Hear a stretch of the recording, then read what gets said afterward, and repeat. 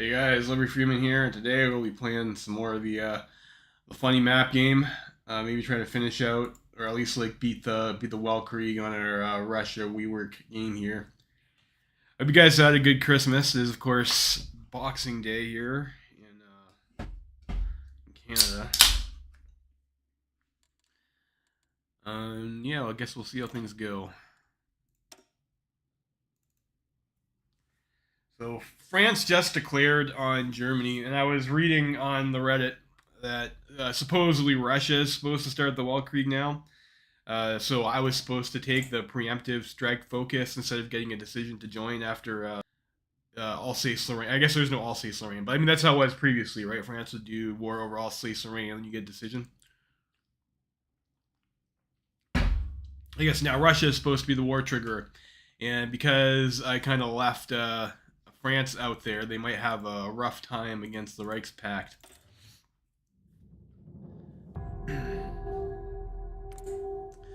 I also just noticed that Savinkov's like National Populist Party is green in color on the political pie chart.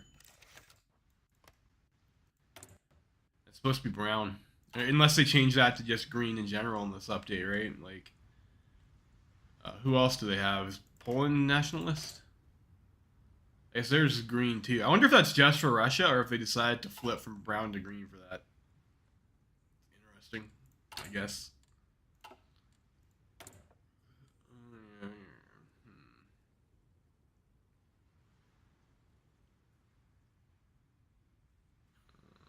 Sure, entrenchment.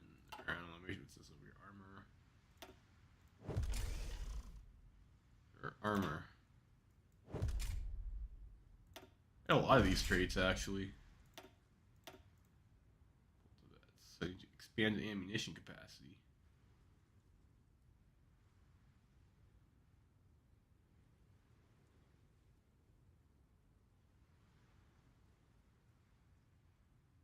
Expanded ammunition capacity. None of these are expanded ammunition capacity. It's down here.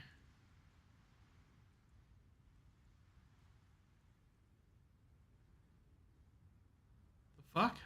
Oh, I need to take one down here to move it up inwards. That's really weird.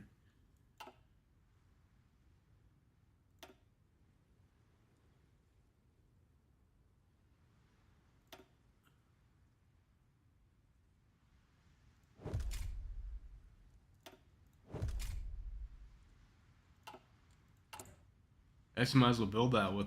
I mean, that's a decent amount of trace, I guess. That was basic medium tank chassis.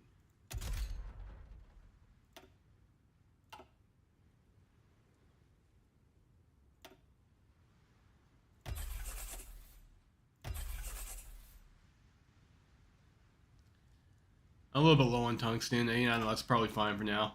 Boldarev in Berlin. General Vasily Boldarev is a complicated figure, considered the principal defender of democracy by some, a power-hungry traitor by others. Unusually for a high-ranking Russian officer, Boldarev was and remains an open and defiant liberal. His outspokenness drew many like-minded soldiers to his orbit, coalescing into a clique whose patience for Russia's growing radicalism finally broke on New Year's Day in 1929. The Boldarev Putsch did force the government's hand in suppressing radicalism, but only after the revolt was crushed and its supporters forced into exile. Boldarev himself has spent time in Ukraine and America. He founded the Committee for a Free Russia in 1935 in Ukraine, has collaborated with anti-government resistant groups.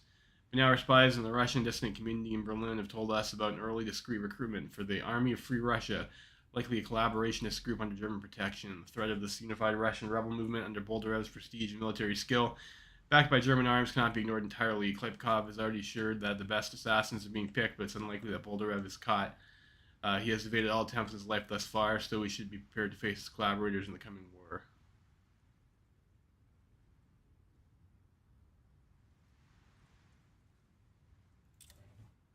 That's annoying. Well, if we're gonna have that pop up, I mean, like maybe I should train some more of these guys and just have troops to deploy. Queue.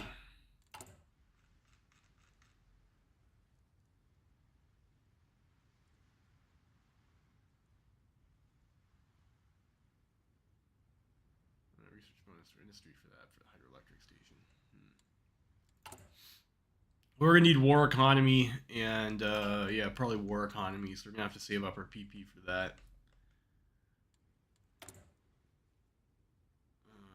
Greeks aren't sending us enough aluminum.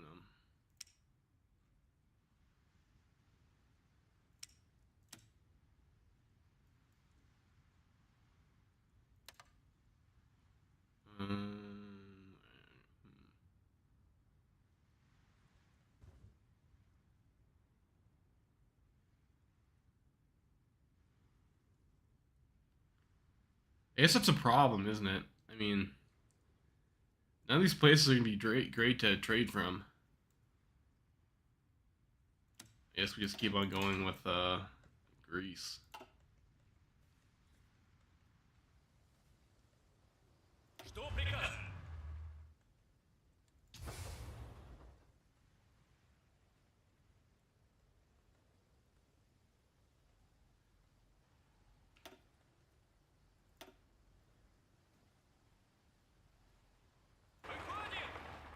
This guy's to Luhansk.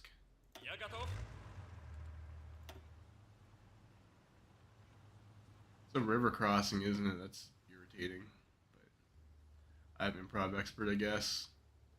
Yeah,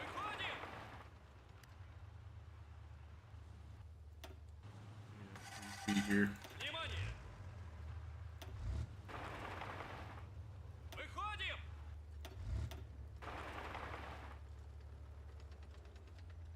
I guess I'm gonna try and maybe do a double. Go through Kharkiv and then along this railroad and then go up through Luhansk.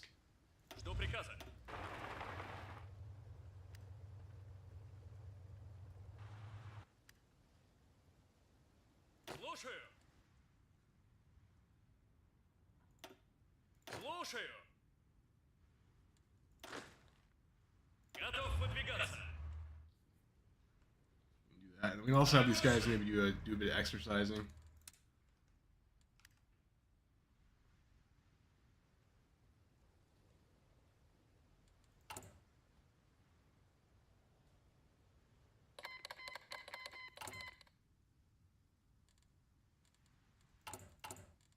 And yeah, some fuel technology too. Should maybe got that earlier. Another operative in 10 days. Finns are in the Reichspakt, so we're gonna have a Finnish front.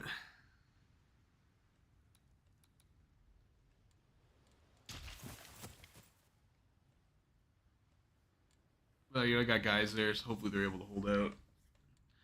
Maybe I should also like maybe look at replacing. He's got like the infantry traits here, but maybe I want a guy who's got the defense expert, or can get that anyways.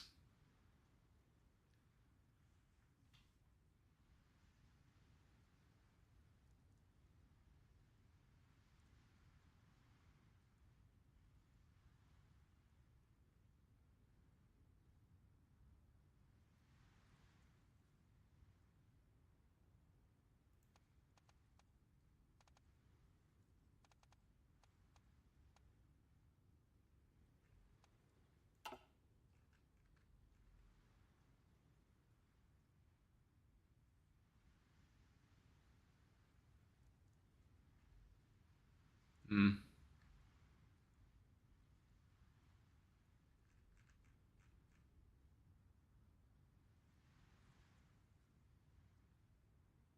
Yeah, Dedekin's got offensive doctrine. That is maybe not the guy. Maybe we want to consider a different general.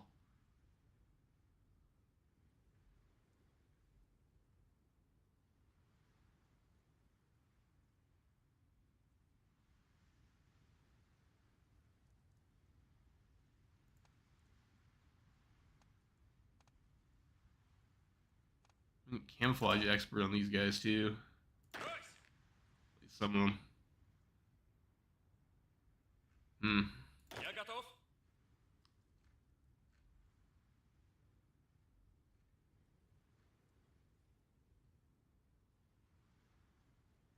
Yeah, this guy looks somewhat interesting. Maybe we can try to promote that guy.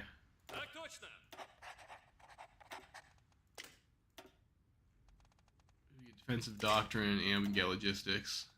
That'll work out a bit better for us. Defensive doctrine, getting the extra max entrenchment will be hopefully pretty nice. Even though we are in GBP.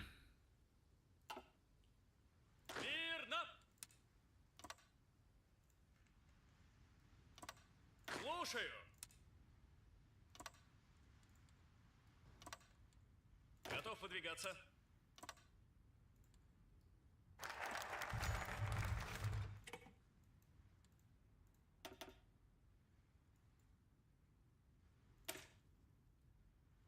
I guess we gotta do that. Do that immediately before France gets crushed. The first goal, after nearly 2 decades of humiliation for Russia, will soon be ready to end the German hegemony. War is inevitable, and it's a matter of time when it will start. The main question is who will get the upper hand by attacking the opposing side. The Stavka already started drawing plans for Operation Ekaterina in 1934 on the orders of President Savinkov, and have continued preparing for it under Pyotr Wrangel's direction. A number of possible plans have been presented to Boris Savinkov for final approval. But first, we must figure out the specifics, the most pressing of which is the initial target of the strike. General Slashov, with the support of General Field Marshal Markov and the other Black Epaulets, suggests striking deep into Ukraine, which has formidable armed forces. But one factor makes an attractive target: its geography. Our armor and cavalry can outmaneuver the enemy in the plains of eastern Ukraine in a great battle of encirclement, and if the plan succeeds, we may be able to threaten Kiev and link up with potential allies in the Balkans. Generals close to Denikin, such as General Golovin, suggest a more direct approach: heavy strike into the Belarusian People's Republic. The Dnieper-Dagva line may be a difficult one to break, but advocates of this plan acknowledge, but if we get the upper hand, the benefits will be incredible. We can quickly press into Germany proper while cutting German forces into two separate fronts. Once Minsk falls, you're able to threaten Ukraine and the Baltics from the west and the east and secure our flanks more thoroughly. Finally, there is the Baltic option. General Kupatov and Admiral Alexander Kolchak argue that an incursion into the Baltics will give us a greater control of the Baltic Sea and allow us to threaten German heartland more quickly and defend Petrograd from any German incursions by patching most of the German Ostwald altogether. I think we go with the Black Epaulets here. Deal with the devil. As the tanks roll west and Russian boots will soon march through Kiev and Riga, our government has turned its eyes south to the precarious oil deposits of the Caucasus and previously held regions of Georgia, Armenia, and Azerbaijan. By doing so, however, we are likely to infringe on the Turkish sphere of influence and an action with as of yet unclear consequences.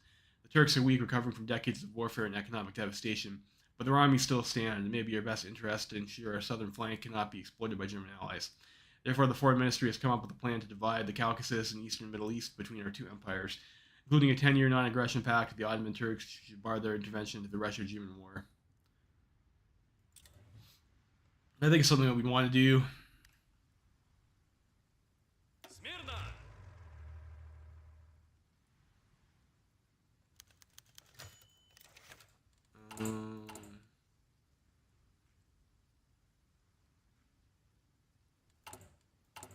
That stuff. It's taking us like 6 years to get all these railways built, but I think having a good rail network in the front will help us with pushing, I hope. What about air? 4 fighter wings. Get some more, maybe.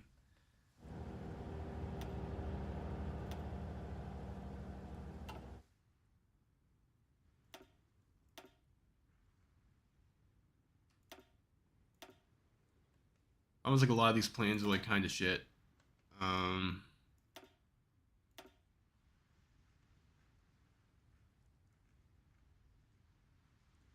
Cass.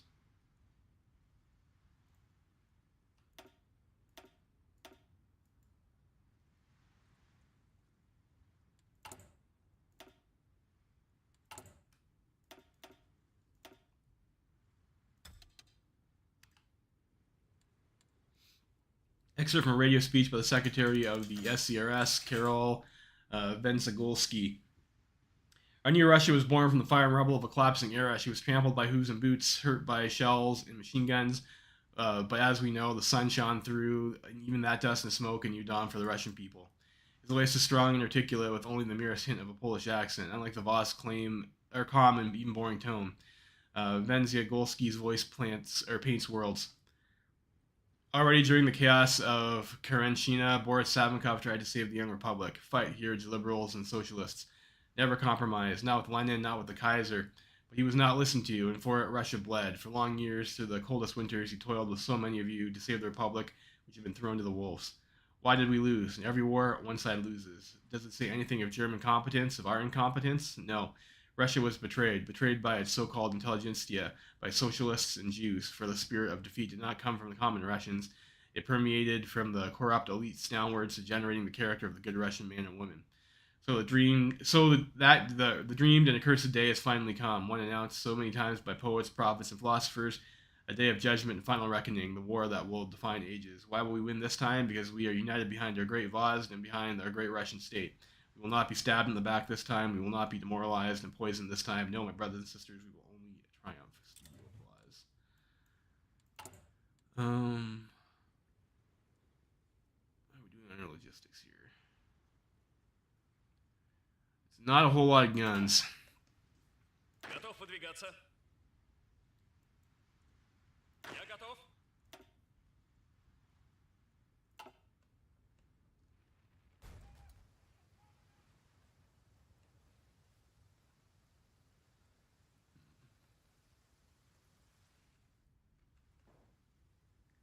Might be able to just get a bunch of free march here if all the guys are on the other side. I imagine they're going to redeploy, right? Like we're not going to let it be that easy.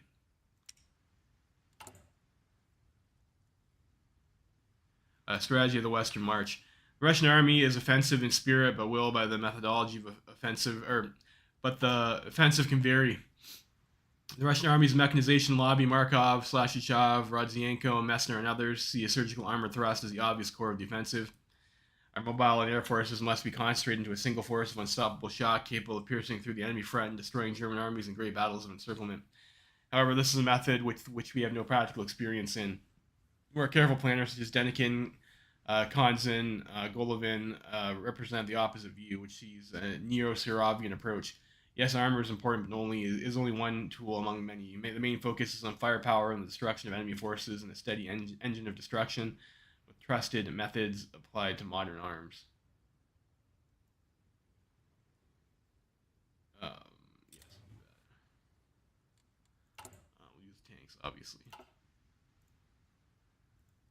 Так точно. Baku Conference. This is like the same. I'm not going to read that out, but that's like the agreement that we get with the Ottomans.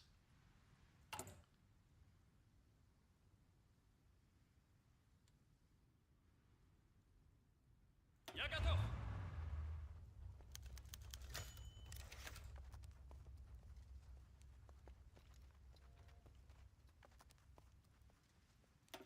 Внимание! Let's send 2 more tanks over here.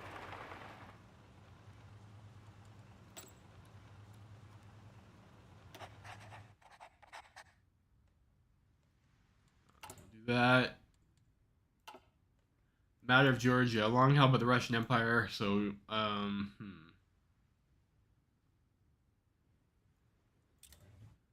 we'll try to be reasonable at the conference, I guess.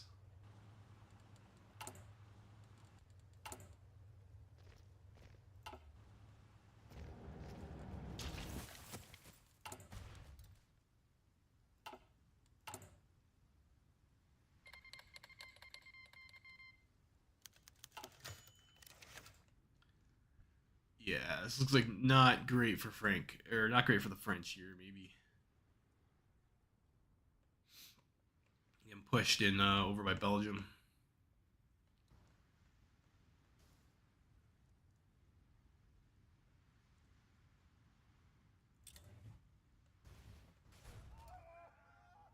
Слушаю.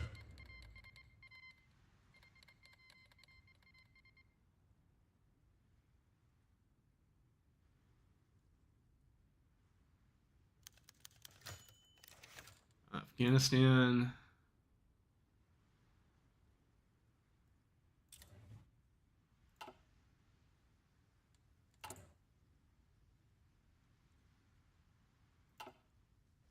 Who cares about Afghanistan, right, boys? Я готов.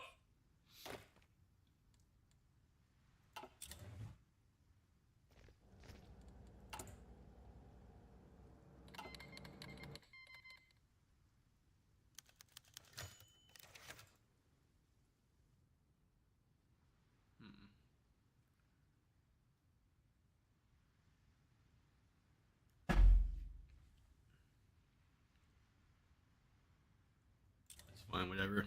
I don't really care too much about the Middle East.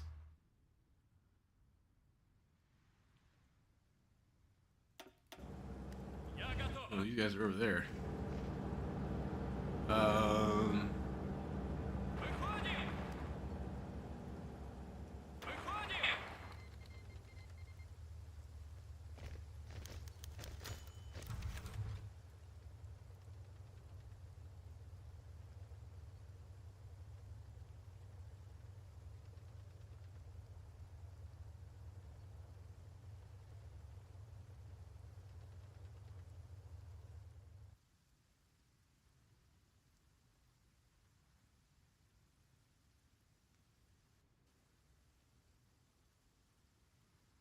Yeah, I want that oil.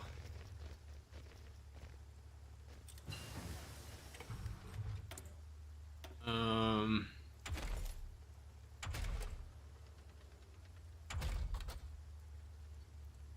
I got a research bonus. Yeah, maybe we go for that then.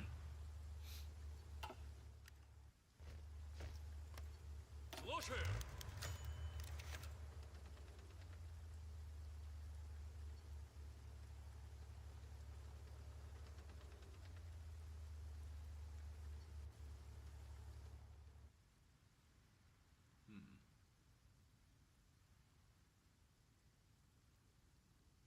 I demand something, I guess.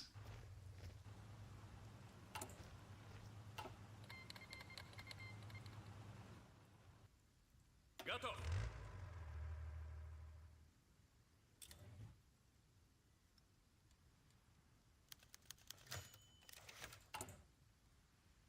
Armenia.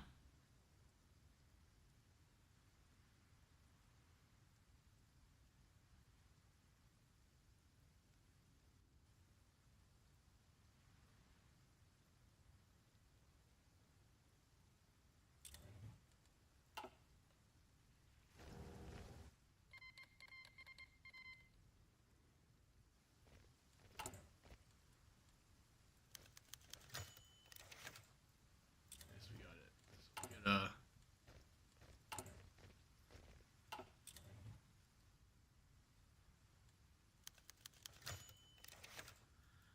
So we got with Russian troop formations gathering at enemy borders, an Operation Ekaterina set to begin very soon, a cabinet meeting was hastily assembled.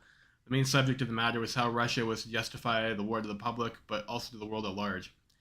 The Minister of Propaganda Karol Venzagolsky and Chief Navy Alexander Kolchak suggest that to give the war a sense of legality, an ultimatum should be sent to Berlin asking to withdraw their troops from Eastern Europe.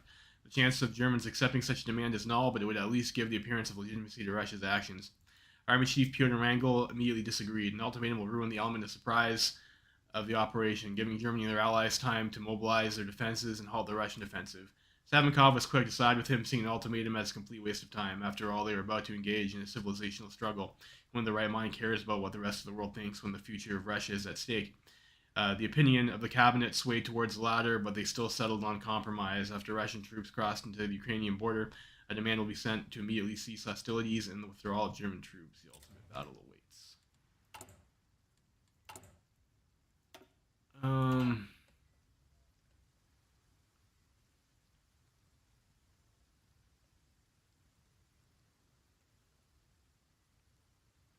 Что приказано? Внимание! Look, I might need like at least a few divvies. I don't want to pull these guys just in case we get that free army pop up. But we're gonna have to push into the pockets that we're making. I guess we can try and micro that out. Так точно. I don't know if we're gonna get enough time to. We might as well stop the training. I don't think we're gonna get enough time to do anything else with that. Really, we're not gonna get another benchmark.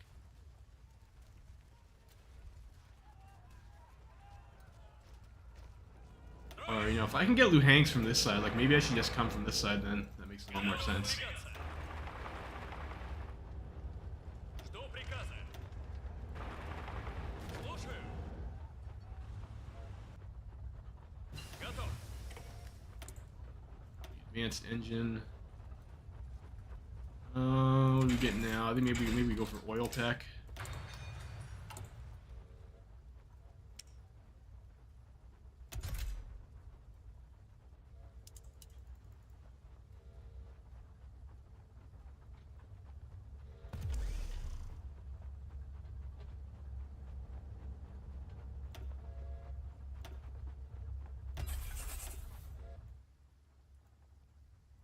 That was almost bad. I almost misclicked that.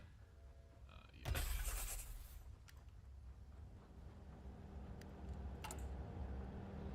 More aluminum. Came in Montenegro, maybe you can get from there, yeah.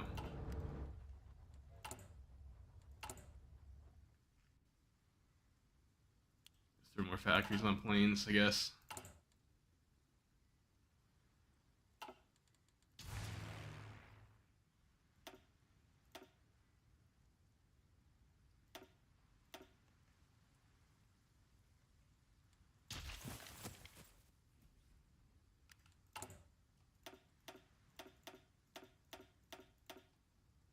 Probably stop doing that.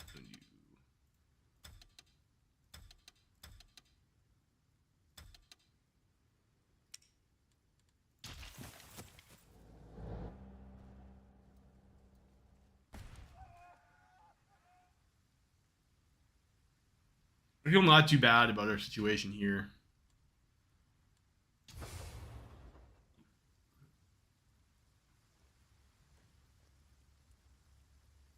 It's cursed to Orel.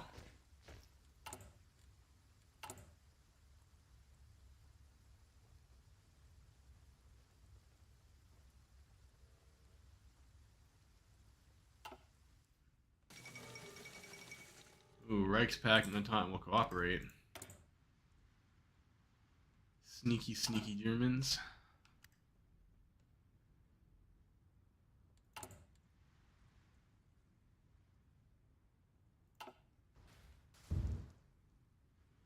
Oh no, because France is gonna get squashed because we got Kingdom of Spain now too. Ugh. Rough. Жду приказа. I think one of these guys can get like Готов выдвигаться. should probably get skirmisher. Or not skirmisher, camouflage expert. Жду приказа. It'd be nice to get in our field marshal too, but you can only have so many things. I think this guy will do like a good enough job. Мирно.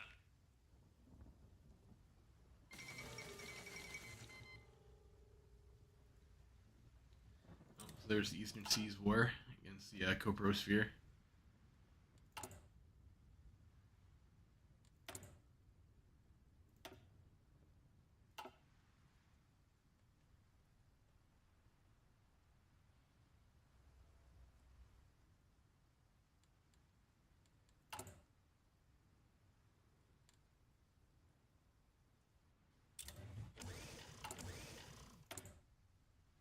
I need rubbers. Can't get rubbers from Siam, I guess. This is gonna be a bit rough, actually. Should maybe build some refineries. Oof.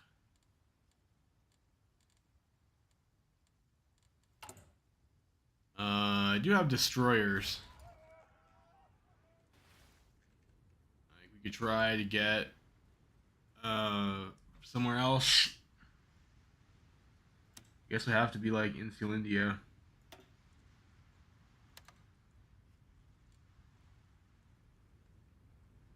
Which means I need to make sure I hold on to like Vladivostok and friends. Готов выдвигаться. Alright, I guess I have this port here, this port tile here.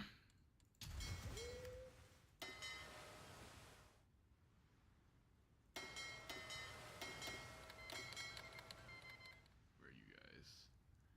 Not anywhere close. I don't like the idea of having a bunch of unescorted convoys going there, but I guess we'll... I don't know if we can make it in time.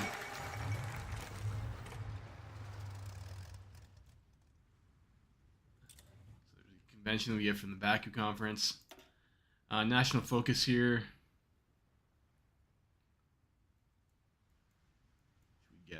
Probably want to see if we can get any of these buffs.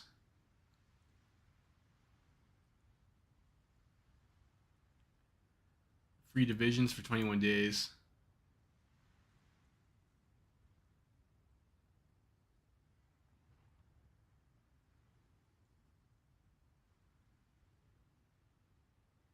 Hmm.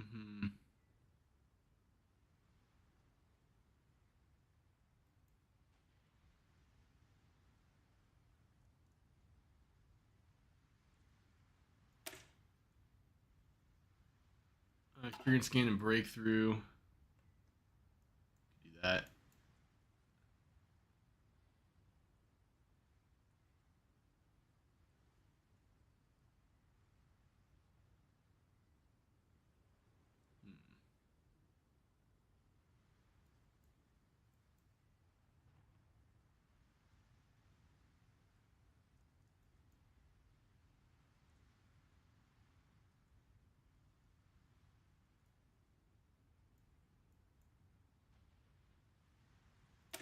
Oh, synthetic chemistry. I think we might need that.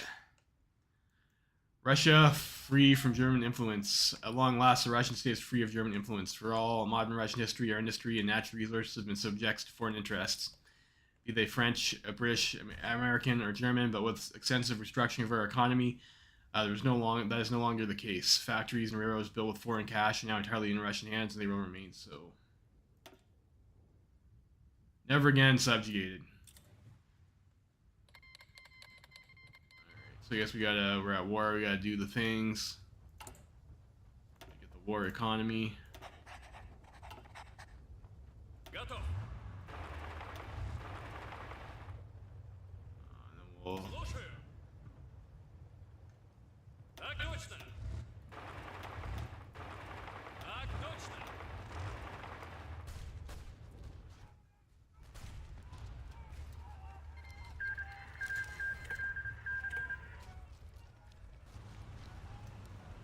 Жду приказа.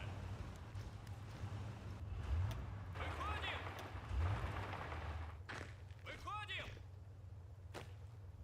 Выходим. Выходим. Выходим. Слушаю. Ройс. Готов. Готов выдвигаться. Ройс.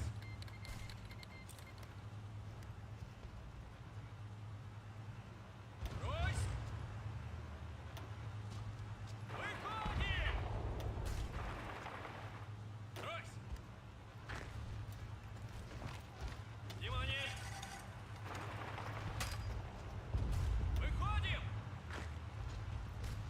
Жду приказа. Ройс. Выходим. Внимание. Я готов. Я готов. Смирно. Выходим. Внимание. Жду приказа. Готов выдвигаться. Вытеснили! Внимание! Слушаю. Готов выдвигаться. Мирно. Жду приказа. Выходим. Слушаю. Внимание. Жду приказа. Выходим. Выходим.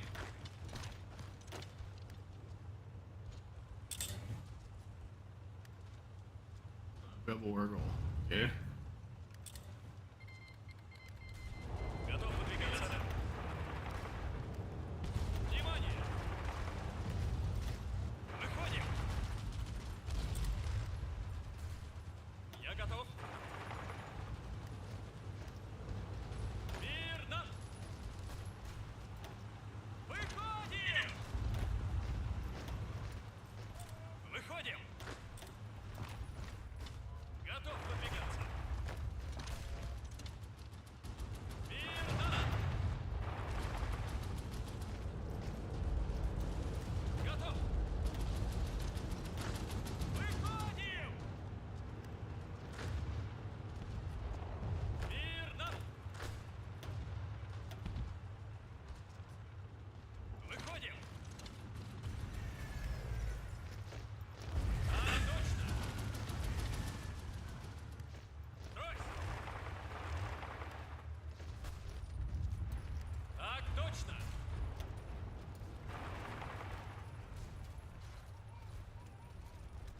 Готов выдвигаться.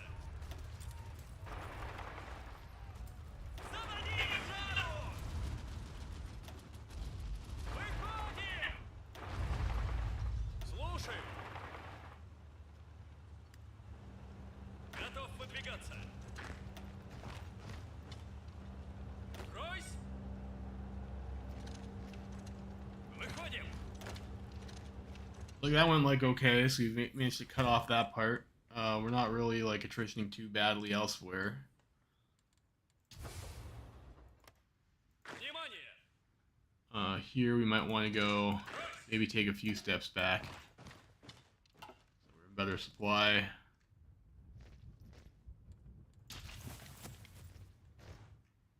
Georgia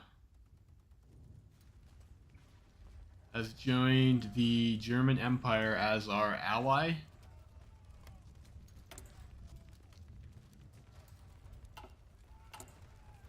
Oh.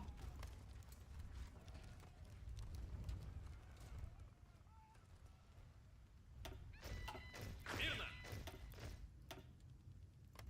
Так точно!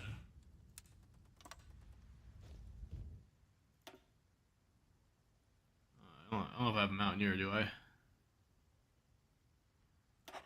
That guy.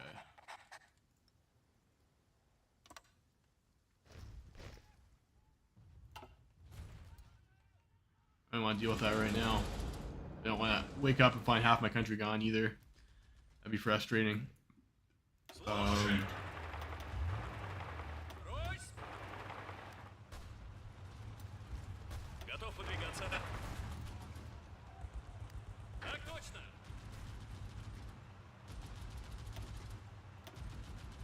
Выходим! Жду приказа. Так точно!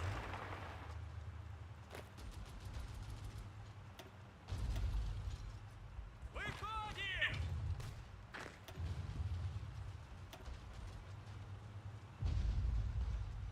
Выходим! Я готов. Выходим. Готов. Жду приказа.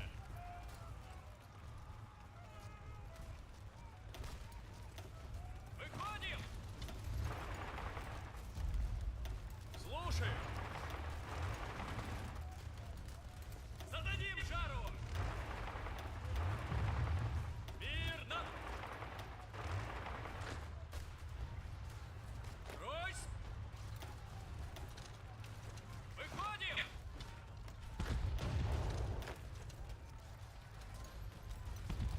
Ройс. Ройс.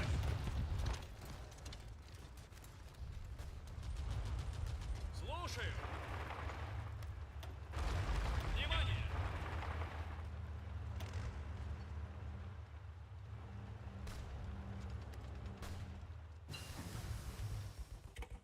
Так точно. So you have ability studies. What do we get now? I'll have a research bonus for that, so maybe I don't want to pick that up now. Let's get the maybe the anti-air upgrade. Maybe that's a fast one.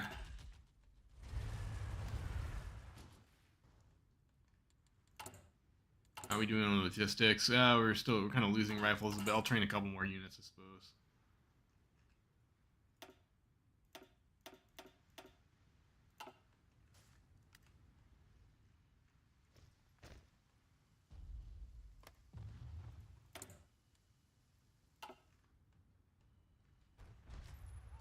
Слушаю.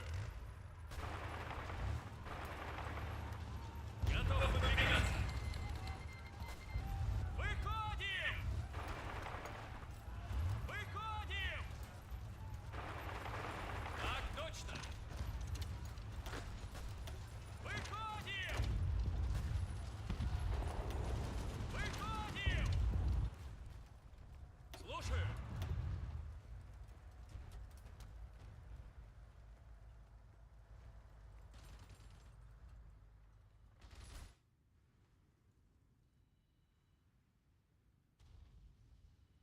I mean, I guess at this point, like, we could maybe just delete these garrison orders. Брось! No, maybe that's not a good idea. Внимание!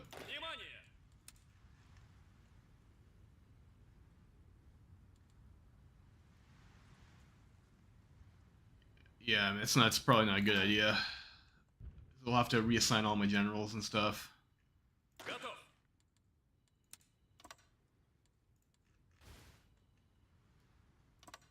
Давай, давай! Продолжаем атаку!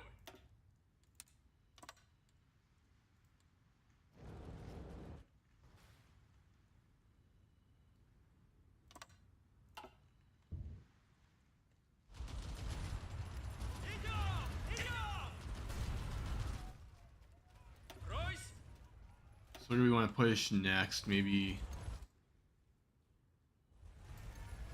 I guess we go up here to this railroad. Выходим! You know, I'm kind of already in the south. Let's go here instead. Жду приказа. Так точно. Я готов. Готов выдвигаться. Готов выдвигаться. Готов выдвигаться. Выходим. Слушаю.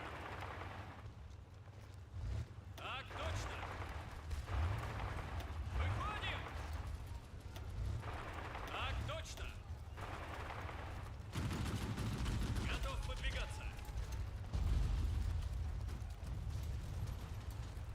Брось.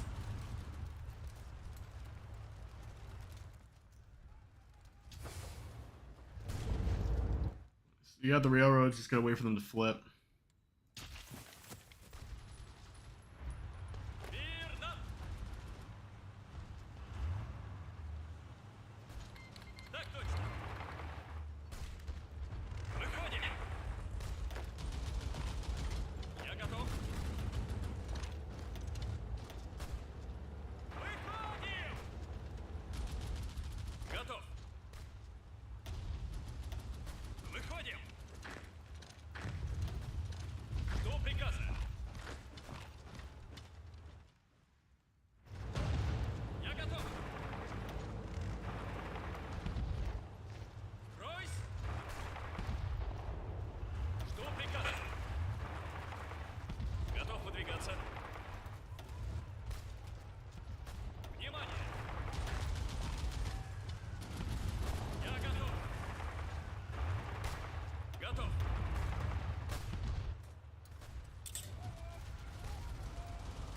Брось.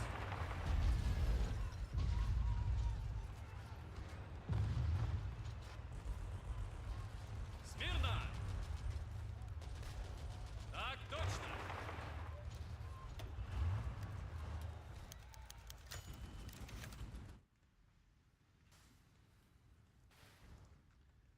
Well, France hasn't like completely collapsed, and it looks like maybe you're making a little bit of gains in Spain. So like that's not the worst, I guess. Well, might this guy get 9 defense? No, it's 3 defense. I looked at that wrong. Okay. History repeats. We are again at war with Germany. Now we must show them that Slavs are united in the struggle against the brutal regime colonizing Eastern Europe. Citizens in big cities attack everything of German origin or connected to the Reichspakt. State officials have already launched massive propaganda factories, or maps of propaganda directed towards youngsters to introduce them to enlist in the army or to join factories. Musicians, poets, painters, and other artists from all political factions, except crazy monarchists and Bolsheviks, avowedly announced their support for our regime. Orthodox clergy, like all major religious eminences, are saying prayers for the government and the troops in the front. Now that the government has brought everything under its control, we can safeguard our future. Жду приказа. These guys like the engineer guys. Так точно. Я готов.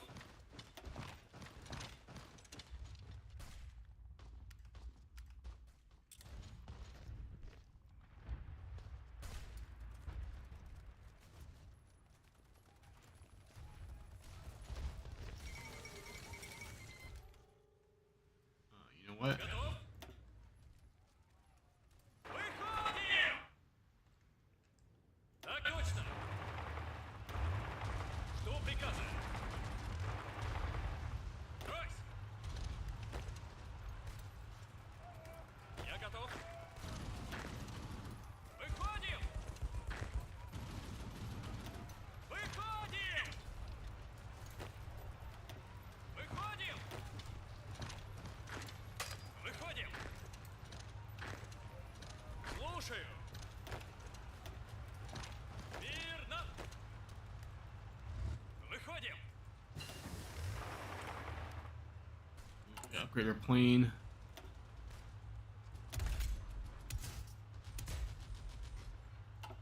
Does it already have engine 3?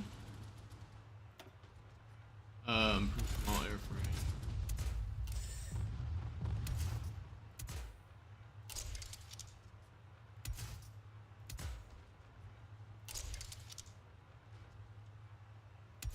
I can't afford that.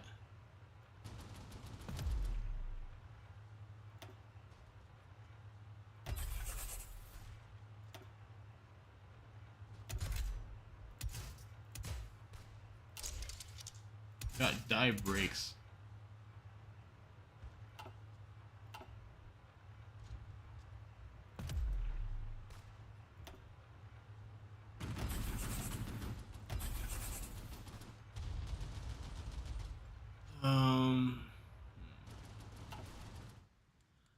They're not really making it though. It's got a resource deficit or something. I already have heavy bomb locks though, so like Russia seems to start with like maybe a lot of modules they really shouldn't. I can get that. Get that. Let's get this. The upgraded guns. So some tanks over there. Жду приказа. Готов выдвигаться. Я готов. Готов выдвигаться. Смирно. Выходим.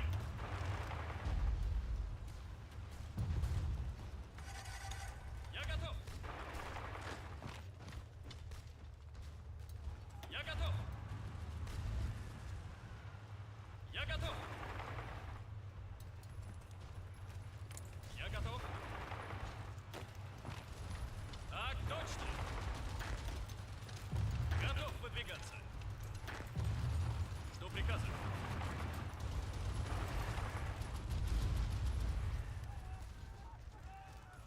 Готов выдвигаться. Слушаю. Смирно.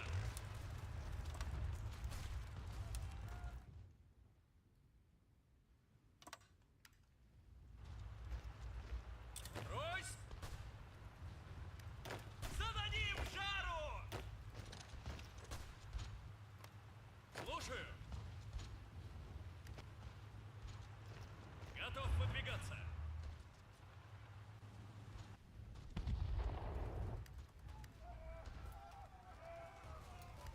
Смирно.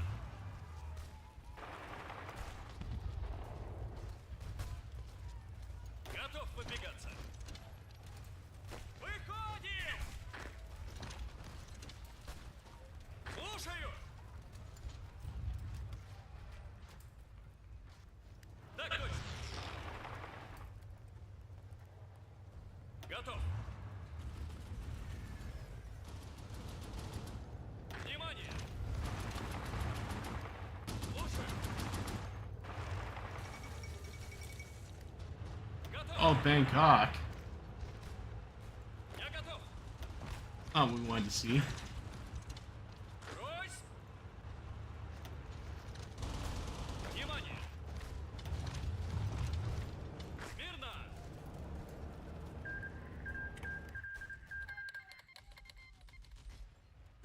Так точно. Готов выдвигаться. Так точно.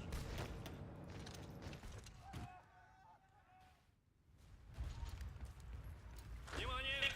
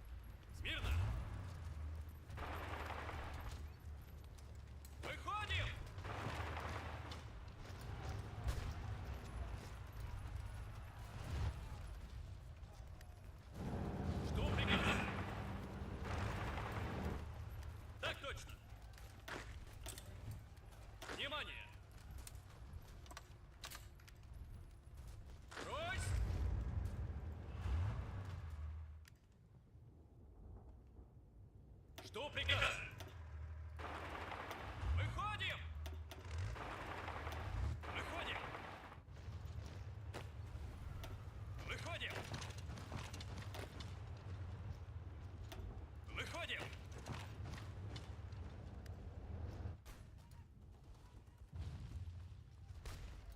Смирно!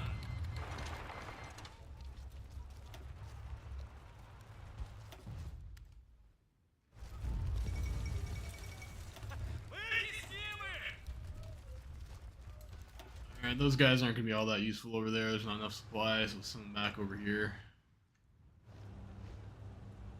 Выходим!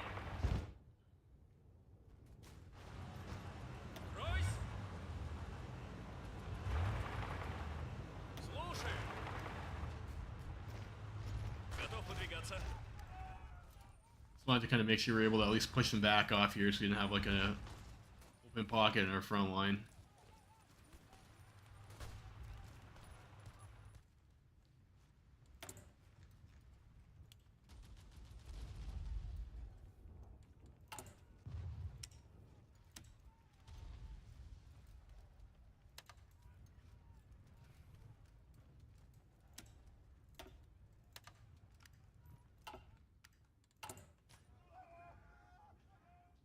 I guess after we're done doing that, we can start going back to building military factories, I suppose.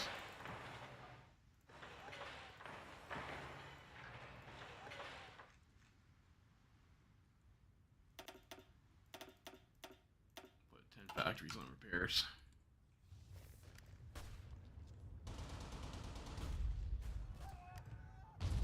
Так точно!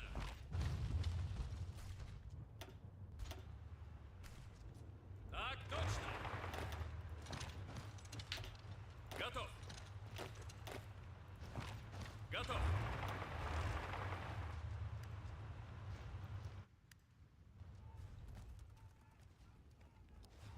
Смирно! Выходим! Выходим! Выходим!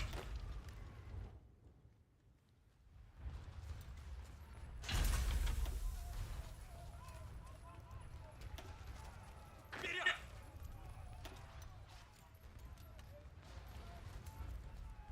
Так точно!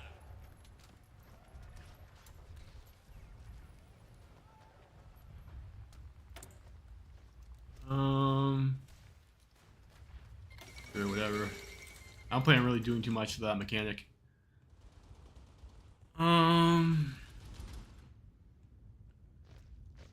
Готов выдвигаться. Смирно!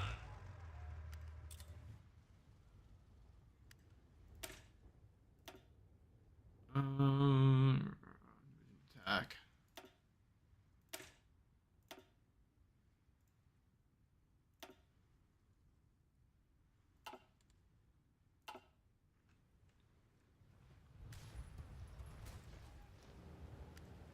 One unit kind of cut off there.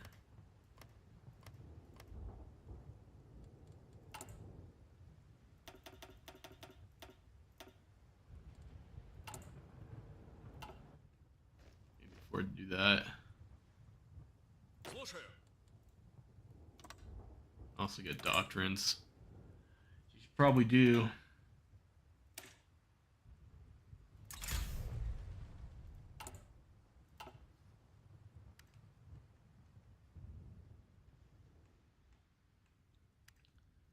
Should maybe just try to squash Georgia Внимание! this Выходим! way. Готов выдвигаться.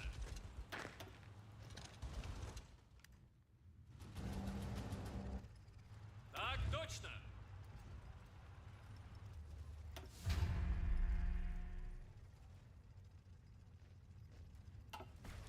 And get our planning up for that pocket. Я готов.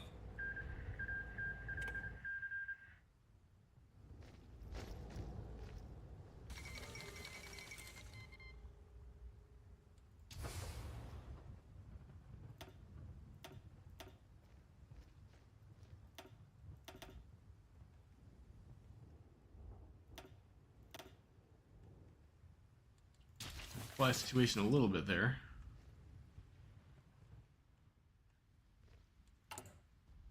Stockpiles, everything still looks okay. Внимание! Выходим! Готов выдвигаться. Go 3 and 3. Слушаю. Maybe we'll send these guys back over here. There's a hills tile there we might be able to get.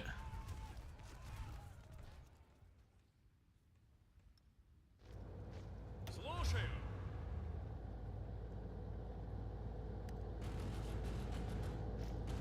Смирно.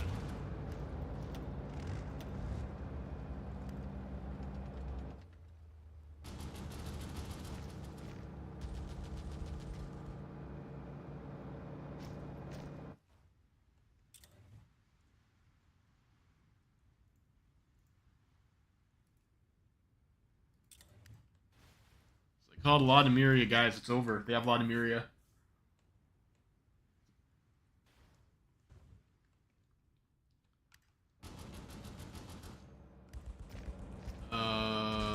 Rails. Is there a rail line that comes? Yeah, there is a rail line over here into Kiev.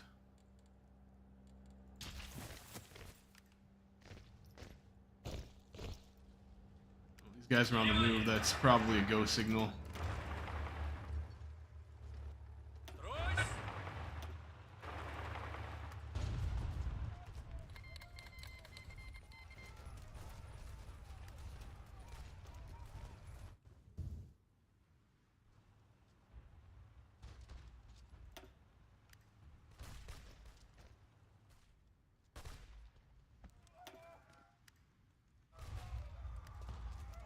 Вытеснimы! Трось.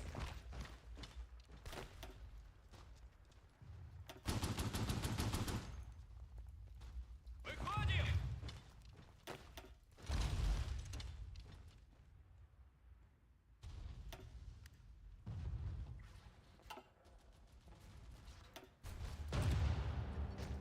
Готов? Жду приказа. All right, we got Kiev.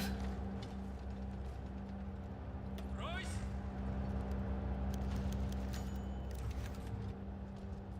Идем, идем! It's not over yet until we were able to like get that encirclement there. I think is what we want to play for. Готов!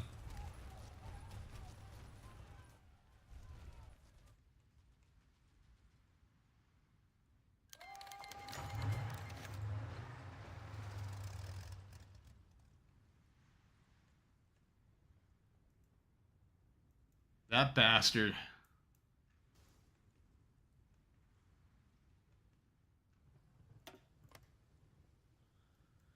West March continues. Starting stage of the march was successful, and the army is ready to continue the liberation of Europe. While there remain gaps between our forces in Berlin, it's clear as day that it's only a matter of time when we will reach the German capital and end the German hegemony once and for all. Our forces are ready and in high spirits. They await orders and want to crush the Prussian war machine. To Berlin. Samenov's return. The headquarters of the Far Eastern Military District lie in Kharbarovsk, but they've gone dark on us. It seems the last night a military takeover was arranged by Mikhail Konstantinovich Diertix and his conspirators and loyalists in the district administration, bolstered by a rebellious Cossack unit from the Amur host. Dieterich's men rapidly took over the military headquarters and put the former commander of the military district under house arrest alongside his staff. This is only the first shot. As Grigory Samenov's army crossed the border to Primory, the border forces initially assumed another war with the Japanese had begun, but were not able to receive orders from Khabarovsk. Samenov's army of Cossacks and Chinese mercenaries penetrated the border in multiple locations, and it was clear that organized resistance was all but collapsing. The coup de grace came when the Amur Cossack leader Yuri Alexandrovich Savinsky declared allegiance to Samenov and took over the Blagoveshchensk and a large part of the Amur host territory. Propaganda spread to the populace referring to Samenov's movement as the Far Eastern Free Army, which vowed to put an end to the tyranny of Moscow and the lackeys of the Kremlin. While they may not have much popular support per se, they have plenty of those disgruntled with our current regime. Ooh, I'm going to save here. Guys, should we switch and play as Boris Semyonov? Maybe? Hmm. I mean, obviously not. Russia's already free. Like, look at all the German assets and stuff that we got for free. Alright, we need... We got Vlad Capel here. Alright, you're up, Vlad. Aggressive Assaulter, sure. Winter Expert, probably want that. Siberia. Cavalry guy. We've got Roman, right? We can use Roman von Ungern Sternberg here, maybe. There's some infantry guys.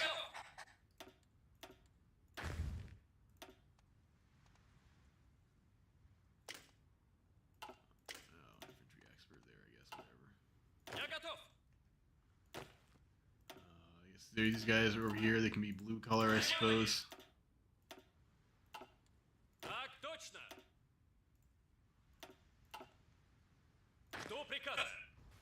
Free Russia.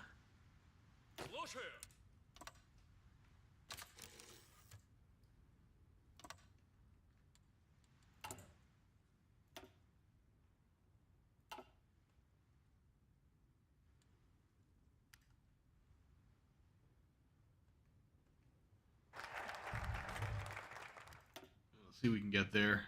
Computing tech.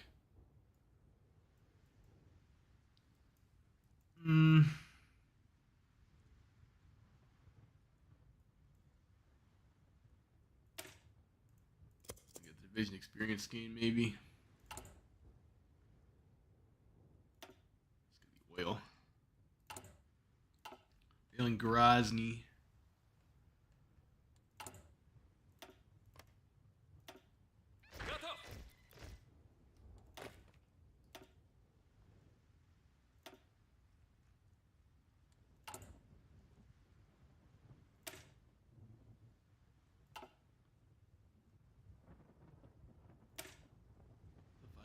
What the fuck is that? Okay. These guys over here. Let's go with recon and no, I just can't do that. Let's go with logistics company. We'll give these guys the bear things. Will be up north, I guess. Готов выдвигаться. Я готов. Внимание!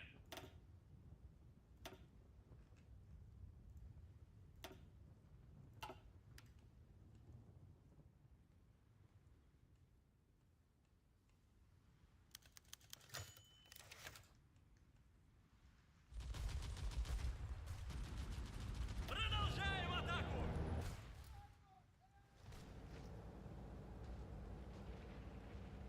Готов выдвигаться. Выходим!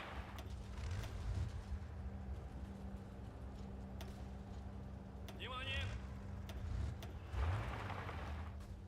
Готов выдвигаться. Так точно. The atrocities of the volunteers. The morning in the Kremlin began chaotically at 6 o'clock. A representative of the Stavka very rudely demanded that the president should organize a meeting with General Field Marshal Pyotr Wrangel as quickly as possible. Arriving at the Stavka a few hours later, Savinkov, expecting to hear news of some kind of military catastrophe, learned that it was not a matter of war, but of the actions of one of the Svobodnik volunteer battalions. A few weeks ago, after one of the battles, the Army managed to surround a fairly large number of enemy forces. Because of the situation on the front line, the military did not have the time to escort prisoners to the rear and transferred the task to the 135th Volunteer Battalion under the command of the SCRS Commissar Vladimir Brand. Brand contacted the local Grostraza commander Alexander Andreev to ask for directions and was told that the nearby prisoner camps were already full and there were issues organizing transport given the supply situation. The Grostraza commander told Brand to deal with the problem. Brand contacted the local SCRS leadership, asked for confirmation for the order, and was told that as Grostraza is responsible for management of the prison system, the party fully agrees with their decisions. Hearing that, Brand and his men armed themselves with captured German weapons and went to the nearby forest with almost 5,000 prisoners, where they were gunned down in a small ravine. After the site of the massacre was discovered by military scouts, Brand was faced with the army commander and admitted that he received orders from his superiors and carried them out in the way that seemed most appropriate for the situation. As a result, 4,842 prisoners of war, mostly soldiers from Eastern Europe, were shot from German weapons in the frontline zone. Peter Wrangel is furious and insists on punishing those responsible for such an atrocity for the sake of military honor. Well, we'll just cover it up and blame the Germans. Lol, Lamau. Okay. So we're doing some war crimes, says Mr. Savinkov here.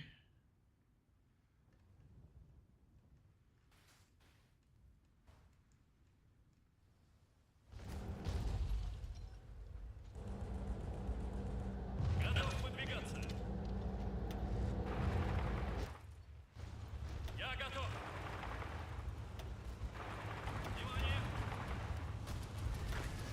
Внимание. Внимание. Так точно. Так точно.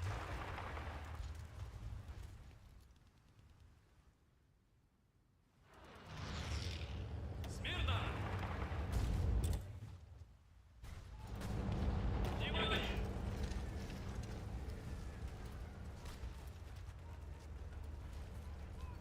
Я готов.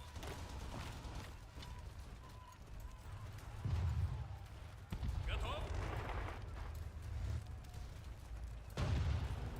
Oh, these. So we saw this down. I never actually took Hommel. Let's see. Я готов.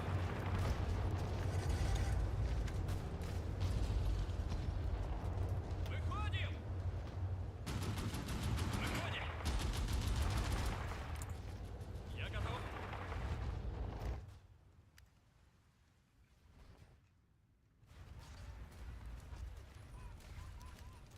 Что приказ?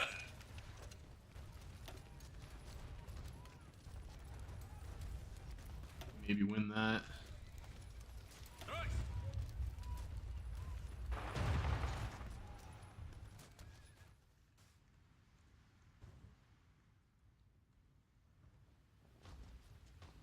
Что приказ? Слушаю.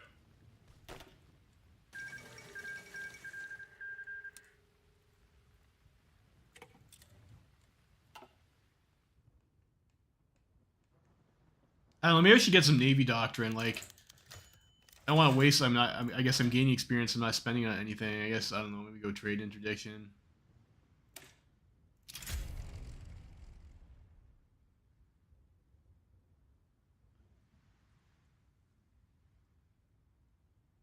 Should maybe pick something that got me convoy sailing action. Well, I can get that here, I guess.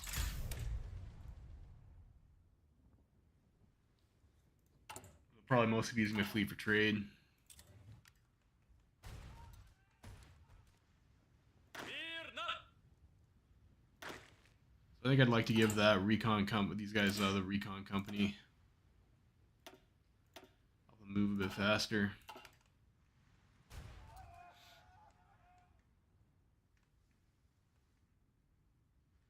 Some of those troops are like super far away. I did not position them well. Мирно.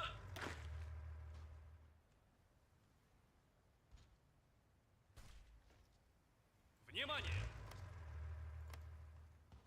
Смирно. Alright, so we got this encirclement here. Слушаю. Maybe. Внимание. Выходим. Смирно.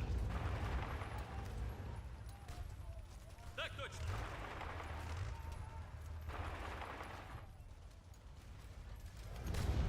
Слушаю.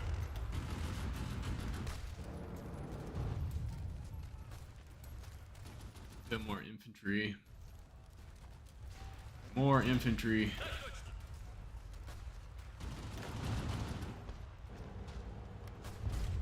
Готов. We're gonna pull some troops from. Готов. These guys are like kind of encircled, so I probably don't need to worry about that so much. Стройсь. Смирно. Идем, идем. Слушаю.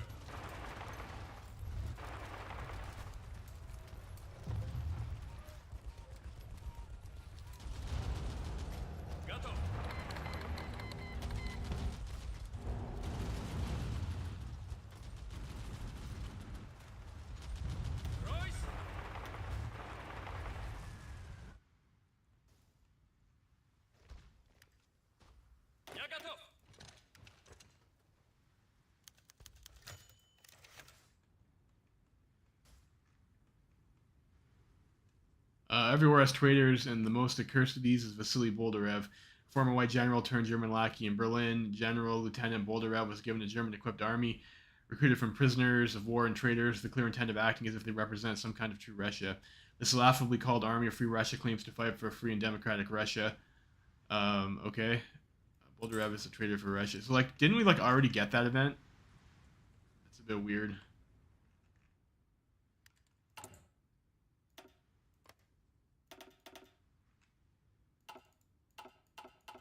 We can't afford them any more divisions. Was it's infantry equipment? We're running out of infantry equipment. That is not good.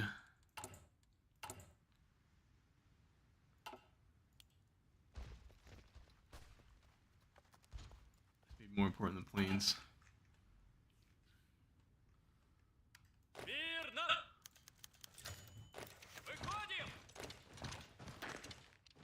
Выходим! Мирно!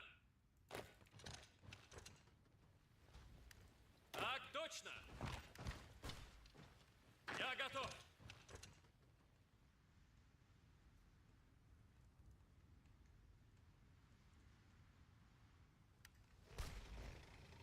Жду приказа! Выходим! Так точно!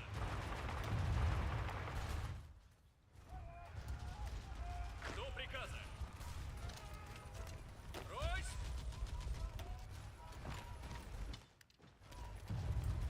Жду приказа!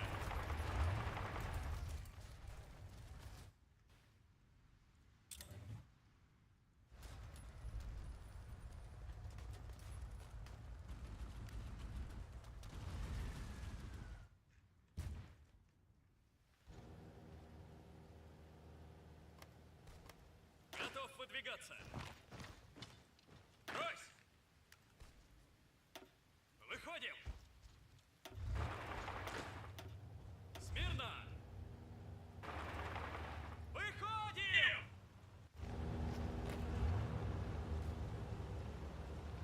Брось! Выходим!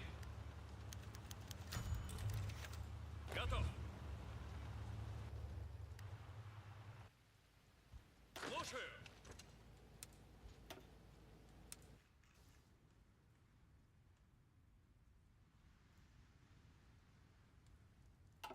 Let's do that for now. Avoid shuffling.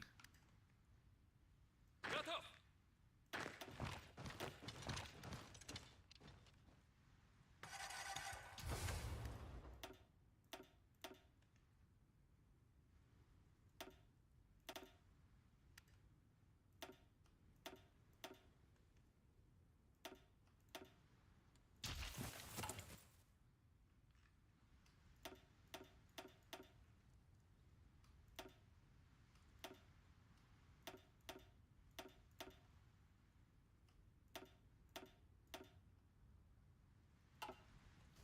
Transfer our logistics a little bit.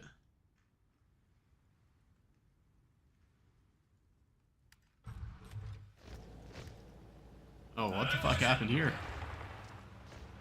Выходим! Слушаю! This there. Внимание! Guess their capital is open. Брось!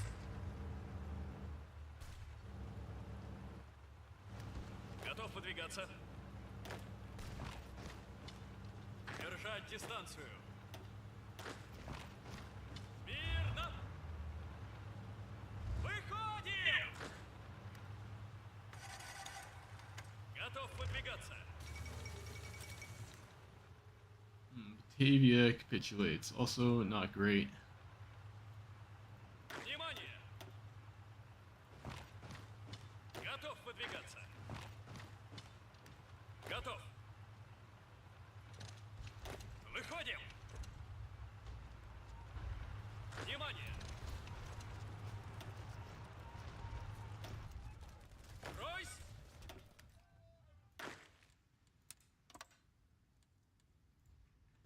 Georgia's becoming like a little bit of a mess. I think maybe I fucked up my battle plans there like a little bit. Я готов. Drawing them. Я готов. Plus side, this is going pretty good. Смирно! Так точно!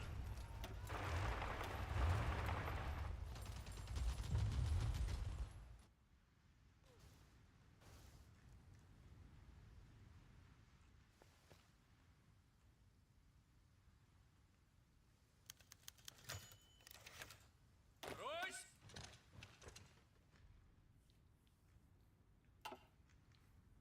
Trial of the Idiots. The trial of the idiots came to being after the Vaz allegedly told General Innocenty Smolin, the former commander of the Far Eastern Military District, that only a complete idiot can lose an entire military district. Smolin and what remains of the staff have been put on trial to investigate what exactly happened in Kharbarovsk under the watch as the entire Far Eastern Military District essentially collapsed overnight. Men loyal to the infamous former General Mikhail Dietrich, such as Fyodor Bredov, were integral in the takeover of the Kharbarovsk headquarters, ensuring the chaos of command simultaneous to the revolt of the Amur Ursuri Cossacks led by Yuri Savitsky. Essentially, General Smolin's command had been paralyzed by the conspiracy of Grigory Semenov and Mikhail Dietrich. Still, Smolin is obviously guilty of negligence and misconduct as he failed to keep a check on his own subordinates and maintain control in his own military district. He's guilty of failure.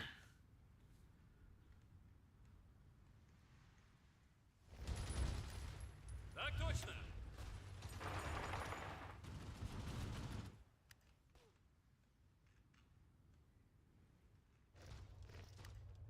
Внимание!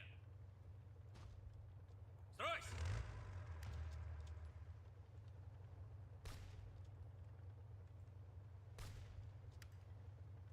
Where's their capital now? Так точно! Готов! Смирно! Готов выдвигаться.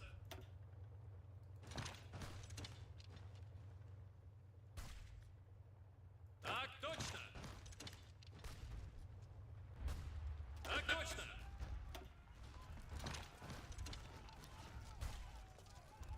Жду приказа. Выходим! Слушаю! Внимание! Готов!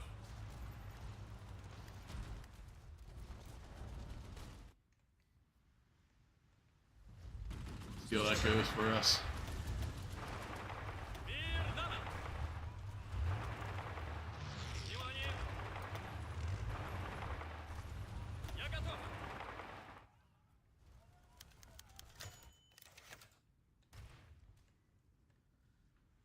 So the Ukrainian state's almost gone.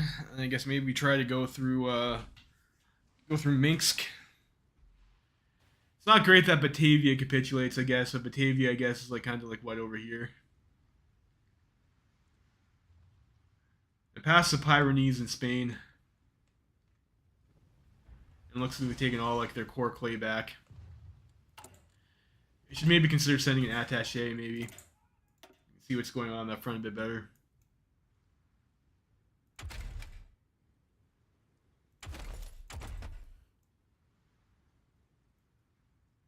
Transport plane might be helpful.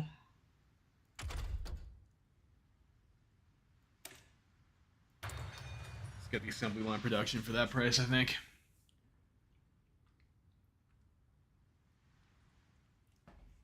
Corpus Polski. In the Great War, thousands of Poles served in the Polish armed force in the east.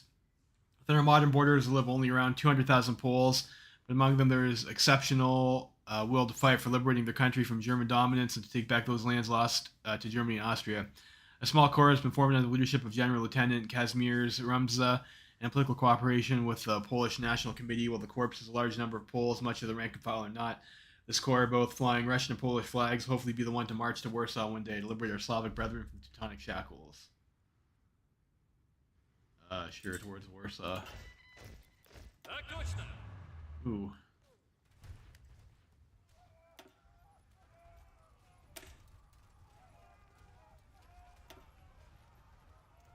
That's interesting, I guess. Can I swap this template?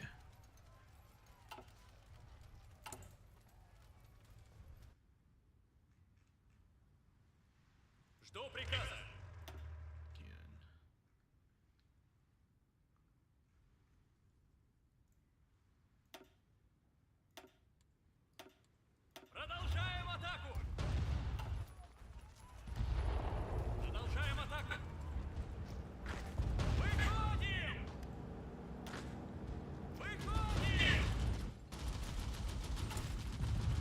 I actually need is a railroad from here to here, like immediately.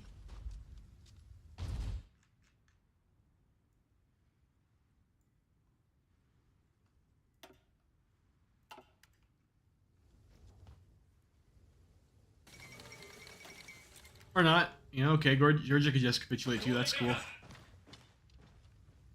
Слушаю. Готов выдвигаться. Send these guys over this way then.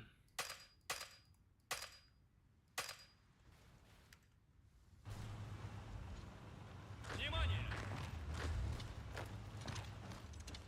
Готов выдвигаться.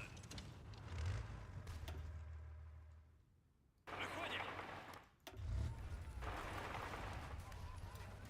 Жду приказа. Выходим!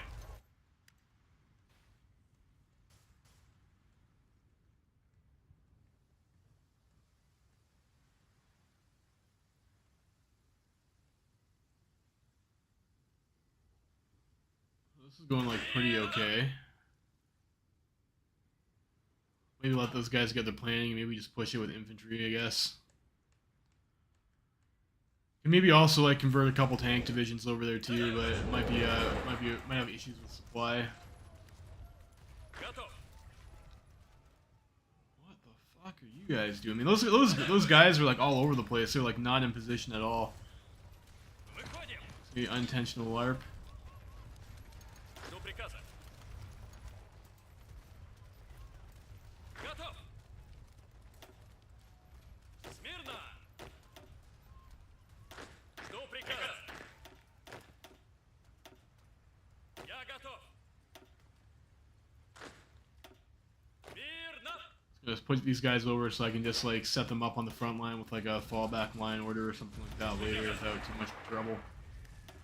I'll have to keep on doing the tedious. Выходим.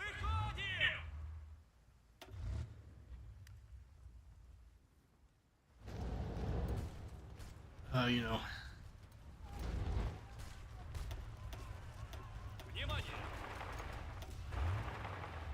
Ройс. Готов выдвигаться.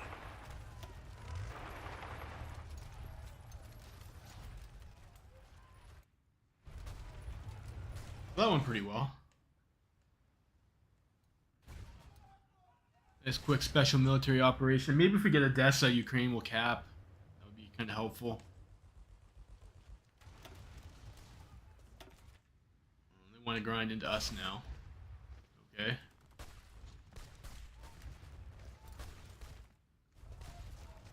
You guys are kind of supply blocked actually over here.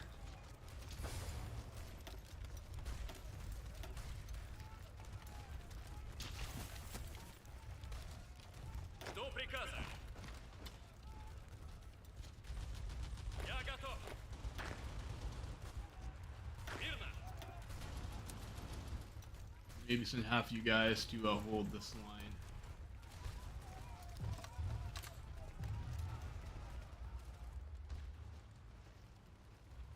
Готов выдвигаться. Ройс.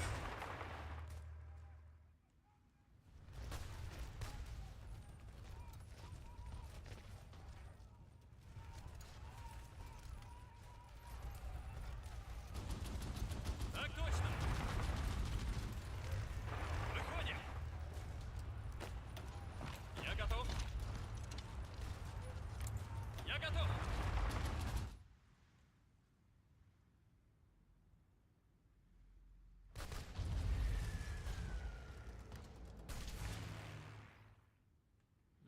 Red air over Ukraine.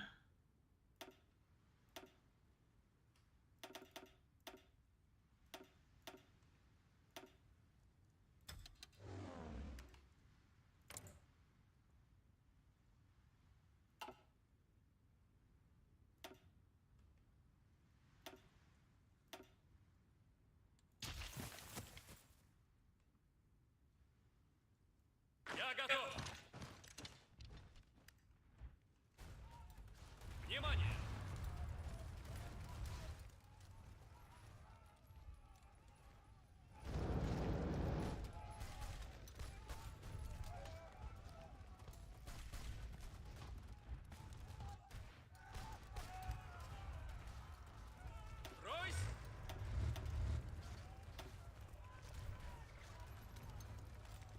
How close is Ukraine to capping out? I don't think Ukraine has that much army left though, like, so I'm not sure what the actual point would be in like actually capitulating them.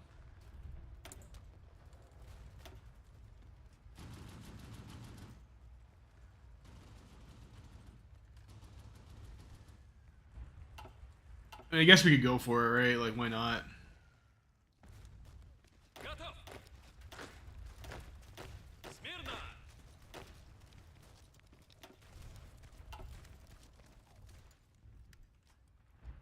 Смирно. Смирно.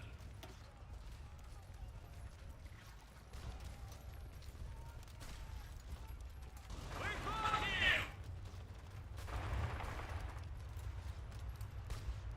Смирно. Maybe go after. I mean, we're already kind of grouped up there. Let's maybe put these guys.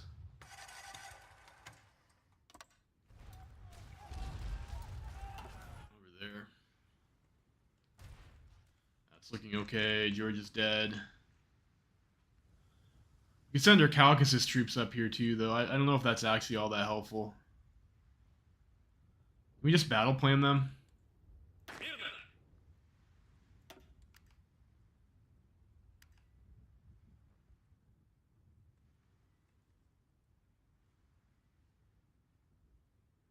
Слушаю.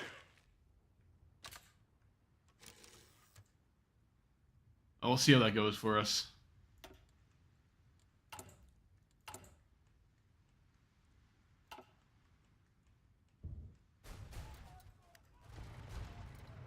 Внимание.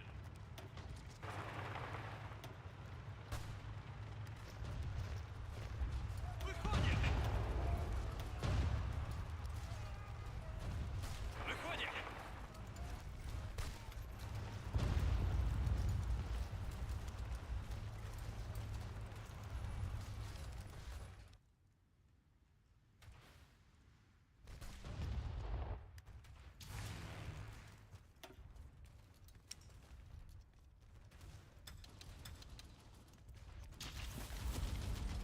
Я готов.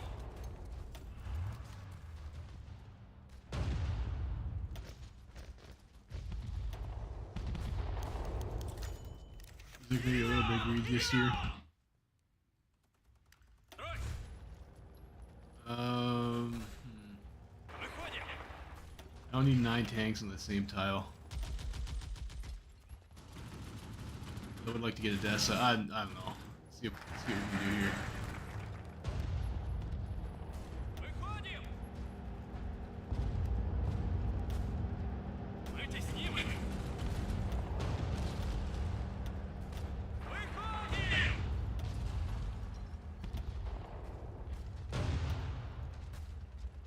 Выходим. Готов выдвигаться.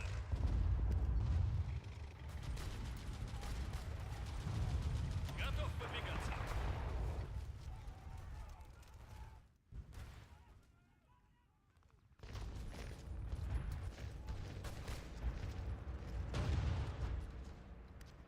Мирно. Probably don't want to do that. I want to do this. Выходим.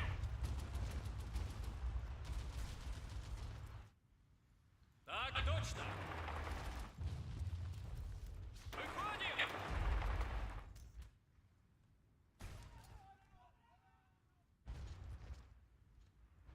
Я готов.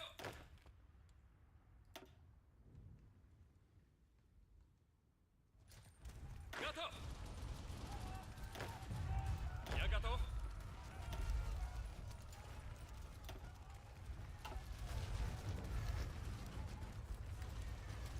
Слушаю. We're like out of planning. Выходим. Брось.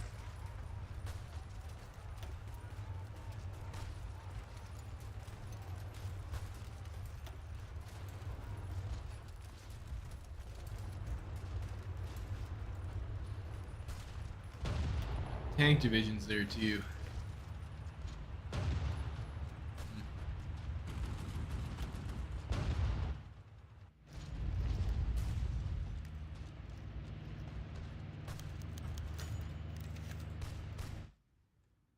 Hero for liberation of Russia.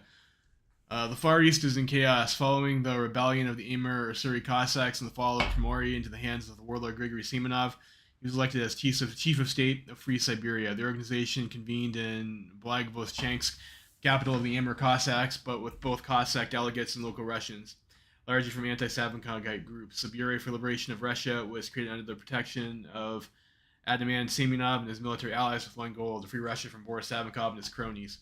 How effective Semenov's campaign will be, no one knows. Treason and banditry. Мирно!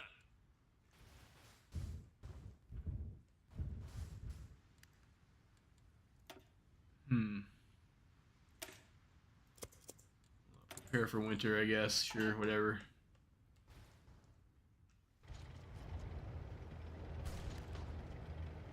Давай, давай! Выходим! Продолжаем атаку!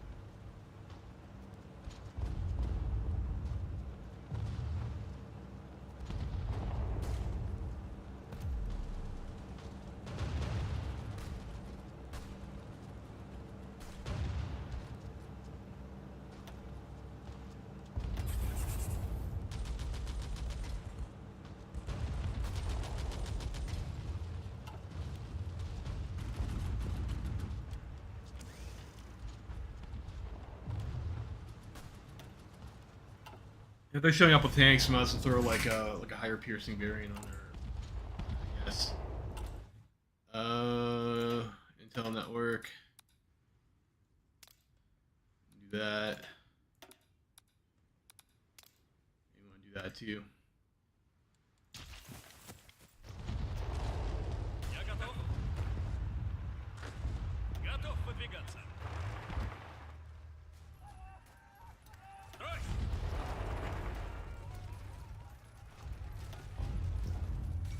Толкнем атаку! Let's do the staff office plan. I'm running out of command power.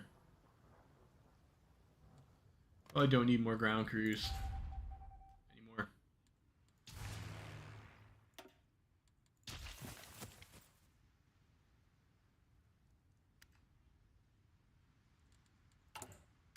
Probably also want to pick some army guys. No, actually, it's kind of a mistake not to do that. Armor expert. Sounds reasonable.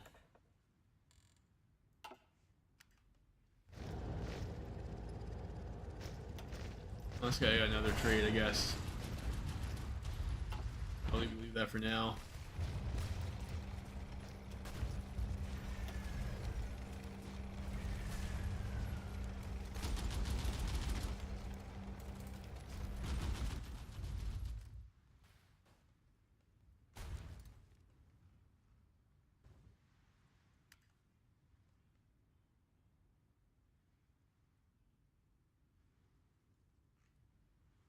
Готов. What's up with these guys? Don't want to follow their order. Still preparing, maybe. I'll just leave that for now.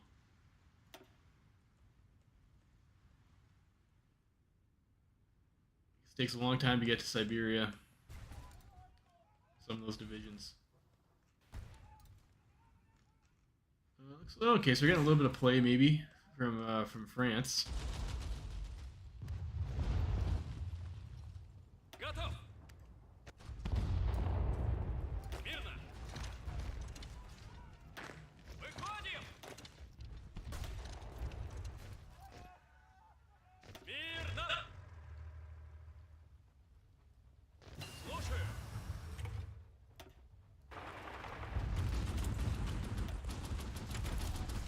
got Mech 1 already.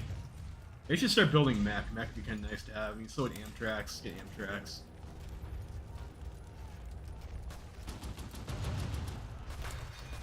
Oh.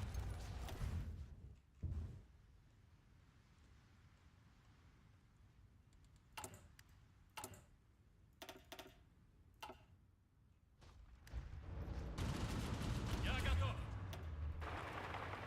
Готов выдвигаться.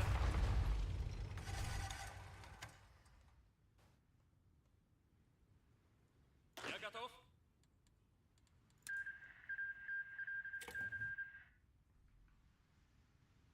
Внимание!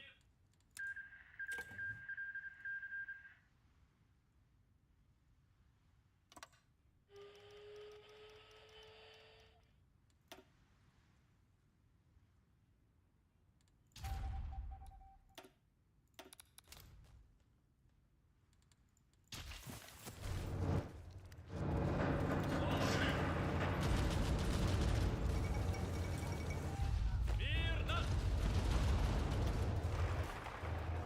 Брось!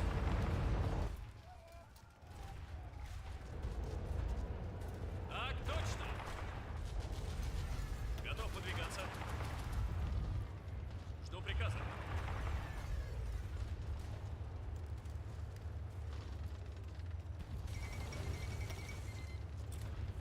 Capitulate Ukraine. Yes. Внимание!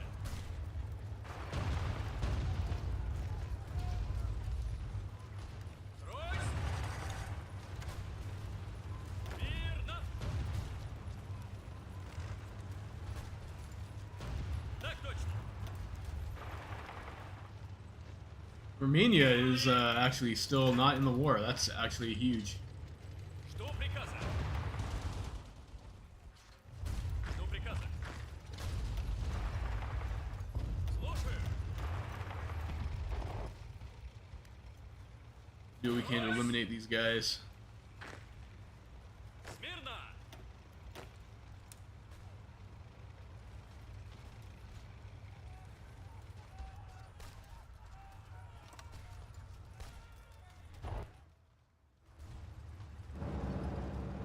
Мы под огнем! Мирно!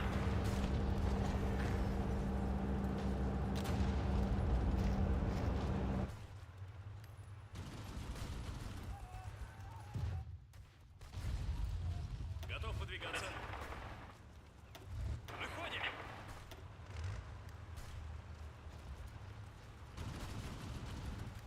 Так точно! Вперед!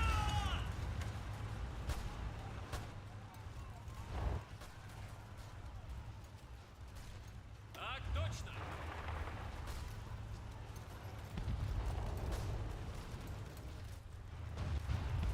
Слушаю! We got this encirclement too. Выходим!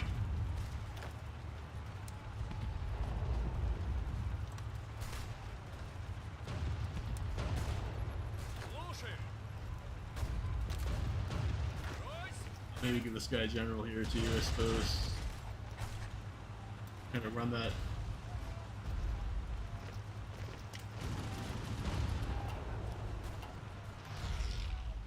Выходим! Yeah, that was pretty nice. Clapped a lot of divisions there. Так точно! Готов!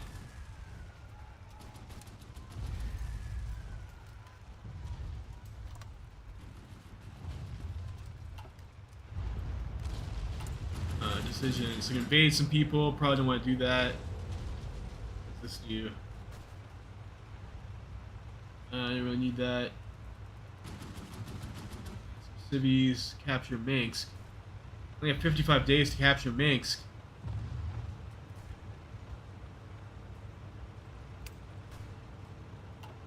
Huh. Смирно!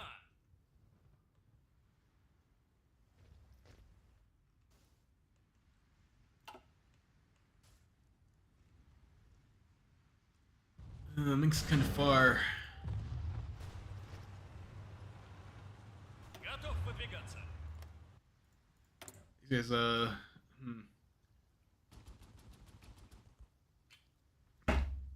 It's a bit worrying. I don't want to get backstabbed by the Romanians.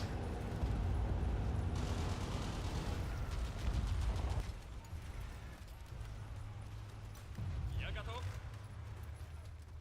Minsk. Maybe if I come up from here on the underside. This is like a massive front line, though. I don't know if that's realistic. Я готов. Смирно. Слушаю.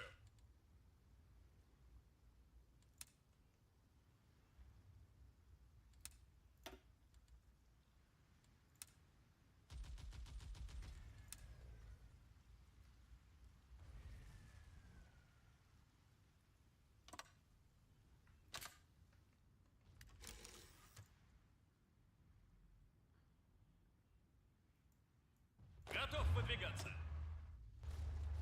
Внимание! Выходим! Готов!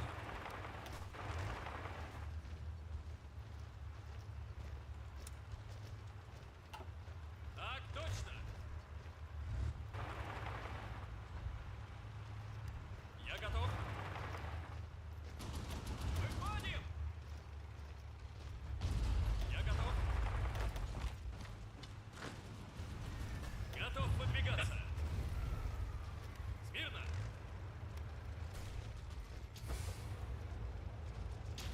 Жду приказа! Выходим! Выходим!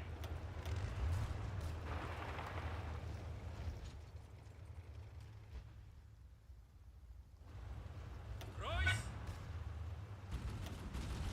Выходим!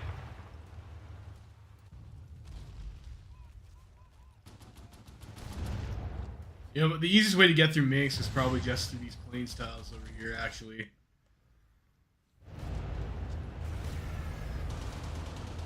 Внимание! Готов!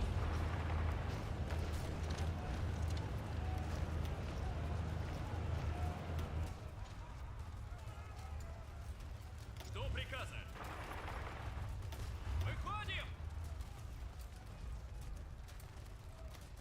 Готов! Я готов!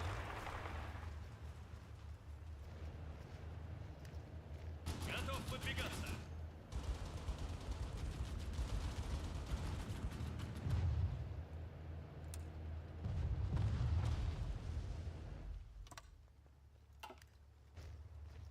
Слушаю!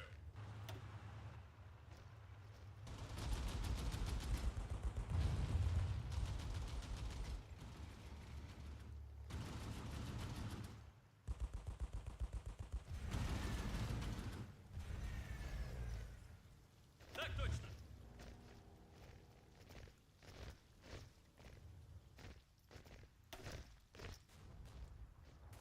Выходим! Выходим!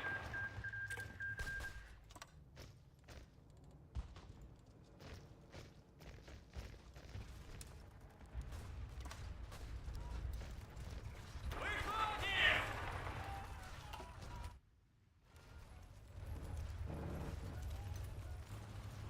Слушаю!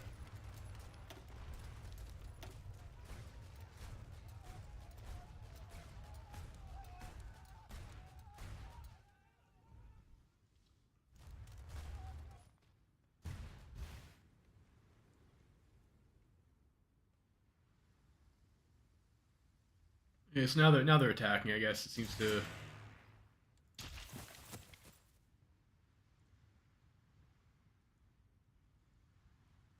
We'll see how that goes for us.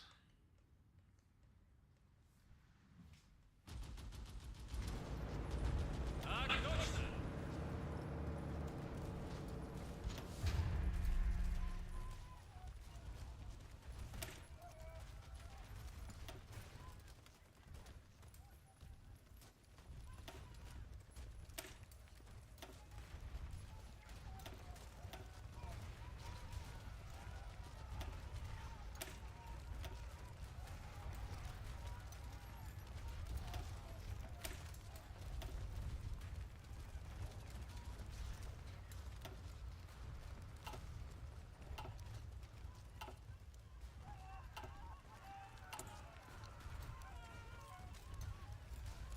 42 days.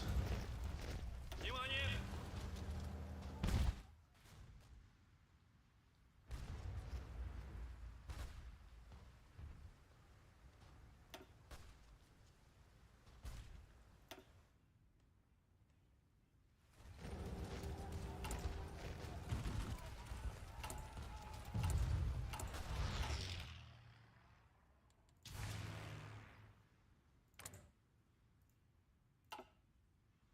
We're getting bombed a bit here.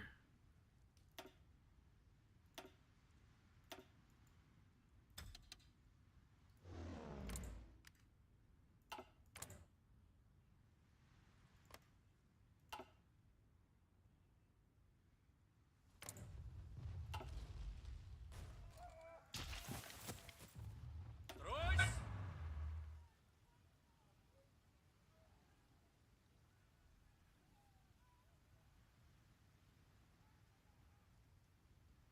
We'll go when we have max planning. Так точно! Готов!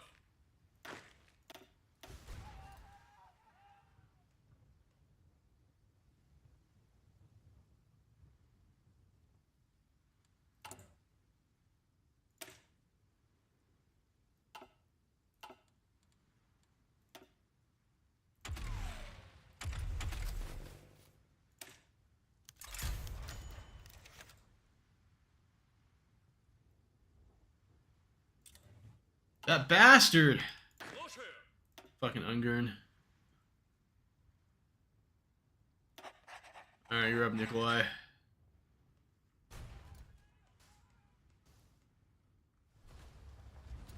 Defectors abound. Defectors abound. Alright, that's basically max playing. Let's go.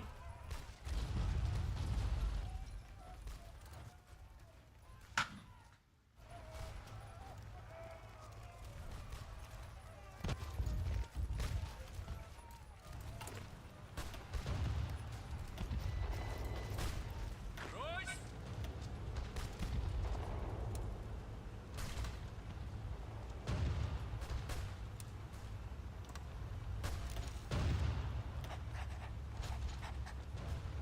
Слушаю!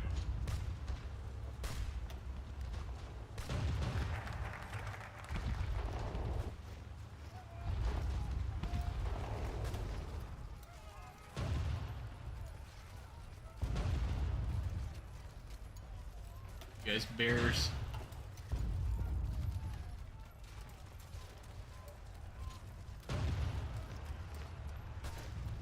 Я готов!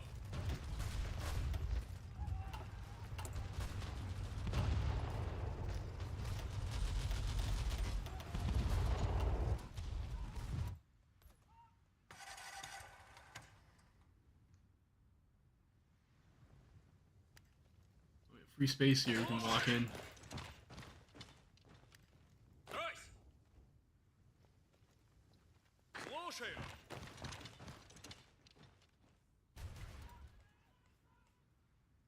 Готов подвигаться. What do we want for our next natty focus? WSG.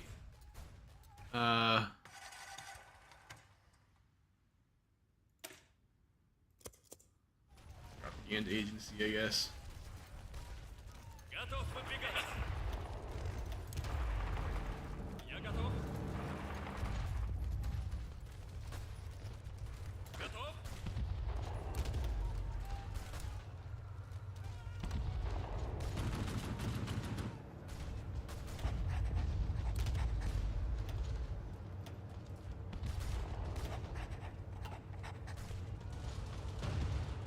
До приказа. Так точно. Okay, we got Minsk. I mainly did that just to get our objective here. Might be able to get a pocket somewhere down like this way. Minsk was part of Russia before the First World War. After an incredible offensive from the Russian army, it seems as if history has repeated itself. The Russian army bombarded the city increasingly from the sky and on the ground, and the Belarusian resistance became increasingly feeble as the onslaught of the Russian war machine slammed into the city. After an exhausting, grueling battle in which most of the city was reduced to rubble, the remaining defenders surrendered to the victorious Russian forces. Factories, museums, and thousands of civilians fled westward to escape the invaders. This defeat is sure is a sure blow to Belarusian independence, but only time will tell whether or not the Russian occupation will be temporary or permanent. I don't know, guys. I think it might be a little bit permanent, you know, maybe a little bit. Мирно! Ройс! Внимание!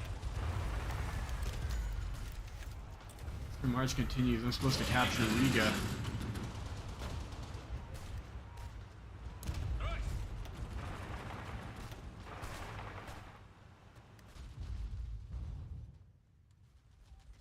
Stretched a little bit thin. Maybe I need my Caucasus guys to come help. Caucasus guys.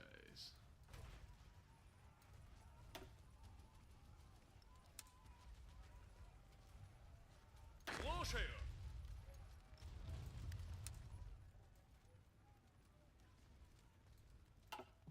Готов выдвигаться!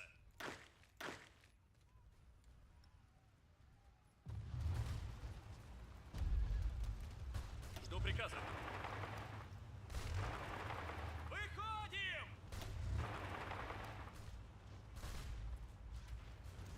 Ройс! Yeah, you guys come help.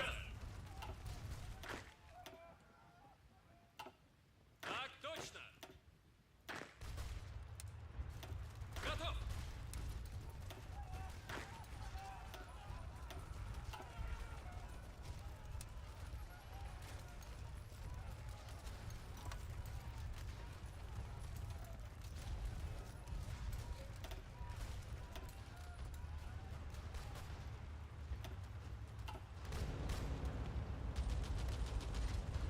Так точно! Идем! Идем! Так точно!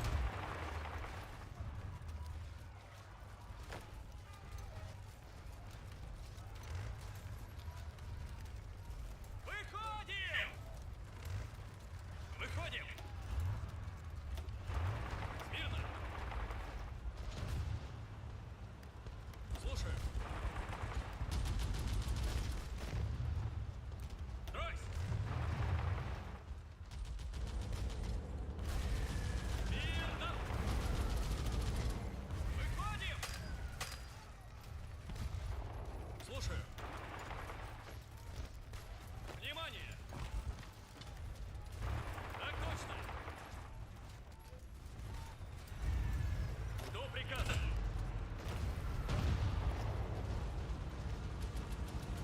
Ройс! Alright, you need to stop.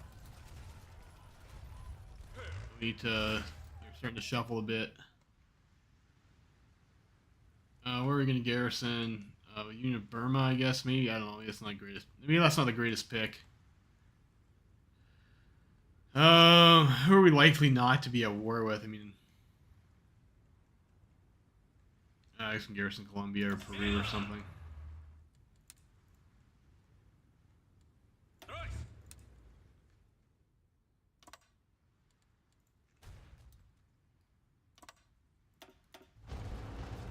Идем! Идем!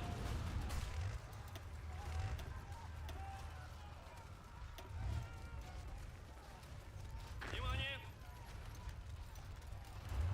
Выходим!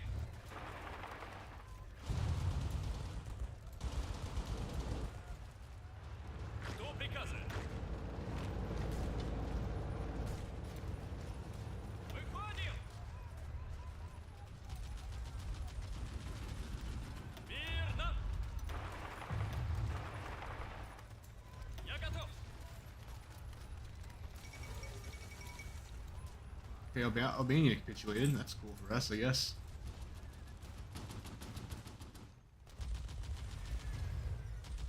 Ooh. I think I kind of missed my opportunity to maybe get into the marsh, but we kind of ran out of fuel there.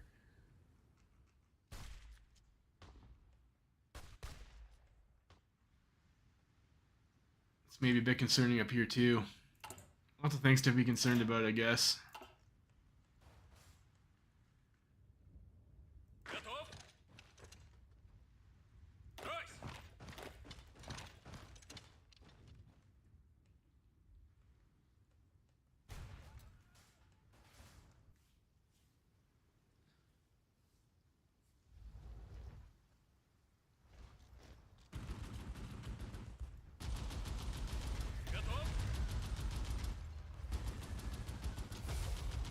I think I'm still have to wait for supply on. Внимание! Still gotta wait for supply from the railroad connections, unfortunately.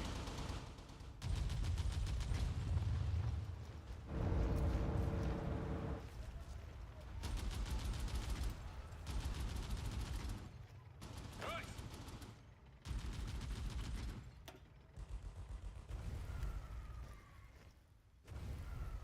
Так точно! Брось!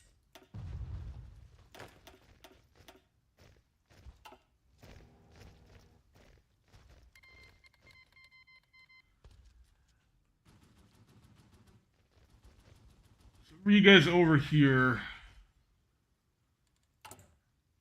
113 days.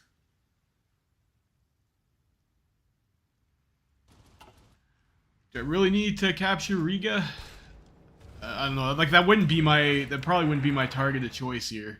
To be honestly, I guess that's what the Vaz wants to do.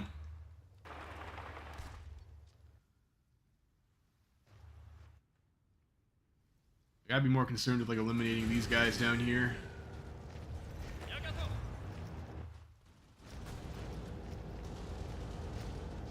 Я готов! Я готов! Выходим! Готов выдвигаться! Слушаю!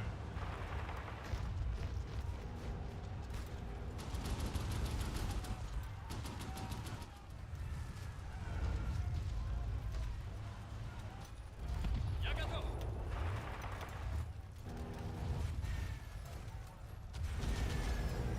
Выходим!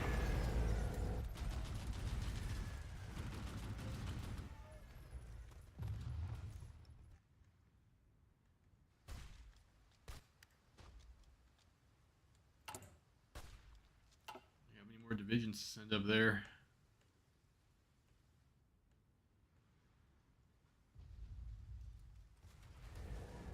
Так точно!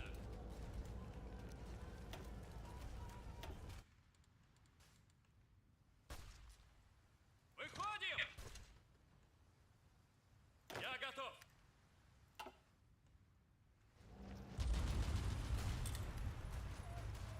Готов! Готов подвигаться! Я готов!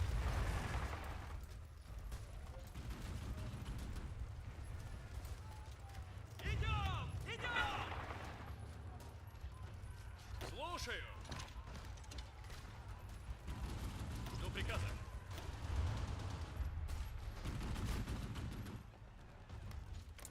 Готов! Мирно!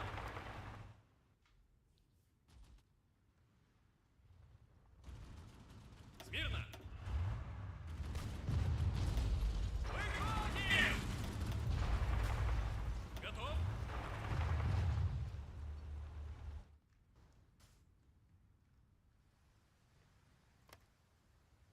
Так точно!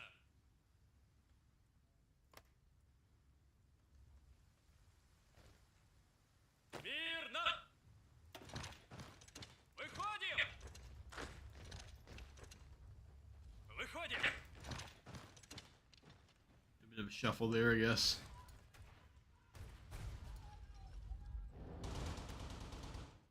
Слушаю.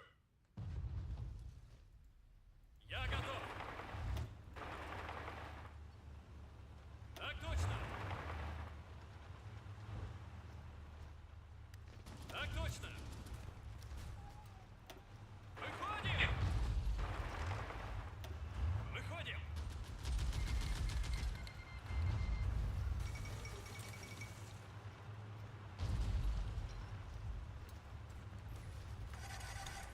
Готов. Готов. Я готов. Выходим. Alright, we can have Belarus. Wonder if we can maybe rush VPs here on Lithuania.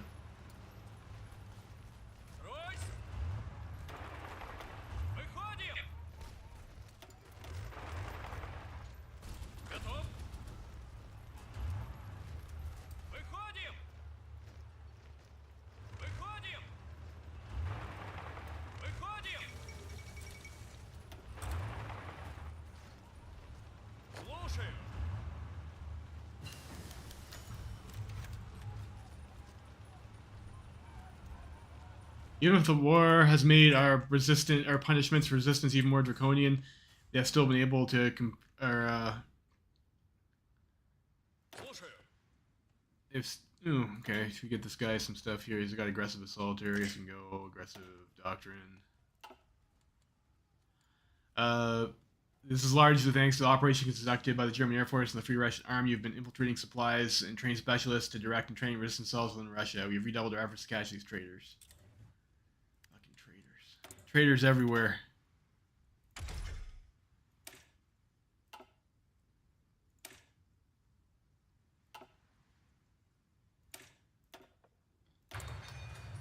Going down artillery.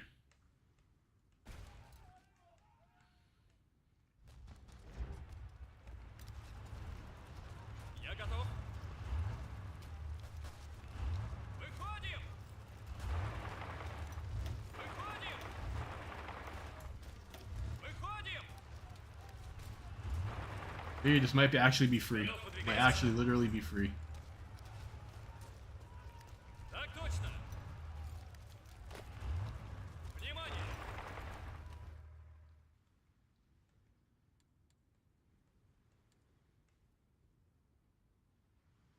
Так точно.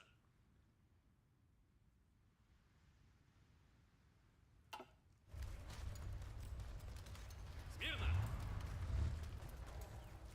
Жду приказа.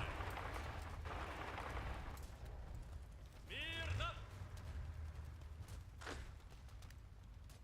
Так точно.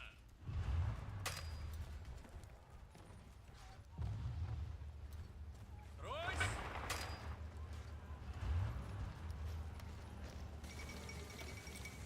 Alright, capital Lithuania.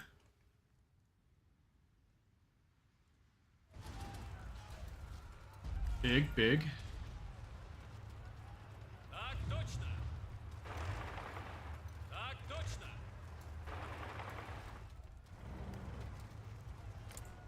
Внимание. Я готов.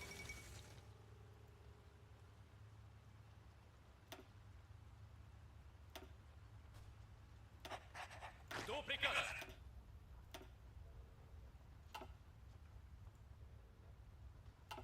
Жду приказа. Fall of Riga. Riga, the pearl of the Baltic, has fallen to Russian forces as of today. The vibrant trade hub plays a role as a critical economic and financial center of the Baltic Sea, while the Russian army is pledged to maintain a peaceful occupation. Fires rage throughout the city, and refugees have been attempting to flee by sea. Some buildings in the house lie in ruin after intense bombing from the Russian army. Back to the sea, the Baltic defenders had no choice but to offer their unconditional surrender to the victorious Russian army in order to prevent further destruction of their city. At last, the pearl of the Baltic is ours. I think get helicopters, actually, now that I think about it. No. Need another breakthrough for that. You should probably research more air stuff, maybe. Yeah.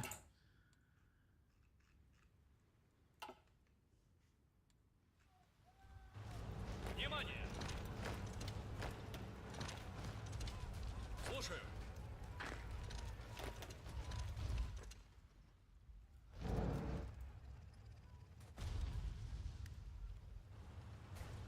Готов. Так точно. Так точно.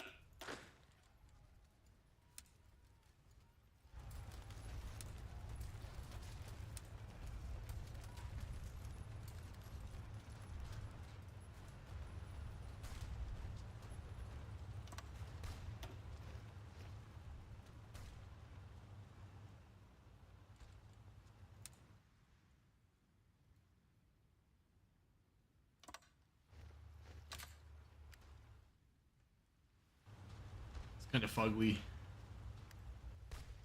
Мирно. Внимание. Я готов. Жду приказа. Внимание.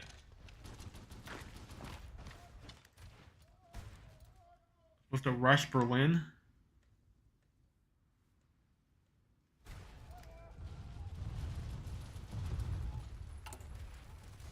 $220 days.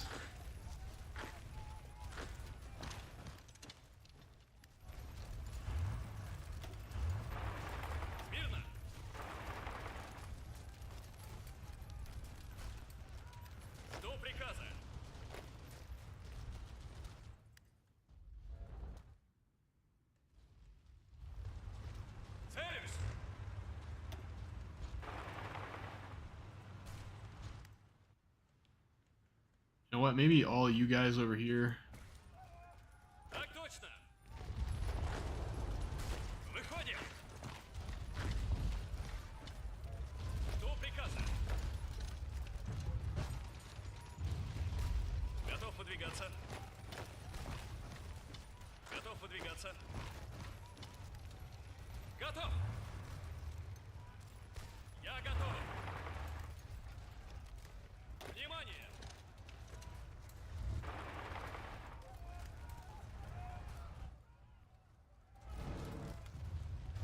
Так точно. Fix our front line 'cause it's gotten like a little bit ridiculous. Выходим.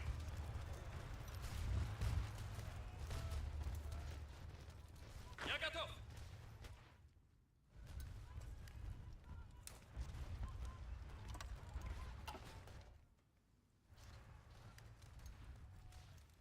Мирно.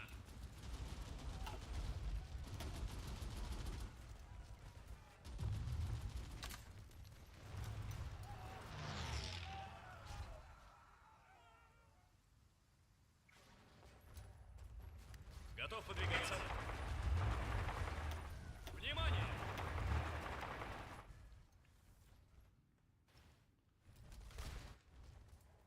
Слушаю!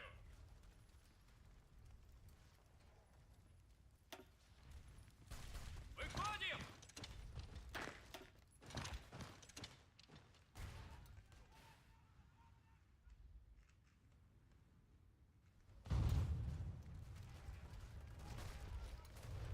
Внимание!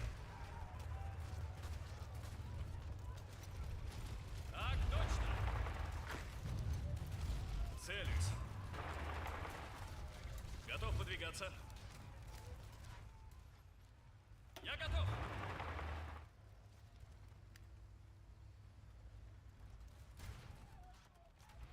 Ройс. Готов. Жду приказа. Выходим. Я готов. Так точно.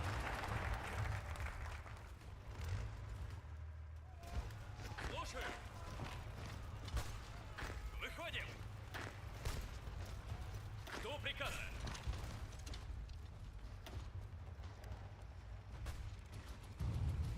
Жду приказа. Я готов.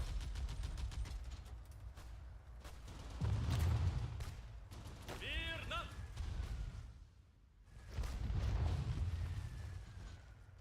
Стройсь.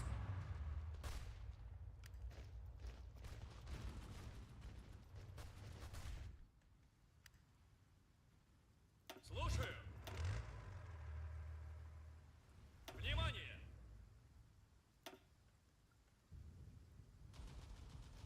Жду приказа. Готов?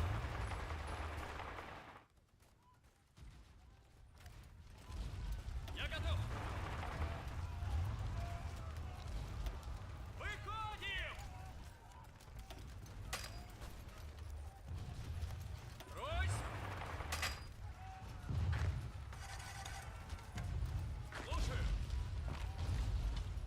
Готов. Слушаю. Я готов. Слушаю. Я готов.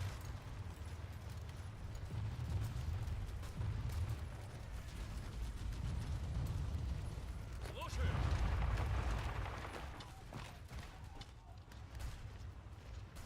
Жду приказа.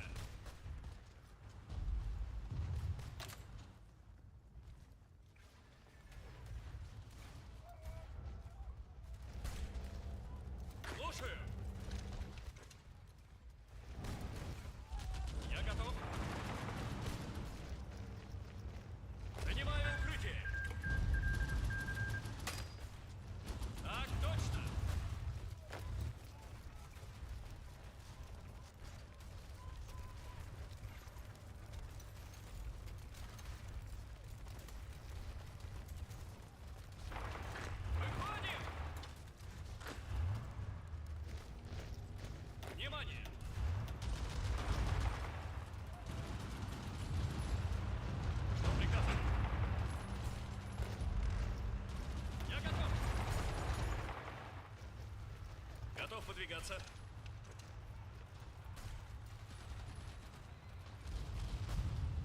Мирно! Выходим! Брось!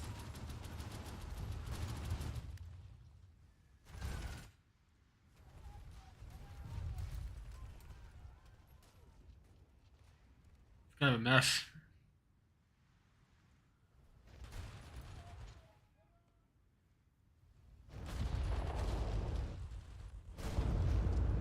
Внимание! Внимание! Брось! Что приказано? Смирно! Готов выдвигаться. Внимание!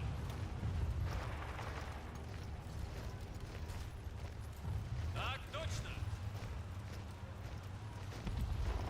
Слушаю!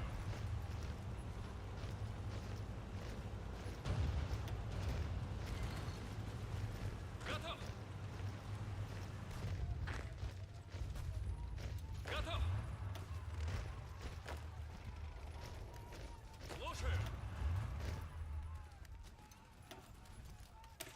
The civic militarism. Not that like I really need it, but okay, you guys. Смирно! Так точно!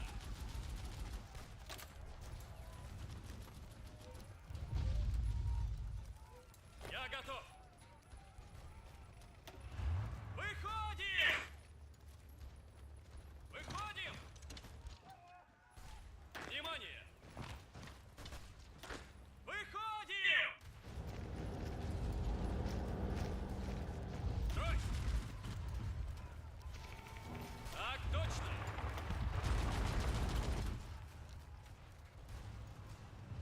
Брось! Так точно!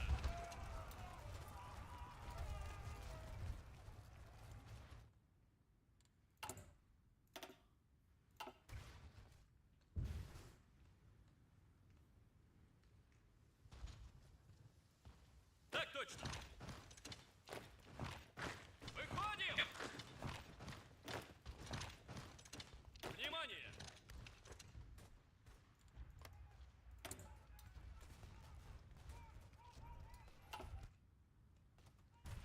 Try that.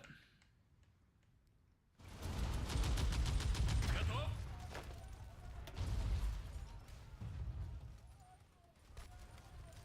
Я готов. Готов выдвигаться. Слушаю.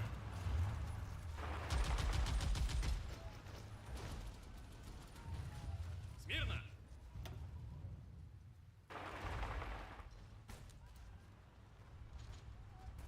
Жду приказа.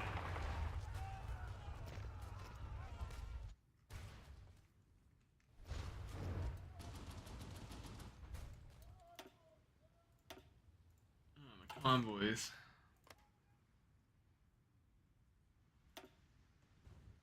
Let's not do that.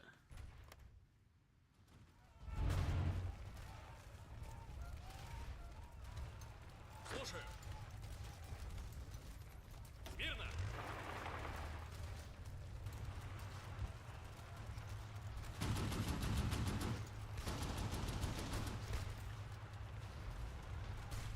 Я готов.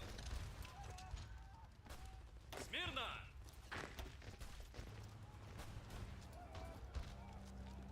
Мирно.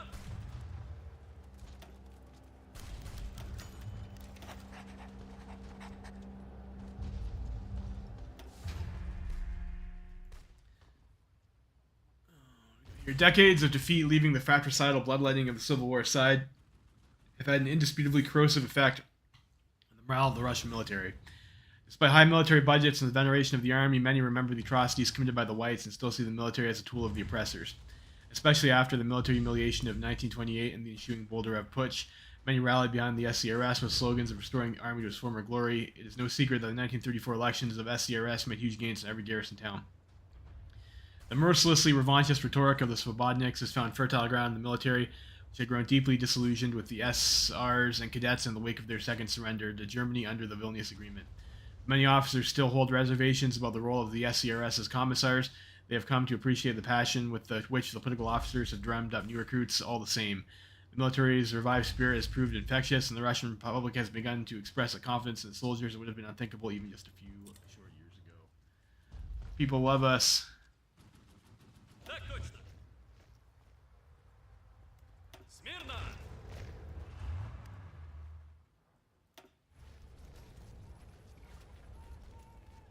Выходим.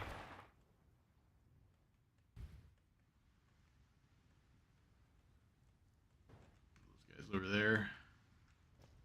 Looks like we were able to, Готов.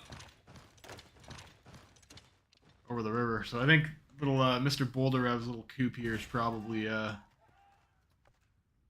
days are numbered. It looks like.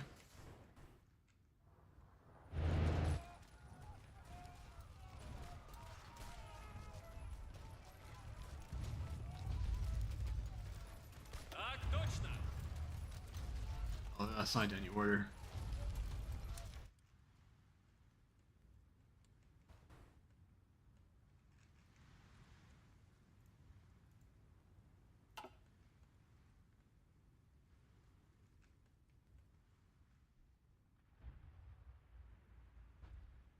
Так точно.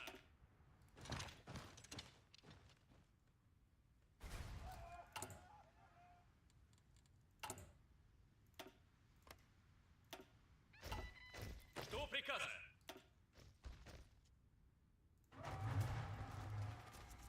Брось.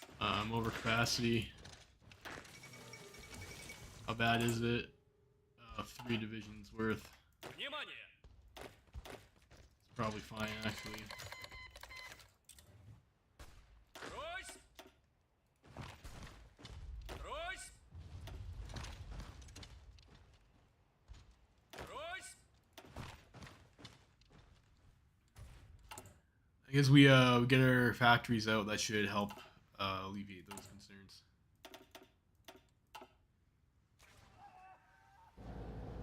Мирно.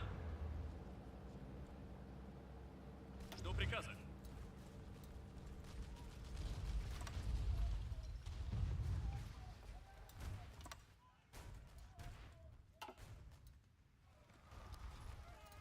Слушаю.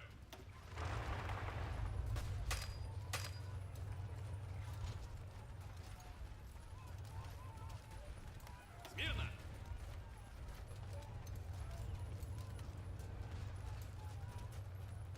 Yeah, it was a waste. I didn't have my plans in place, so like it was kind of a waste of command power there.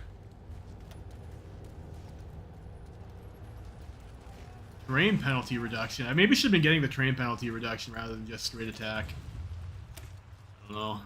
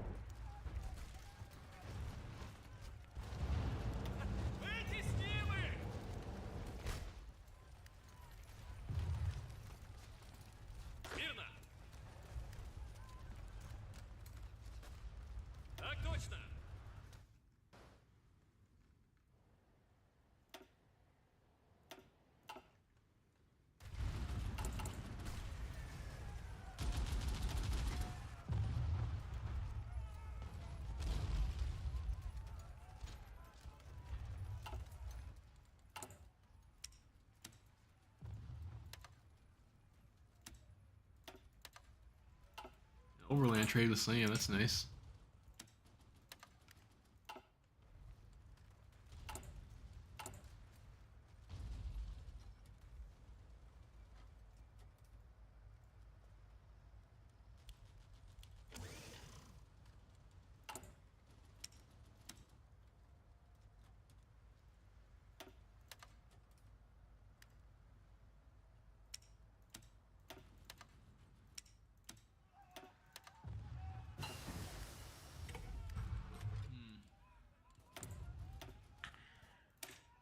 Let's continue doing that. I mean, I kind of do want to get more air stuff. Maybe not that.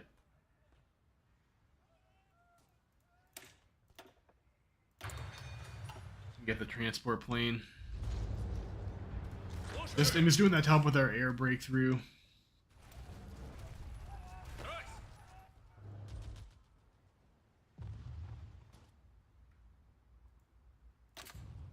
More troops over here. I need to kind of close this up.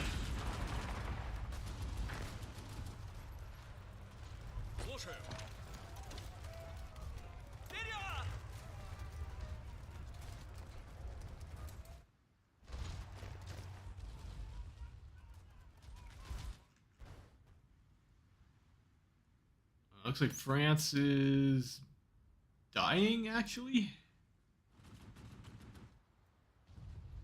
No, that's not right. Is it? Yo, yeah, they're into Dijon. That's not great.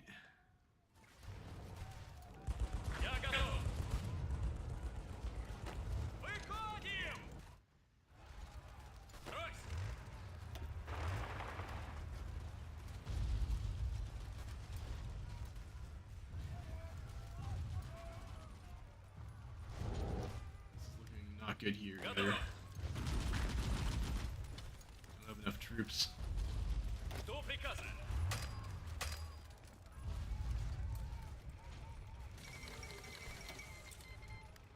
Great, that's pretty awesome.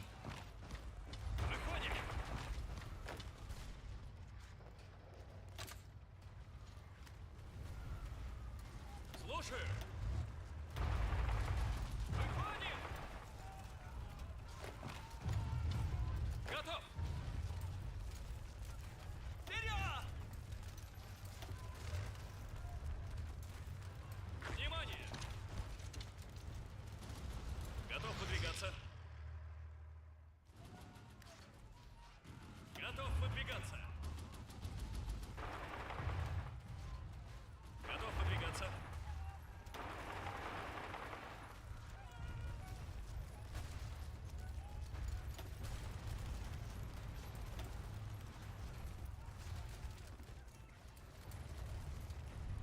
Так точно.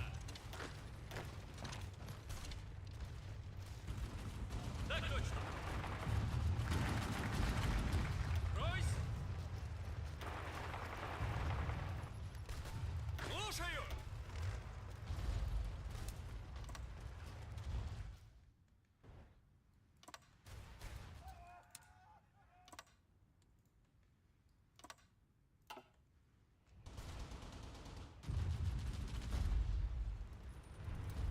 Верно. Внимание. Я готов. Жду приказа. Готов выдвигаться. Я готов. Готов выдвигаться. Держать дистанцию. Жду приказа. Слушаю. Целюсь. Я готов. Готов.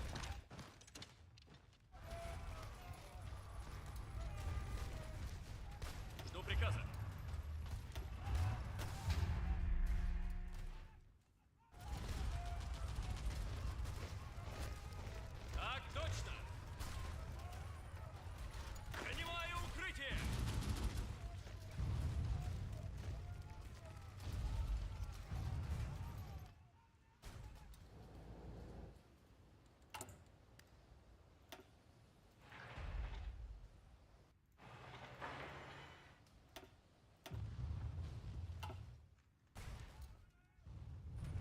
Some bunkers there.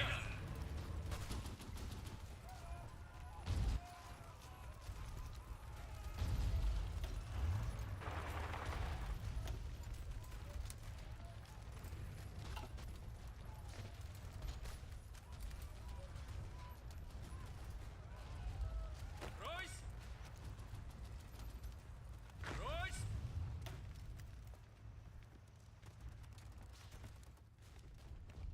Я готов!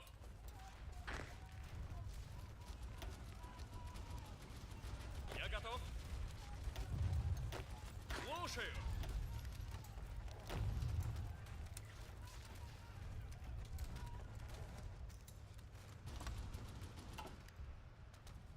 Смирно! Выходим!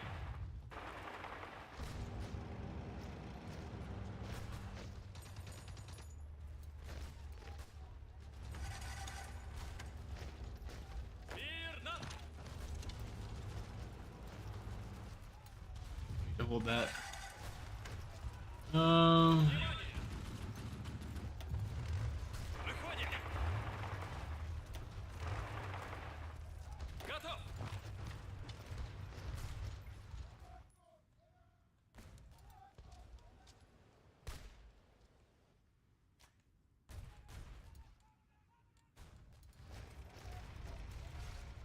Мирно!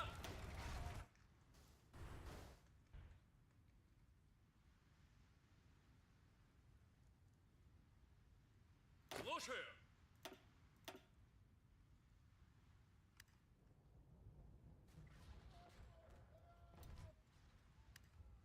Внимание! Готов? Выходим! Внимание! Жду приказа. Ройс! Готов. Так точно. Мирно. Внимание!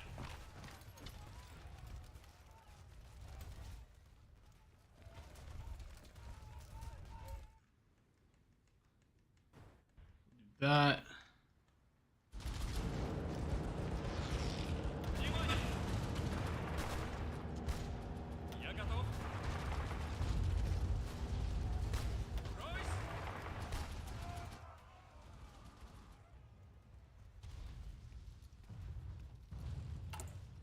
160 days where I need to take Berlin. I don't know, might be a bit of a tall order here. Слушаю.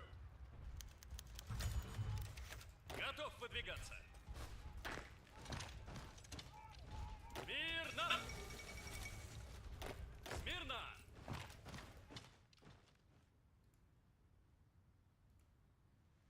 Выходим!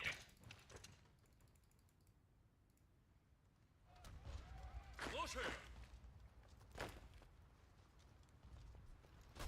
Я готов. Слушаю. Ройс!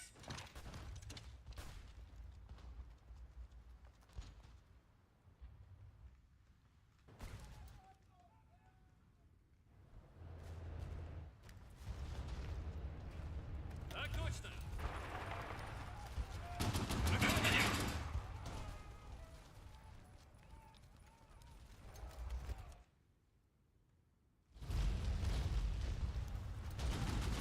I should maybe shorten my front line out a bit.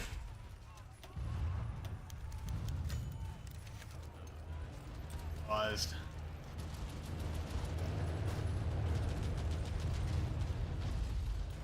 Выходим.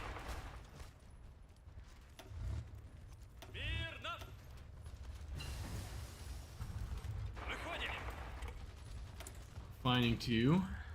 Great. We're at war. Seems like that's like probably a good tech to get. Speed and breakthrough.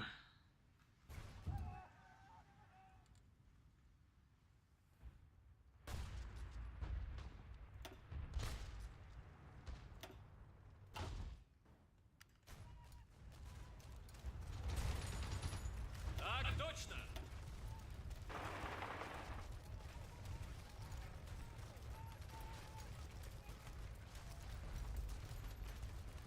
Готов!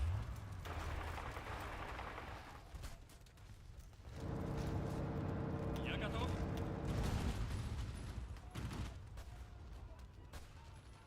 Выходим!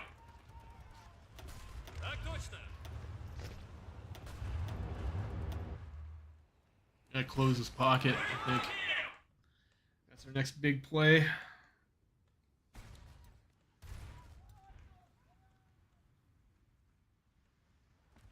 Так точно!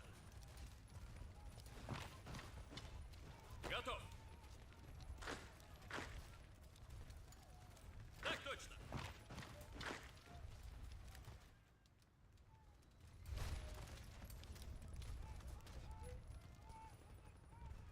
Выходим!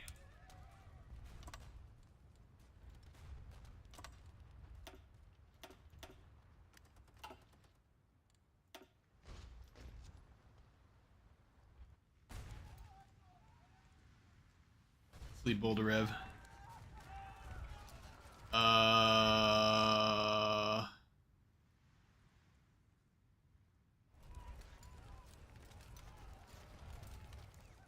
That's bad. Мирно!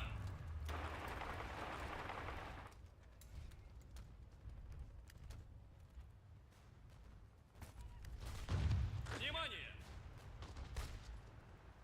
Жду приказа. Так точно!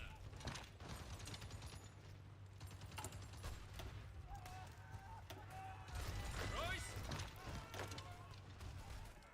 Ройс! A hole in my front line.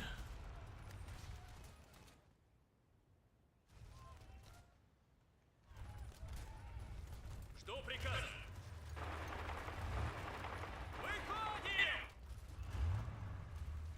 Так точно! Готов! Внимание! Жду приказа. Так точно! Жду приказа.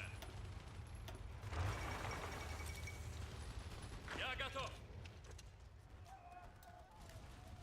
И стоим, идем. Выходим. Давай, давай.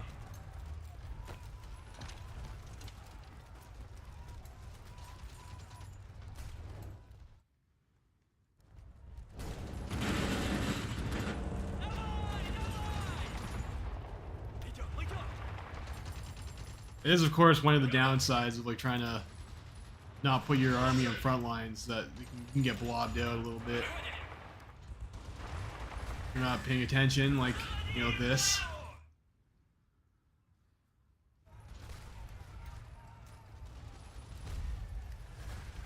Жду приказа.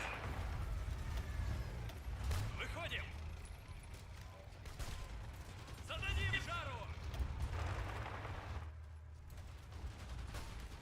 It looks like we're gonna be able to fix it though. Maybe get a bunch of division kills in the process. Слушаю.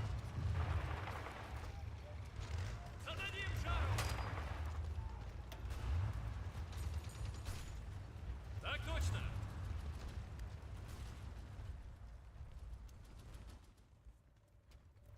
Готов. Выходим! Слушаю. Выходим! Жду приказа. Так точно. Так точно.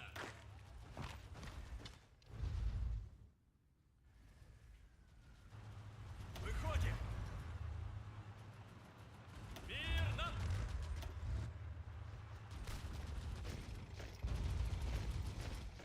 Готов выдвигаться.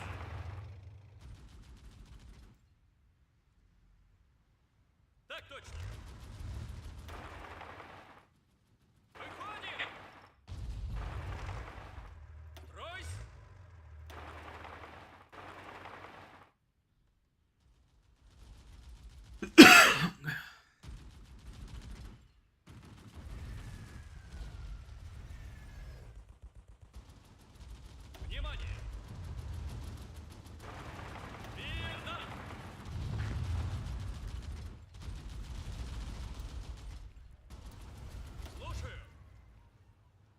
The hell is this? Why do you have these?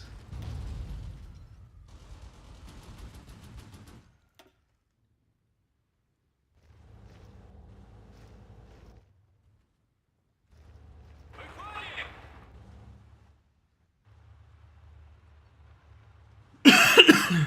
Yeah, but that those guys sitting in my tank army the whole game, or my infantry army the whole game. It's a bit silly of me.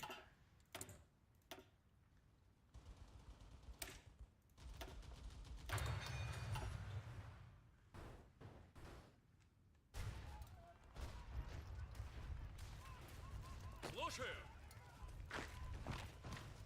Готов выдвигаться. Так точно. Слушаю.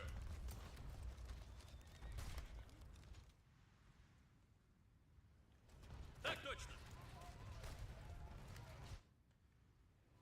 Я готов.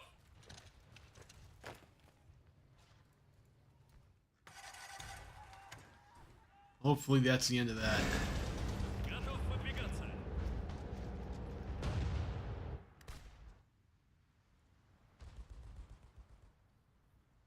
It's super keen at pushing in winter at 142 days. Hmm.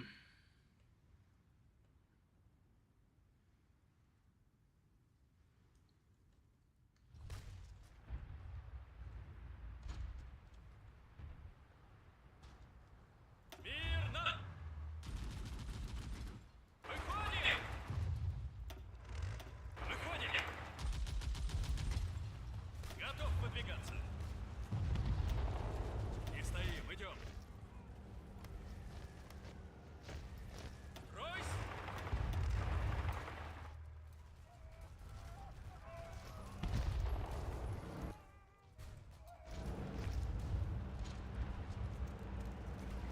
Идем, идем.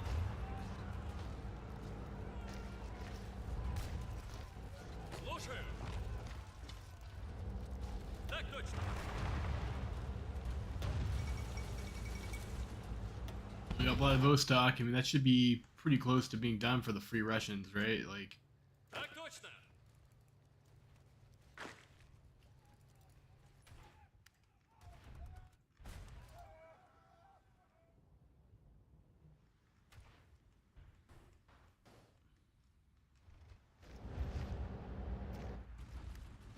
Так точно. Выходим. Выходим.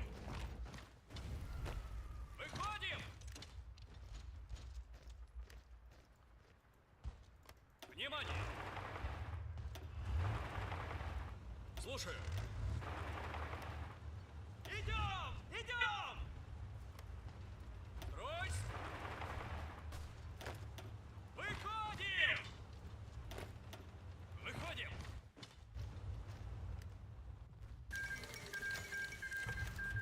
all right, we got rid of the Samanovites. Great. Now Russia is finally free of those traitors. Travel to the Semyonovites. The self-styled Ataman and rebel Grigory Semyonov was already engaged in banditry and robbery during the Civil War, as white forces were more focused on amassing personal wealth over fighting the Bolsheviks. Supreme Leader Kolchak sought to crush the Siberian Atamans and already in the last episodes of the Civil War, but many of them, Semenov, Kalmykov, Annenkov, fled to China. Most of these officers made a career as freelance advisors to various Chinese warlords, a fitting place for honorless bandits like they are. But now Semenov and his cronies are here again. The other ringleader of the Far Eastern Revolt, Mikhail Dietrichs, was not captured alive.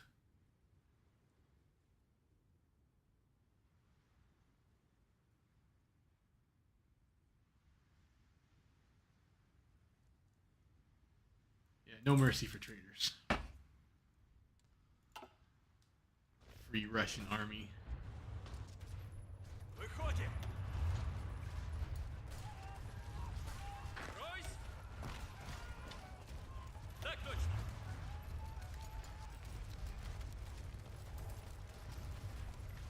Слушаю!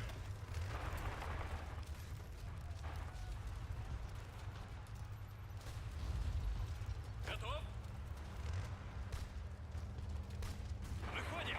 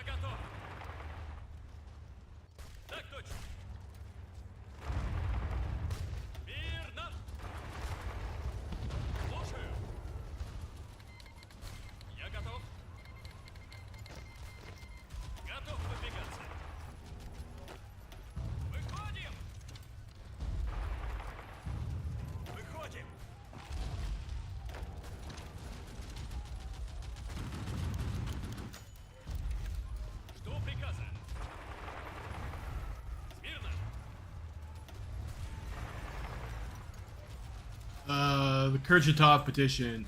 Particle physicists have achieved many breakthroughs in Russia in the 1930s. Spearheaded by scientists such as Igor Kurchatov, Igor Tam, Georgy Gamov, and others, experimental research institutes have formed a sound theory on the potential held by nuclear fission. They were not the only ones, however. It is no secret that nuclear physicists in Germany and the Third International have been delving into the potential of nuclear power as well, and all of them have come to the same conclusion, that it can be weaponized. Igor Kurchatov and several other Russian nuclear physicists have collectively signed a petition and presented it to Boris Savinkov, where they have rung alarm bells. Kurchatov informs that foreign scientific journals have ceased any and all publications about nuclear research, even the most mundane reports, which can only mean that it's become confidential information and Russia's enemies must be actively developing nuclear armament. The only answer is to create a dedicated Russian nuclear weapons program. A request with Kurchatov and his peers have been granted.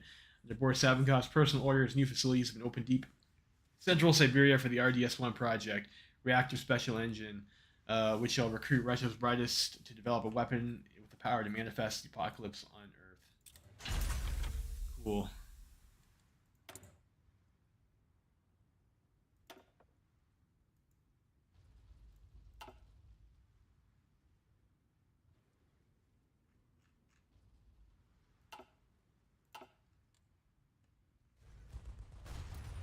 Вперед! Выходим!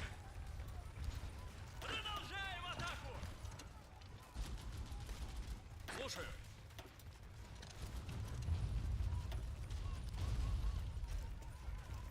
Мирно! Я готов! Идем, идем! Выходим! Вынесли! Слушаю! Слушаю!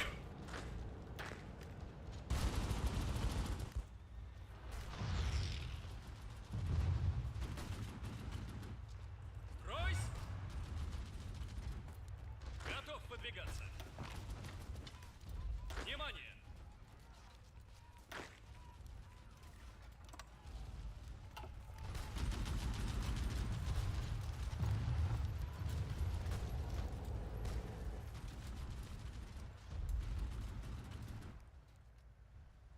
That's a nice encirclement.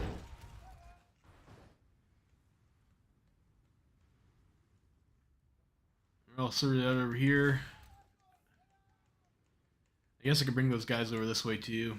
I don't know. Maybe we'll just leave them there for now. Внимание! Стройсь! Мирно! Выходим! Выходим! Стройсь! Выходим! Выходим!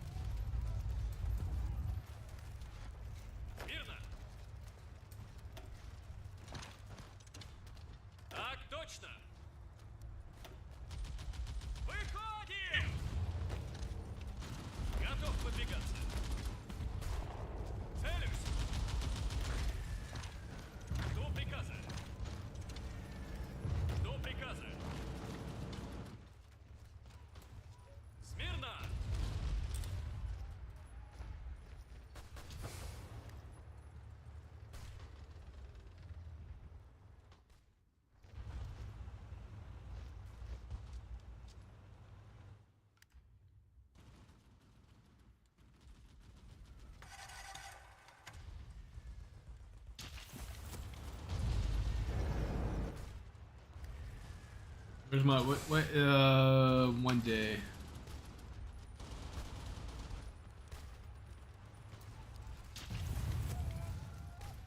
Жду приказа.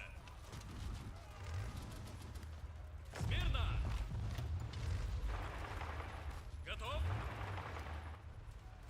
Готов выдвигаться.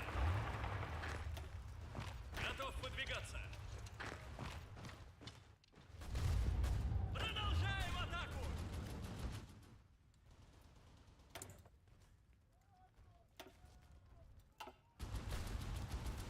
Готов.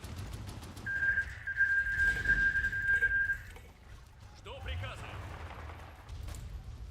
Слушаю.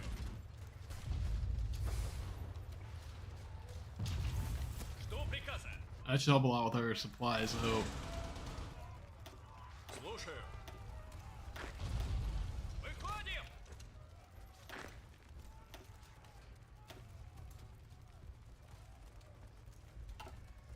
Я готов. You guys to wow.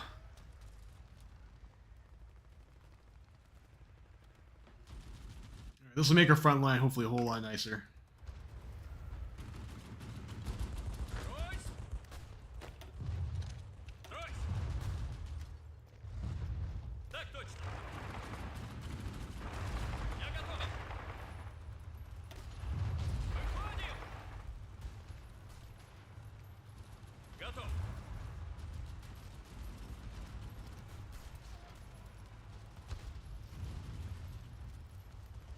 Слушаю. Готов. Вперед! Слушаю.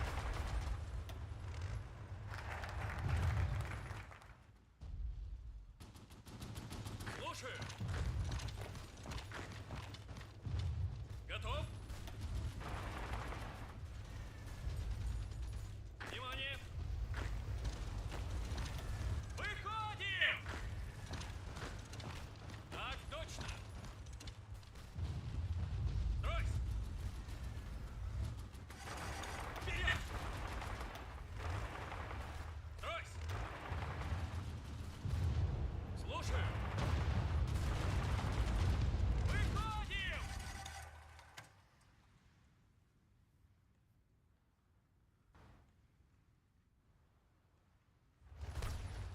I thought Poland was like supposed to side with me. Like I did a bunch of their shit.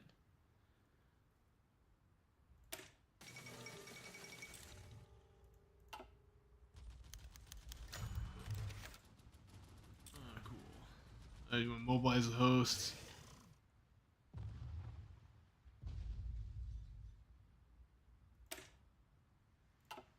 I don't know. That's maybe. I don't know. That sounds like maybe interesting. I don't know. Let's do Army commissars. Yes, obviously I should have done army commissars. That was a mistake.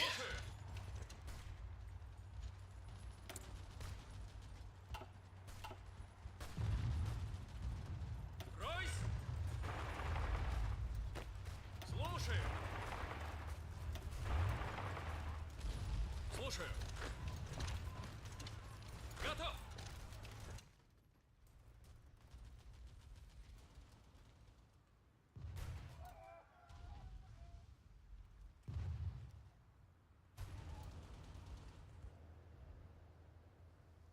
Так точно!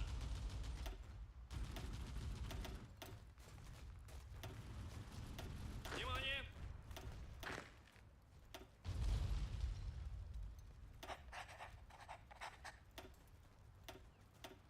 Like another army to support our push through.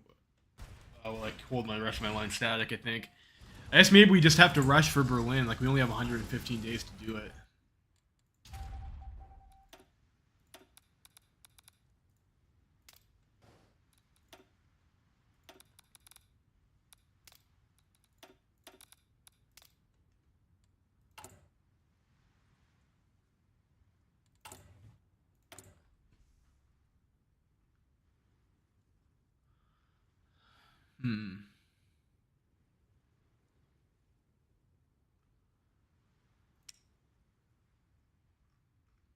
Ukraine is looking not great.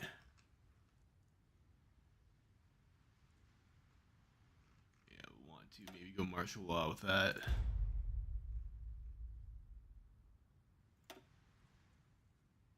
Labia's kind of like in control. George is like okay.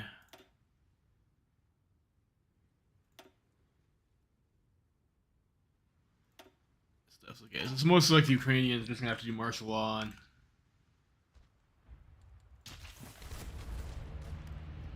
Смирно!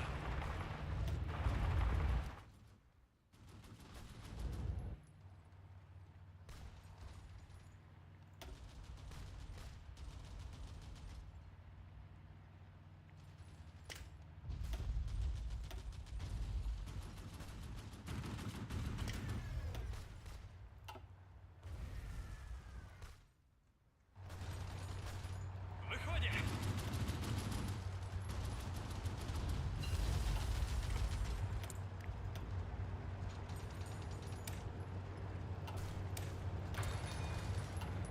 Стройсь!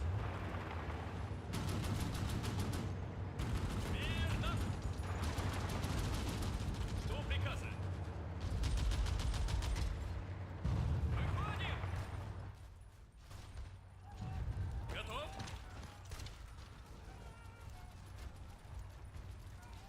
Жду приказа. Я готов.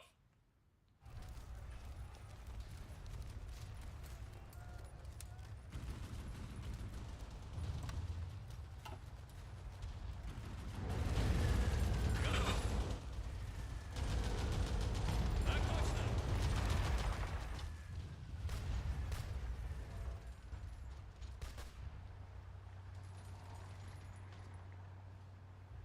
Так точно.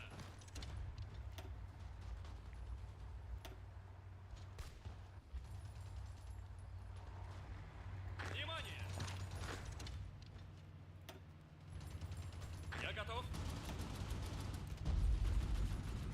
Выходим! Стройсь! Стройсь!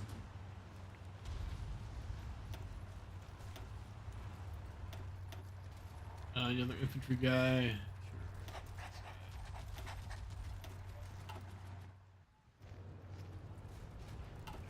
Мирно!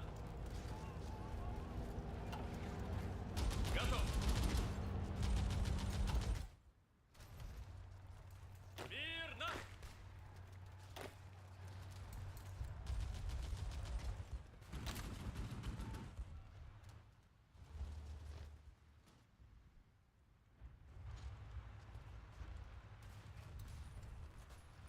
That Готов выдвигаться! Так точно!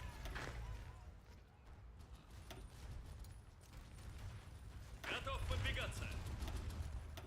sure what all that's about, but Жду приказа! hey, we'll have you guys.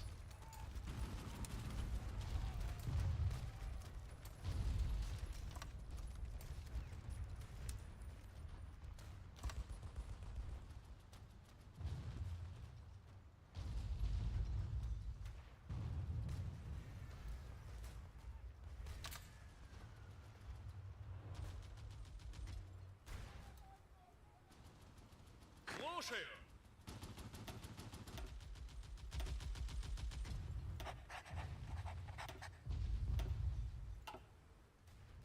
Смирно!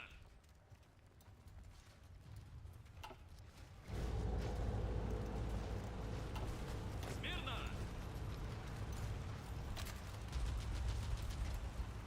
Oh, I'm clicking the wrong order is the problem.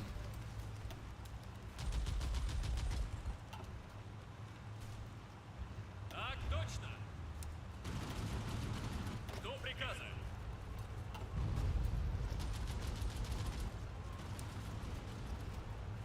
Смирно! Стройсь! I fucking hate fiddling around with these fucking front lines. It's so annoying.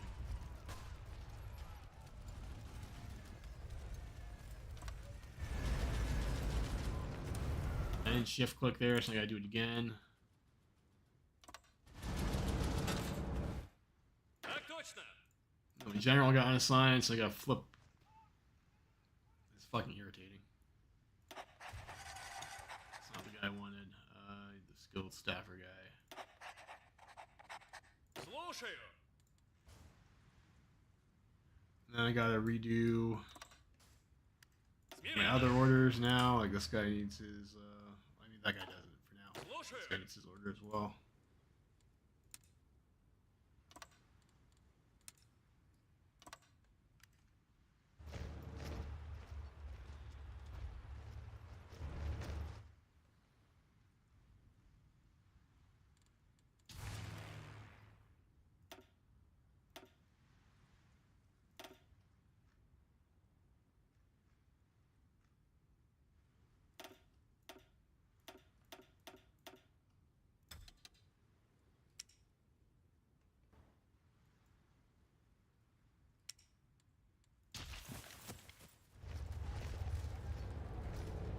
Жду приказа.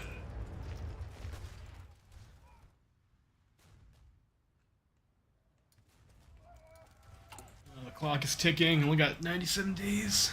Так точно.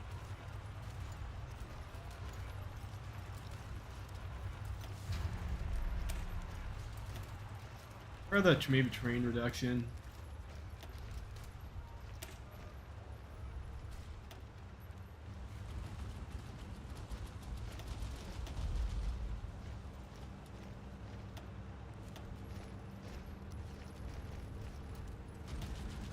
Back.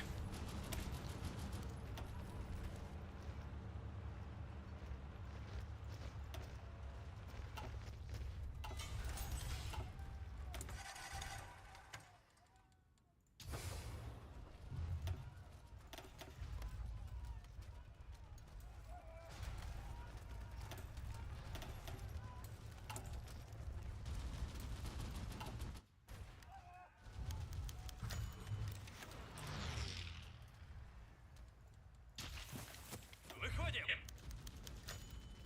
Oh, fuck off. Just gonna go grab a beer away from us playing fish.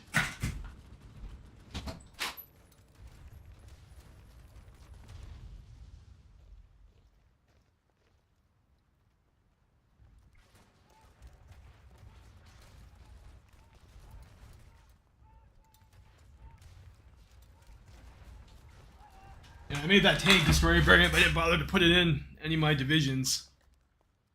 Hmm.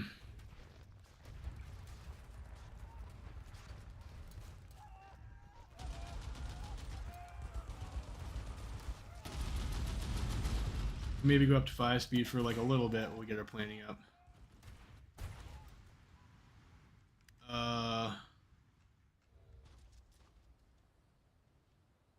This is a concern.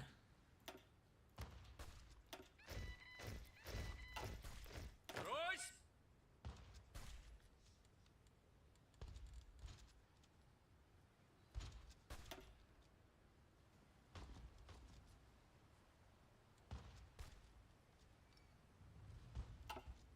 Жду приказа. Я готов.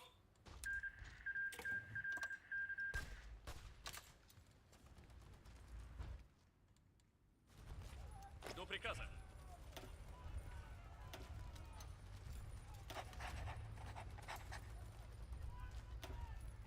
Так точно.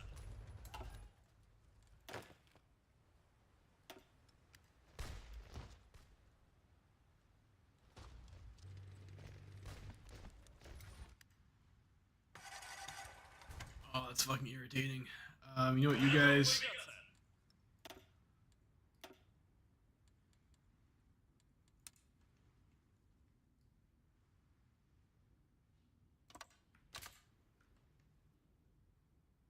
Жду приказа.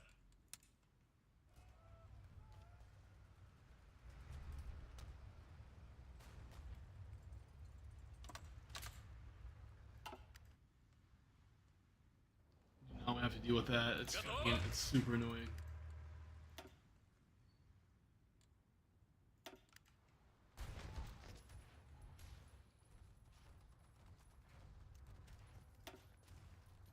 Выходим!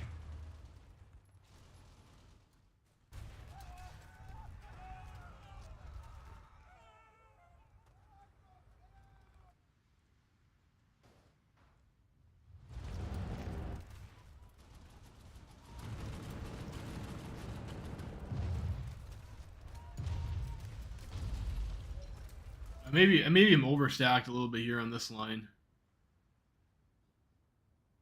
Внимание! Внимание!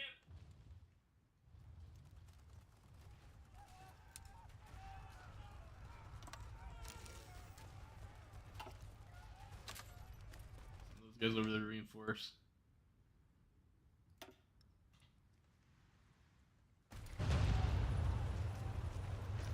Давай, давай!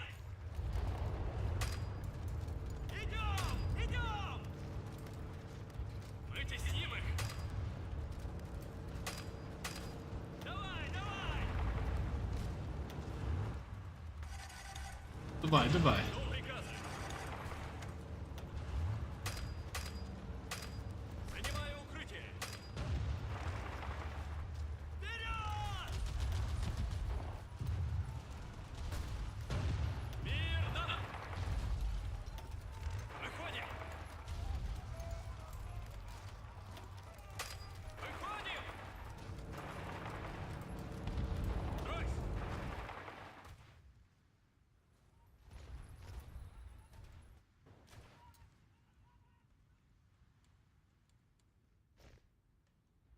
Так точно! Смирно! Так точно! We'll put you guys in a fallback line to stop a north Слушаю! push, and then you guys. Слушаю! Make those guys white, I guess. Так точно!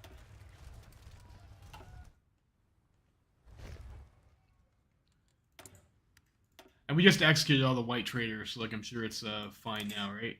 Right? White.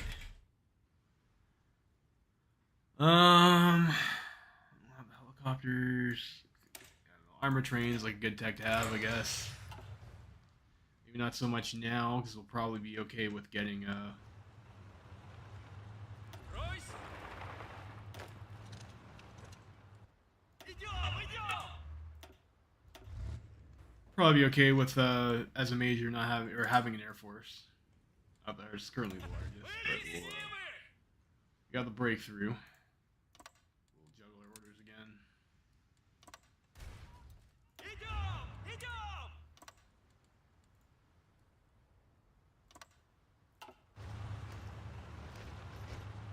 Так точно! Жду приказа! Слушаю!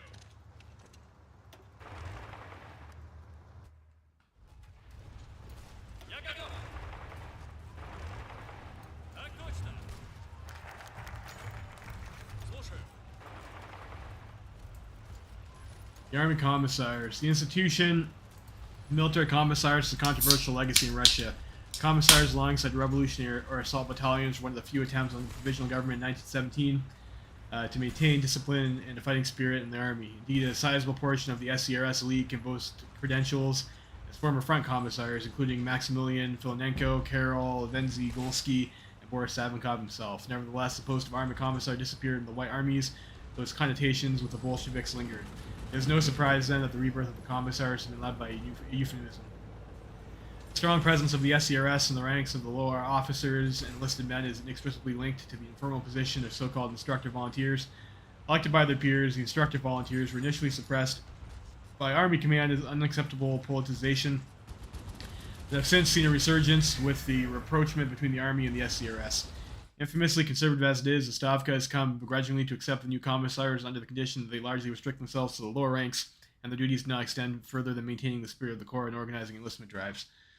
These limitations, however, have not been taken well by many within the SCRS itself. Karol Venzigolsky, who has himself acted as a de facto party commissar for years, remains insistent that the position of instructor volunteers be not only formalized, but superseded by an army-wide system of commissars. These deputies for ideological matters would undoubtedly face opposition from the Stavka, but Venzigolsky insists that the benefits of the military's fighting spirit and political indoctrination, to say nothing of party supervision, vastly outweigh the risks. Yes, I mean, of course, as Russia, you have to have commissars, right?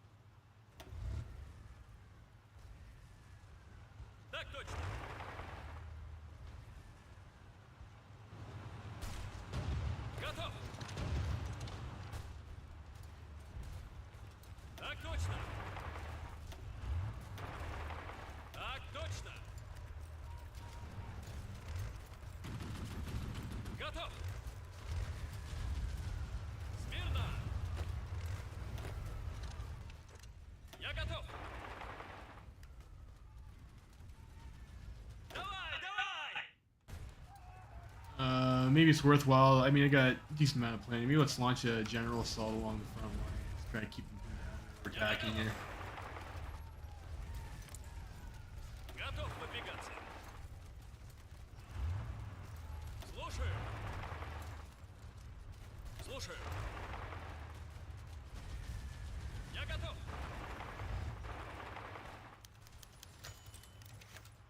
Внимание. Смирно. Жду приказа. Внимание.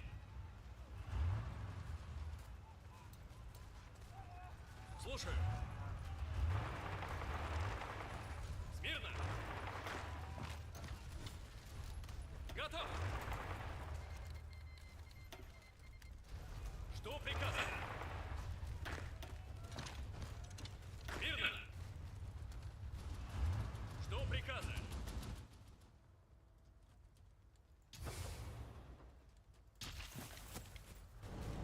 Брось. Мирно. Готов выдвигаться. Выходим. Целюсь. Готов выдвигаться. Слушаю. Готов выдвигаться.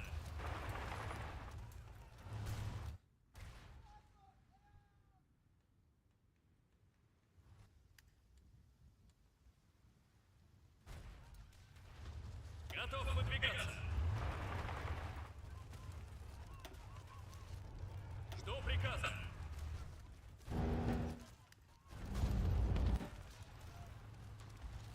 Я готов. Ройс. Выходим. Well, can we truck to Berlin, Готов boys? выдвигаться. Выходим. Внимание. Так точно. Продолжаем атаку. Смирно.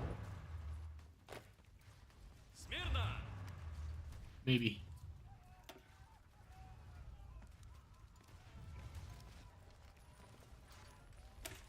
The cult of the Vast. Выходим. Ройс.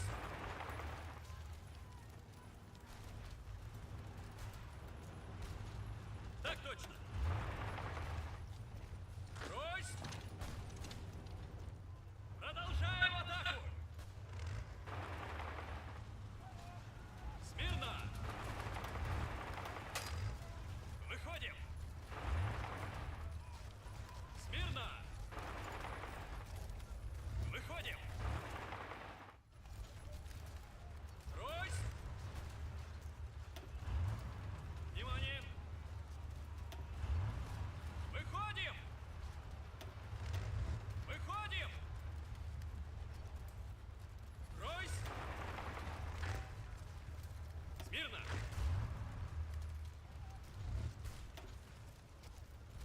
Выходим. Выходим. Готов.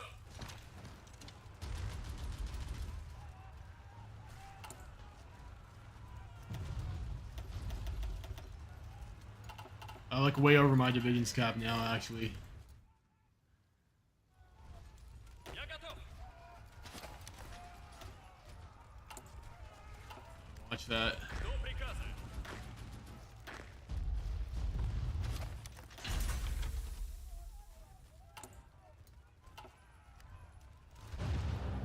Смирно. Так точно.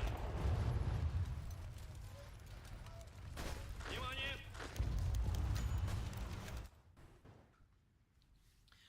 Germany begs for peace. Russia is on the cusp of victory, and now even Berlin knows it.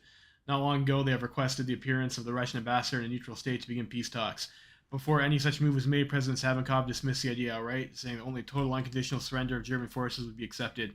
The Russian triumph over German civilization cannot be achieved through pen, but only by blood and sword. There will be no peace, not until Russia and only Russia can determine the outcome of it. They get what they deserve.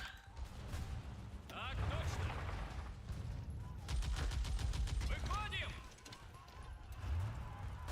Слушаю. Внимание. Готов. Смирно. Выходим. Так точно. Мы под огнем. Готов? First Homeboy 6, we can't improv expert. До приказа. До приказа. Мирно. You got Warsaw. Внимание.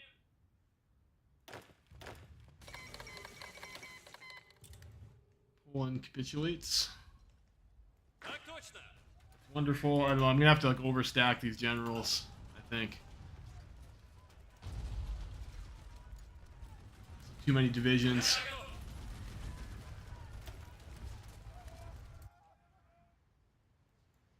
Готов. Слушаю. Мирно.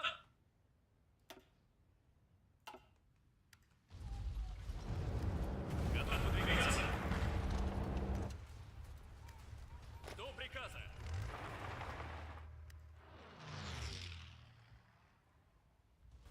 Готов.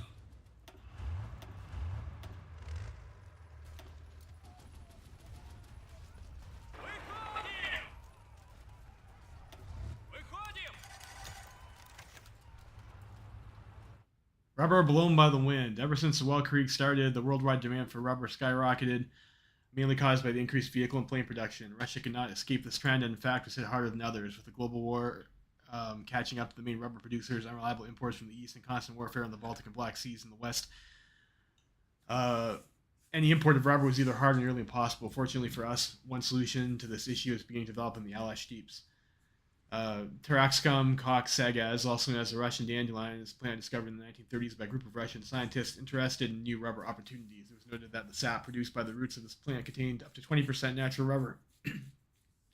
Well, before the Weltkrieg, any research on this topic was limited. The current situation changed the matter drastically, and soon large-scale plantations were created deep in Kurzig steppe.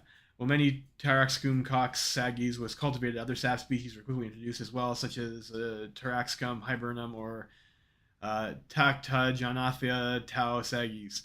The rubber yield from the plantations, however, was not enough to make up for the cost of cultivation. That is without even considering the fact that demand is constantly increasing despite shortage of supply. With no other viable option until the sea clears, this initiative continues to be expanded. Well, the kids blew on the dandelion clocks. Adults used it to protect them. Interesting. Жду приказа.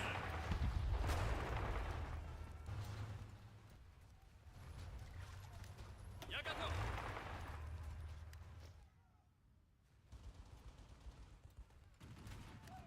Я готов.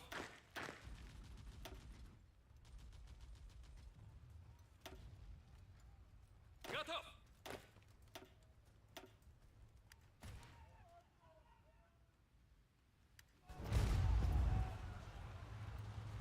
Ройс. Готов подвигаться. Готов.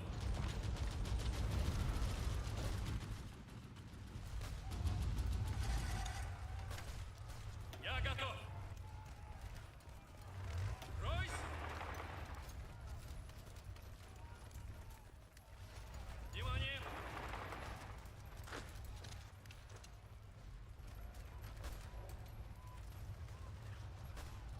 Выходим.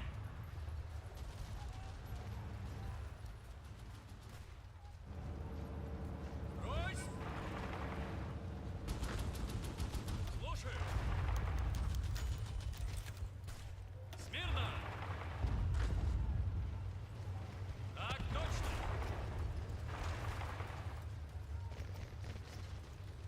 Готов выдвигаться.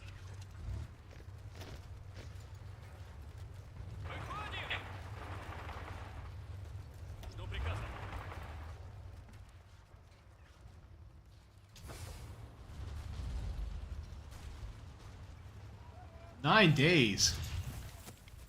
9 fucking days for supply. Bullshit. Выйди с ними! Выходим! Внимание! Guys, we did it. We trekked to Berlin, guys. Что приказано? Or maybe not. I spoke too soon. We almost trekked to Berlin. Вперед! Что приказано? Готов выдвигаться. Зададим жару. Выходим! Так точно. Fall of Berlin. Reports from Berlin confirmed that German city has been captured by advancing Russian troops after long merciless fighting through the greatest city of the Reichspakt.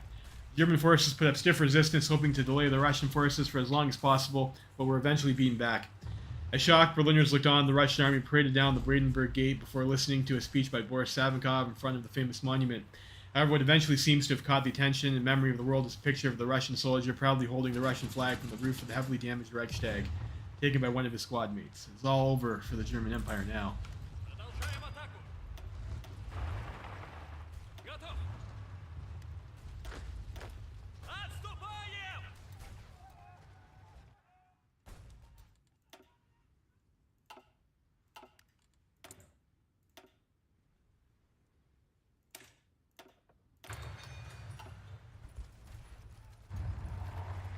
Жду приказа. Выходим!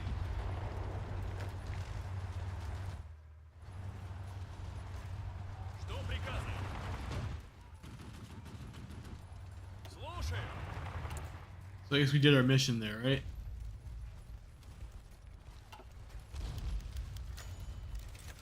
Стройсь. Так точно.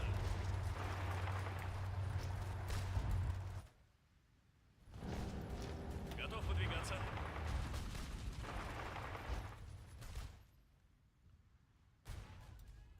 Готов выдвигаться. Готов выдвигаться.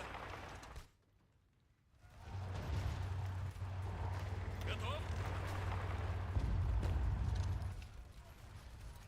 Я готов.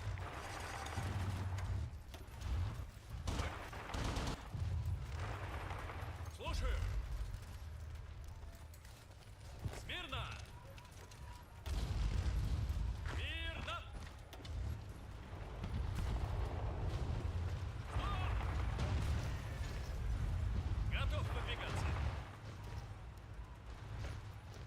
Слушаю.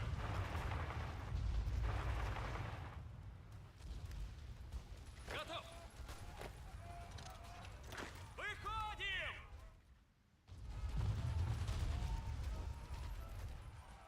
Целюсь. Смирно.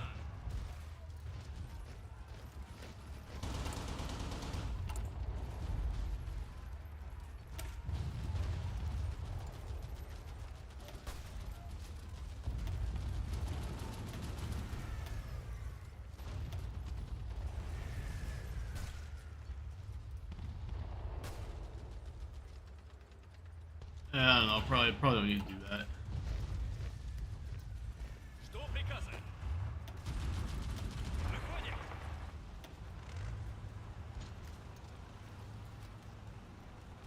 Like a river crossing here. Занимаю укрытие.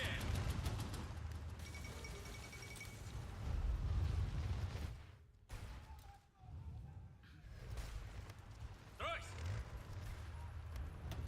Выходим.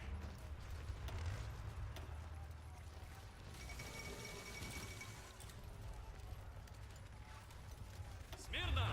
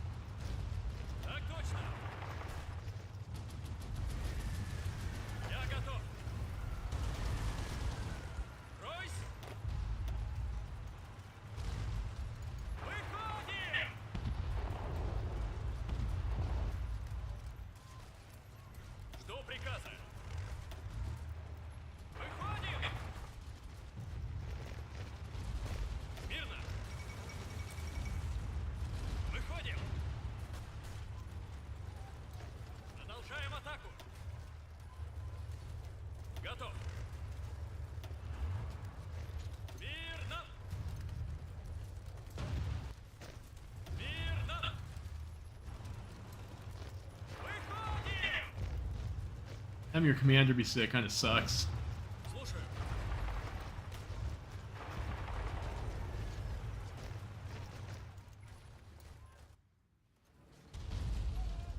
Так точно. Так точно.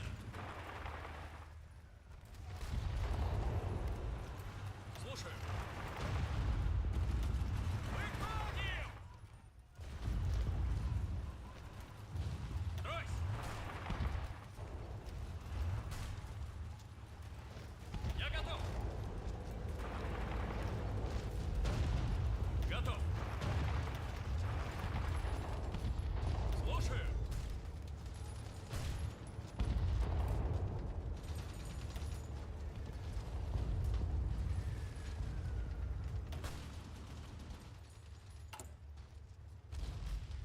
Maybe I should just throw. Like, I mean, I have the tank destroyers, right?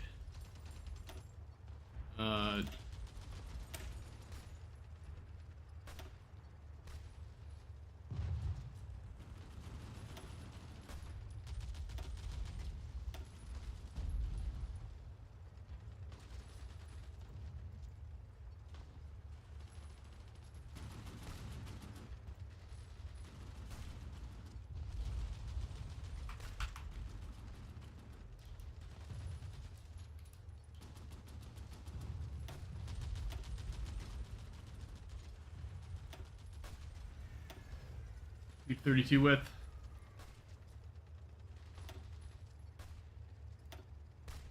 No, we'll do that.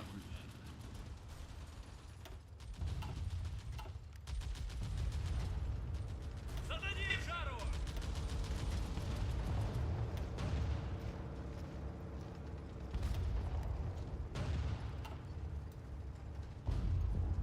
Так точно!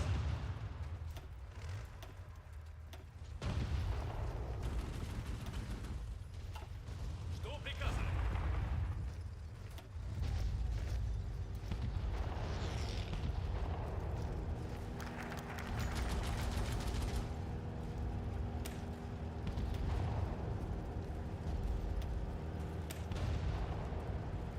Train penalty attack reduction, maybe.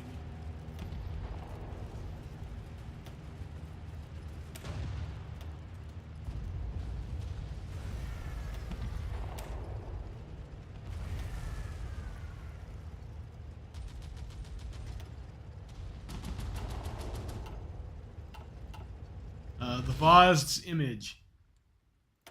Still do scientist.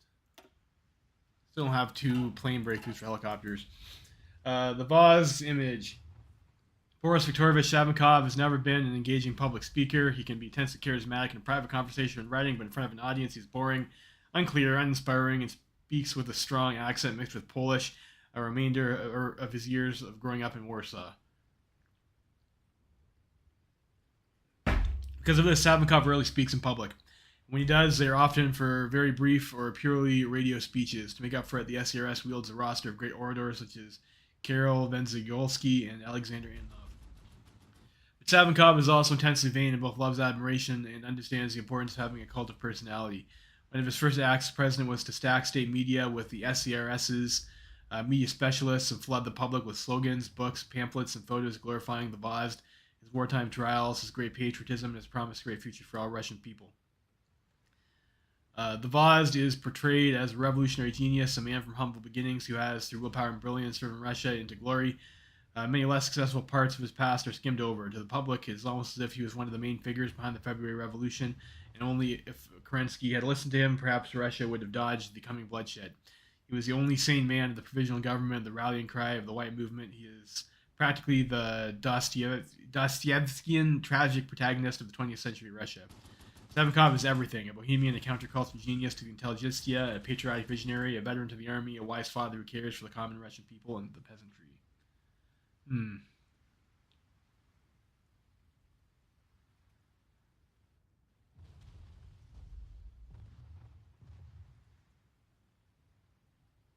He's a visionary genius.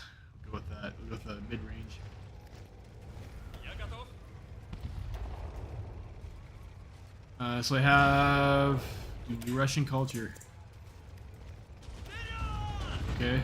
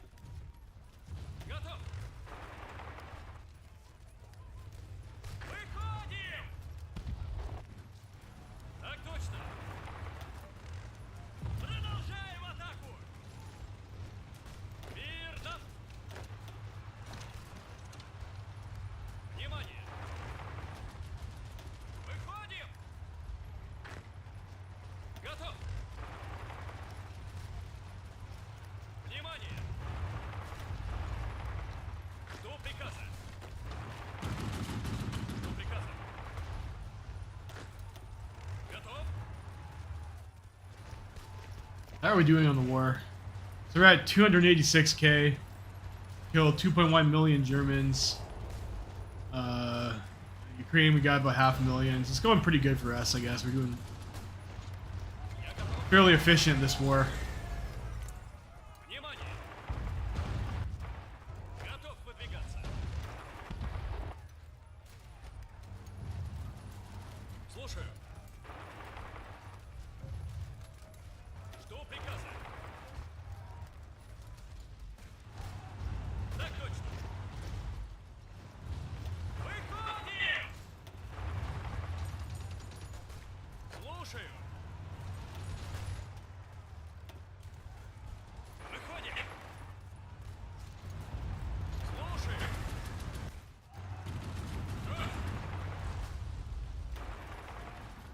Выходим. Целюсь.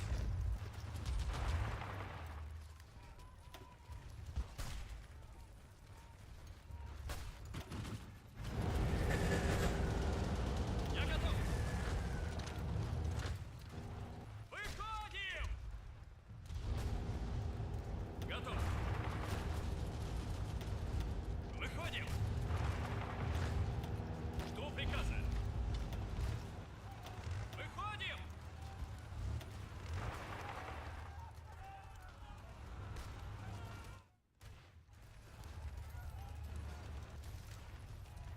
Внимание! Выходим! Занимаю укрытие! Выходим! Смирно! Я готов! Брось!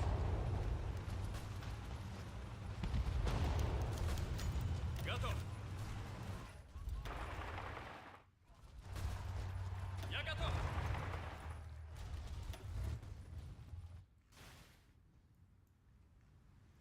The Svobodnik curriculum. Up to this point, our education system has been more focused on removing earlier liberal communistic influences from the textbooks, but it has lacked greater ideological coherence. In the intra-party debate, two distinct factions have emerged. The Minister of Industry and Trade, Professor Alexander Voznesensky, has been a prominent supporter of political technical focus, preferring to favor hard sciences. He argues that Russia is best modernized through engineers and natural scientists whose skills are needed to realize Russia's great ambitions. While political education is important, it must play a secondary role. The opposite perspective has taken up by Pyotr Borotensky and his Academy of Spiritual Culture, which he presents as a model of future Russian schooling. The focus in education should be on self-realization and creativity of the students through symbolist and Steiner-inspired curriculum. Even the less spiritual members of the SERS, such as Anastasi Vonstasky, have also pointed out that national populism does not believe in materialism, but in will, which is best fulfilled through spiritual-oriented education. Yes, it must be spiritual. Идем! Идем! Выходим! Смирно! Пошли, пошли!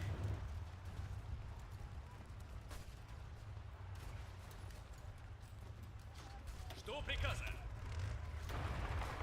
Выходим! Готов выдвигаться. Вперед! Слушаю. Я готов. Я готов. Внимание! Готов выдвигаться.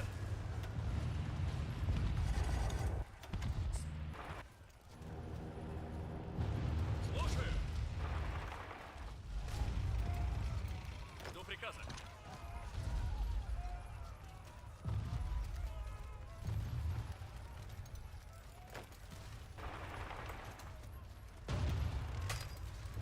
Смирно. Брось.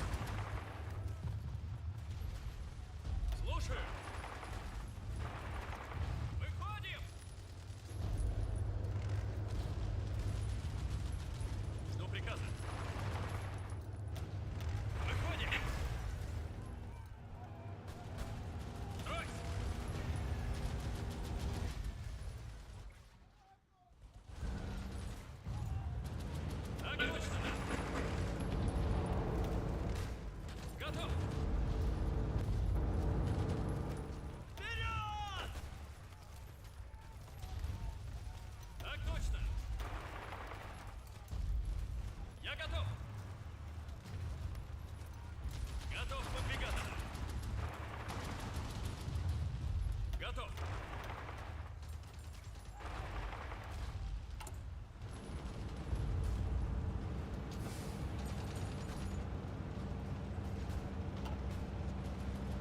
Мирно.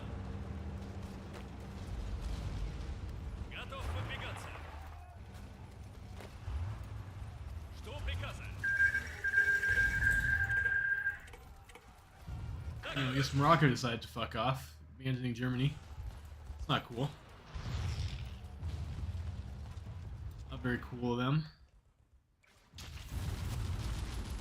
Стройсь.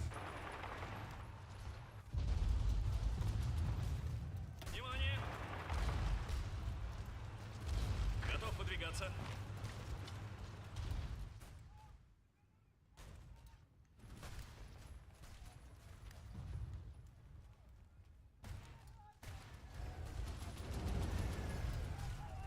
Готов выдвигаться. Слушай. Так точно.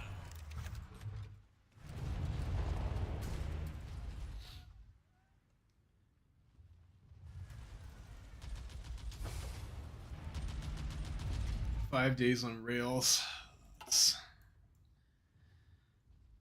A large series of arrests began today as security raided all of Russia's universities simultaneously. They arrested over 5,000 people and confiscated a large number of documents for investigations. This operation to purify Russia's palaces of decadence has been long promised by Svobodnik propaganda, and the fear of it has already sent many, especially Jewish members of the academia, into exile. Too long have universities poisoned Russian culture and the minds of its youth with Judeo-Bolshevik ideas. Many student organizations have been successfully fighting this plague already from 1920s, fights where many of our younger members saw their political awakening, but finally a coup de grace has been made. With one swift stroke, Russia's cabal of enemies has been put down. One of the courts have processed them for their various crimes against the nation. Those saved from the bullet will be put to work to learn to love Russia through their labor. Now vacant professorships and other positions in the university administration are being filled with the brightest minds of the SCRS. Additionally, new professorships have founded, such as political economy, steppe studies, and Russian folk culture.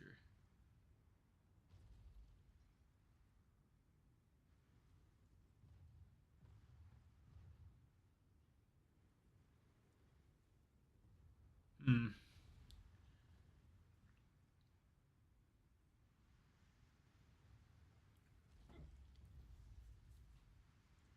Yeah, I'll try to do that. Like I want to kind of stay in the middle with the old Svobodnik's tier.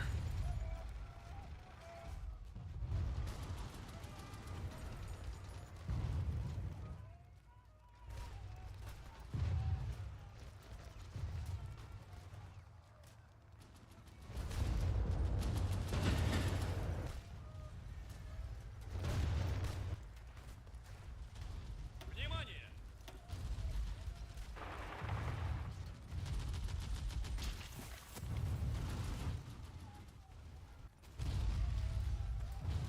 Слушаю.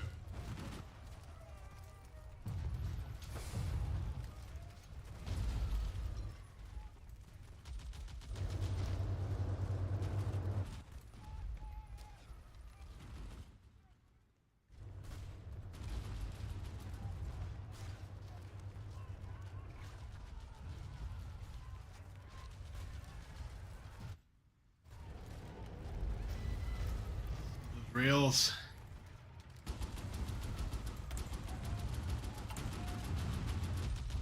I have a huge deficit of aluminum. I ain't sure if that's worth trading for right now.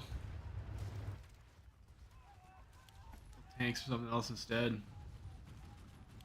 Rifles.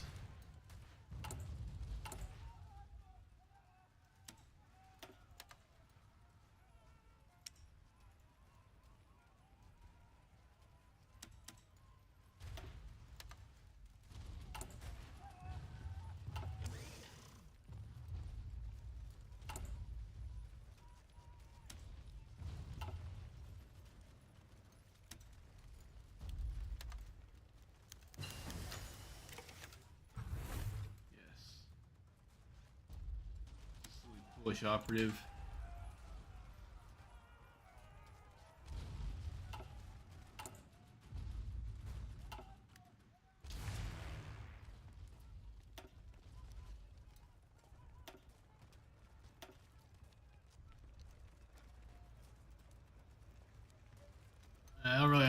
decent planes. Start war shit. Don't bother. Жду приказа.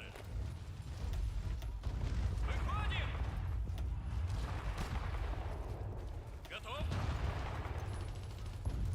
Выходим!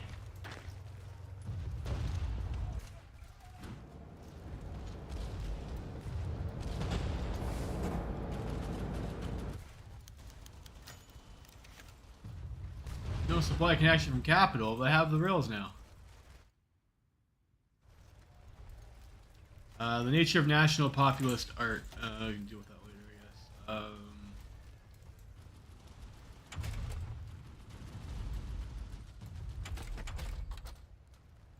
This, let me get more oil. We are remaking the human spirit. Art is one of the most important tools in our hands. Thus far, the artistic life of Russia has been largely free, and the Ministry of Culture responds to various kinds of artistic projects. As long as they have glorified the Russian nation. As a Vlad's personal project, he has courted many avant-garde artists to work in state propaganda and great architectural projects. This has led to new theories of aesthetics among the SCRS intellectuals. First, there is a so-called neo-symbolist vanguard, a group of artists around the brilliant Vasily Kandinsky. Kandinsky's themes stem from mystical spiritual experiences of apocalyptic themes and the chaos of symbols. While some of his wilder creations have been left with less attention from state media, he does enjoy the admiration of Savinkov and many of those who stress the more esoteric aspects of national populism. However, the admiration is hardly mutual, and Kandinsky has refused invitations to party events. The more futurist tendency in the movement has been drawn towards Alexander Rodchenko and other constructivists. Their art draws on modernity from the steel and speed of the machine age laid bare open. We have already been utilizing much of the constructivist style in their state propaganda, so it would be a natural step to formulate national constructivism as the party's official style.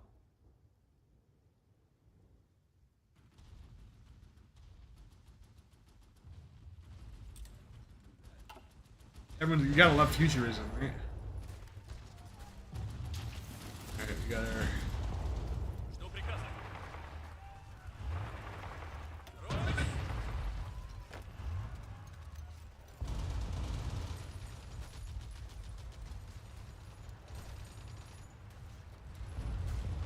Вытесним их!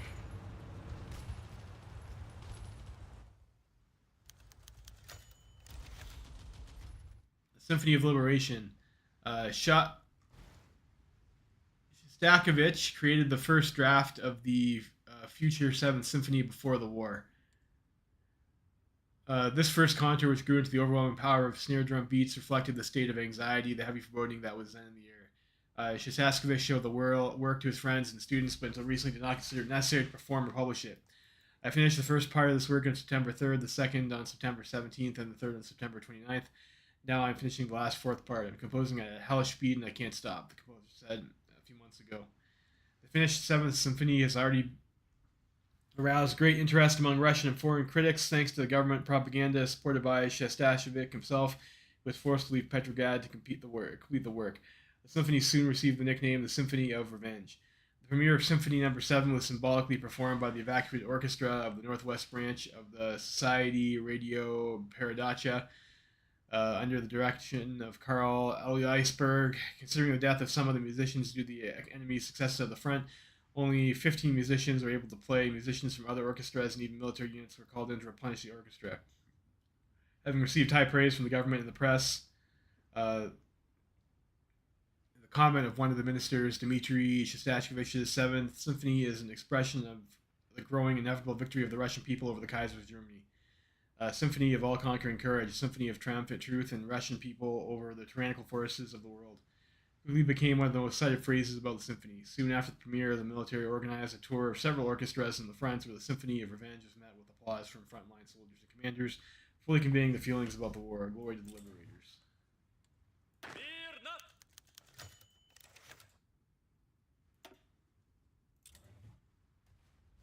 Let's see if we can throw them back. No, I'm not liking that. Зададим жару! We'll just leave that for now. Я готов! Смирно! Я готов! Germany just seems to like GG out of this game.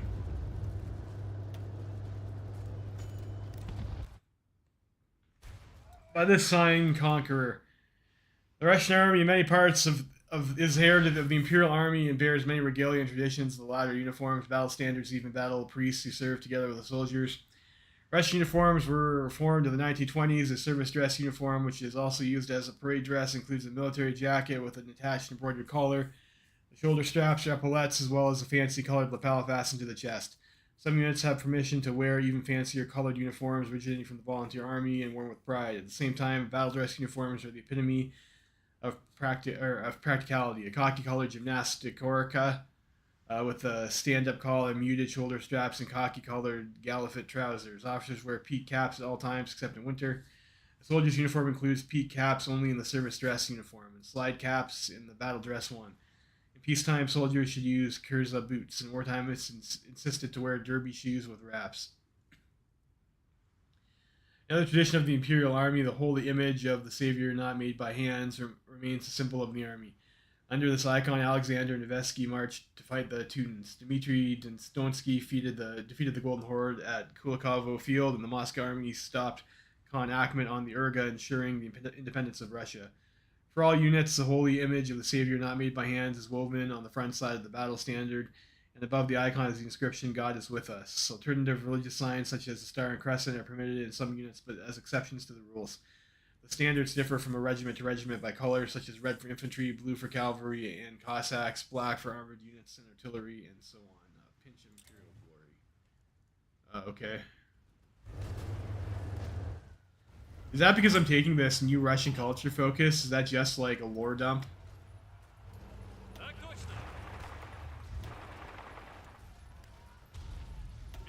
I wonder.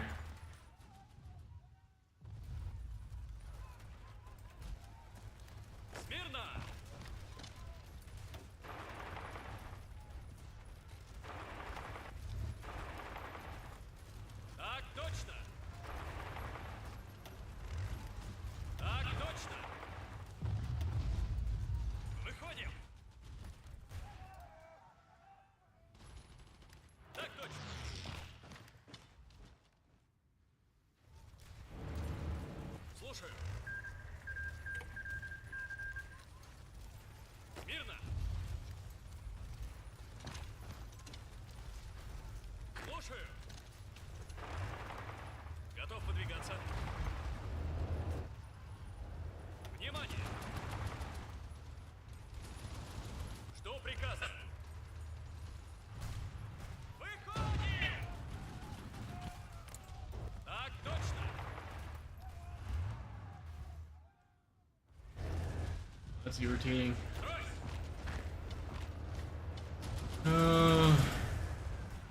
Так точно.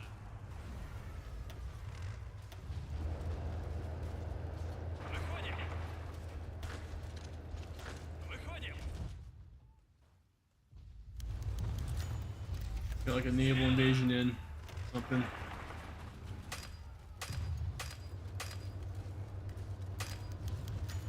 Готов? Fuck! So many pop-ups. Young Pathfinders. Scouting boasts a long and proud history in Russia, originating in 1908 with Tsar Nikolai II's personal blessing and support. Though the empire has disappeared, Russian scouting has only continued to boom, with tens of thousands of scouts across Russia organized under several different organizations. Many scouts and scoutmasters fought under the banner of the Whites during the Civil War.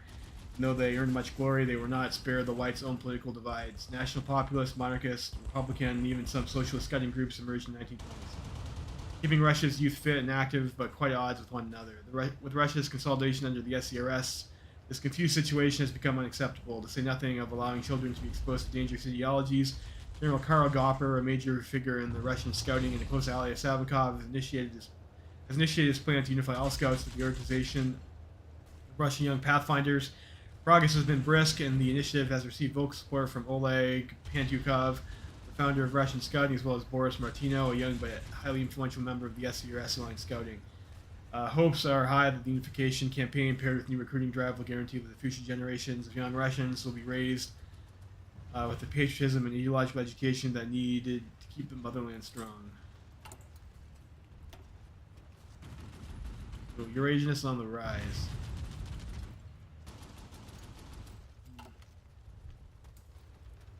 Maybe do more solidarist things, I guess. Готов выдвигаться. Готов. Смирно. Мирно.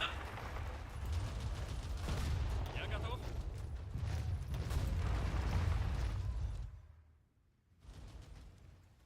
Что приказано? Ройс. Готов выдвигаться. Ройс.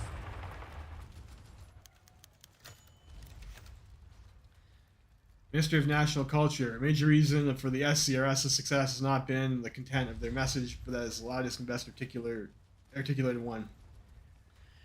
To continue our propaganda efforts, the new ministry has been organized, which not only handles typical cultural matters, but also has extensive powers to control the press and a sizable funding to fund cultural projects deemed useful for national unity. In addition, the state radio infrastructure shall be under the supervision of the ministry. The ministry will be seeking to collaborate with artists whose work can be given official approval. These national artists, proper values will be instilled into the consciousness of the people. Art, music, poetry, cinema, sports, chess, ballet, if it is part of the collective Russian psyche, it must be directed to serve the state and the cause and instill people with complete faith in the Third Russia. Two chief candidates for the post are Party Secretary Karol Węgrzegolski and Dr. Peter Savinsky.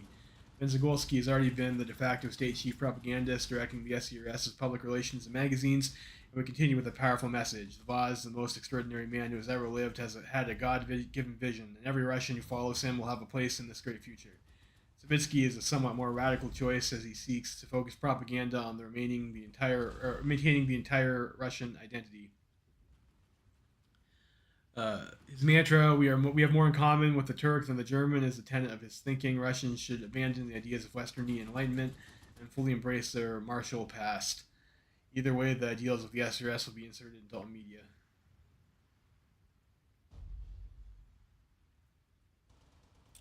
Let's keep our original guy. Я готов. Готов выдвигаться.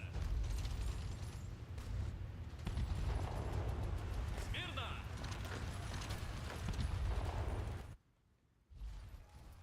Так точно.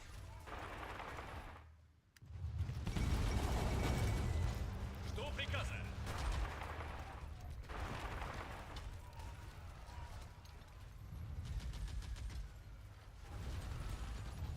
How is Germany still alive?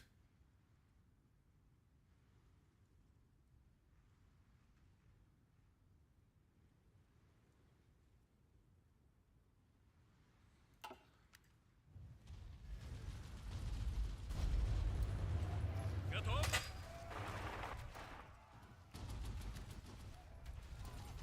Я готов. Выходим. Выходим.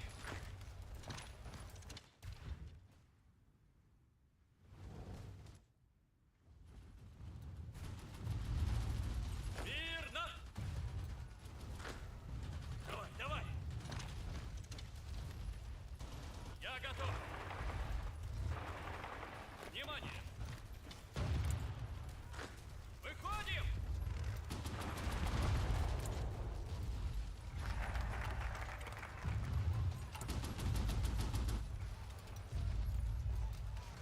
So you can use Eocrats. Do this. We'll do Revolution Spirit, maybe.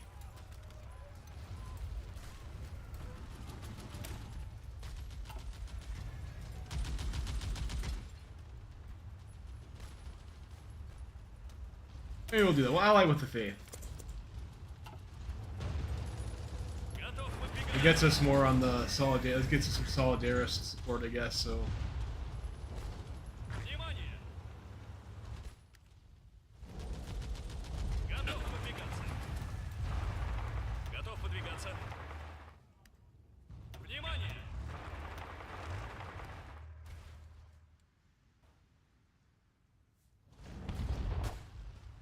Что приказано?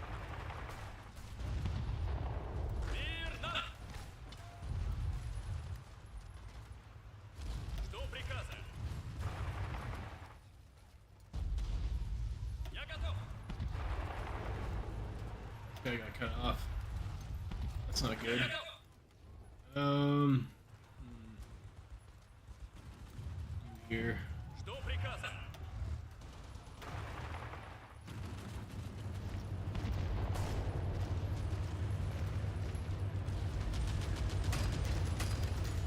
Выходим.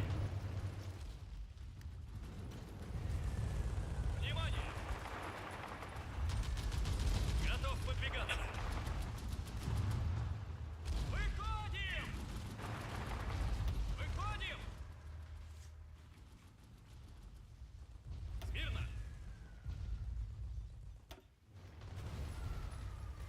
Выходим. Брось. Внимание. Выходим.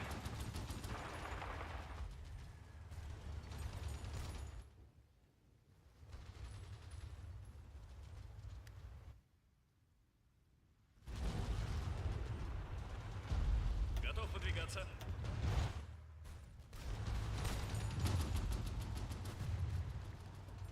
Выходим.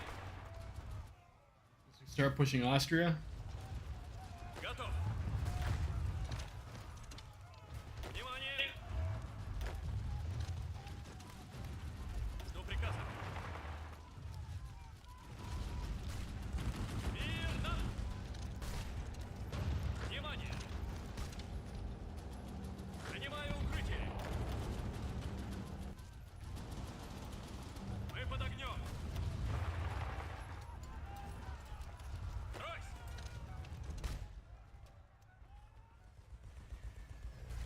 Слушай. Внимание. Так точно. Так точно.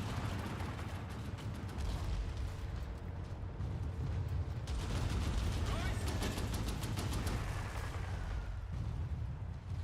Я готов.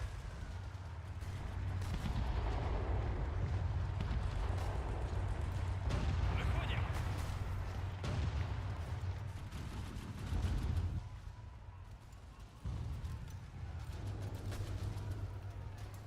Слушаю.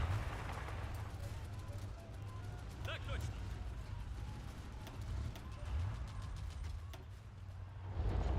Выходим. Я готов.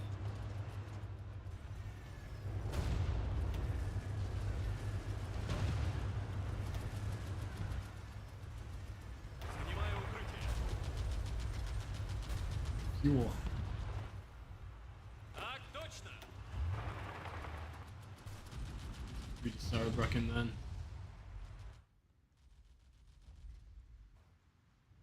Внимание. Выходим.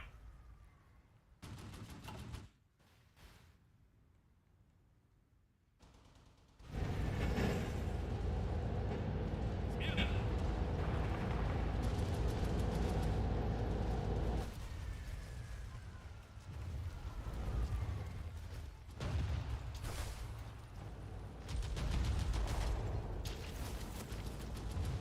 Слушаю. Я готов. Слушаю. Идем, идем.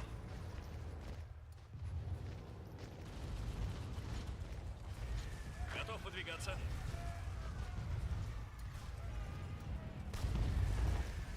Жду приказа.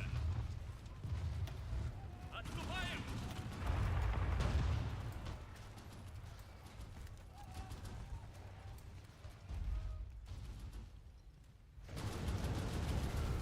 Эти силы!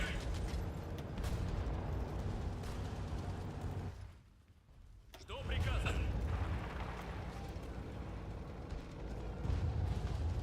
Я готов.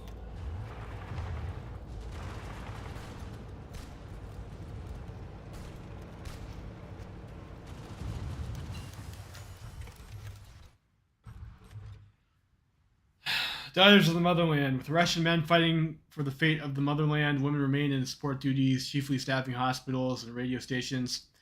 There have been rising voices promoting the idea of a new women's military unit and legacy of Maria Bakarinova's Women's Battalion of Death. Despite the failures of the unit, it continues to inspire some more radical politicians from their party. Pyotr Wrangel reported that under the pressure from politicians, he's organized a separate women's volunteer infantry brigade, but in the meantime, he established strict physical standards and sent them to the rear for military training, which, in his words, God knows they will need. Pyotr Wrangel, at the last meeting with the president, categorically refused to send women to the front line, instead preferring to keep them in the support role.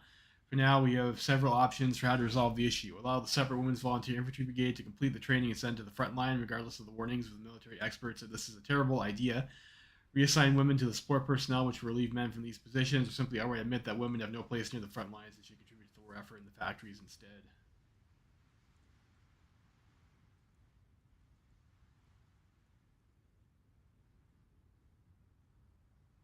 Improve field hospitals. We'll expand the auxiliary role.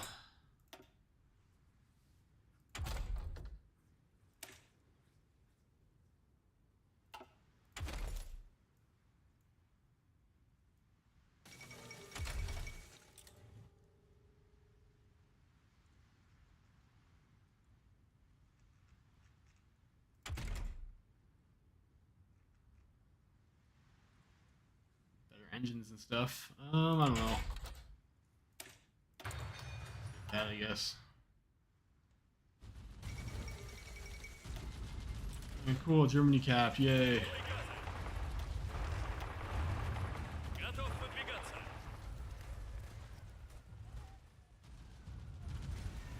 Готов? Finally. Выходим. Готов выдвигаться. Выходим. Я готов.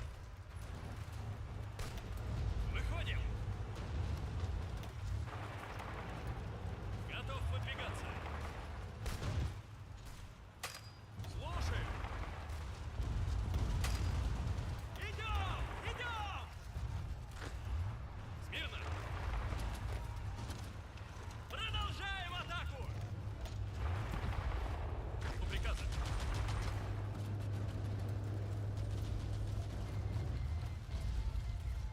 Внимание! Внимание! Выходим! Готов выдвигаться. Жду приказа. Так точно. Готов? Выходим! Слушаю. Я готов.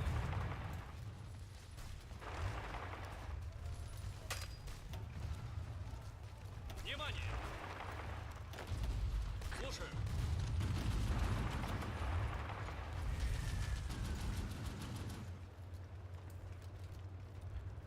Я готов. Так точно. Внимание! Oh, Vienna calling. Выходим! Выходим! Выходим! Слушаю. Готов выдвигаться.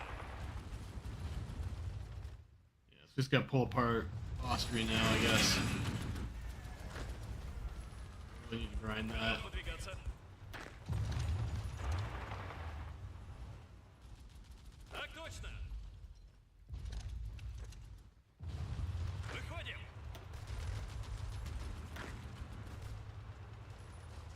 Выходим.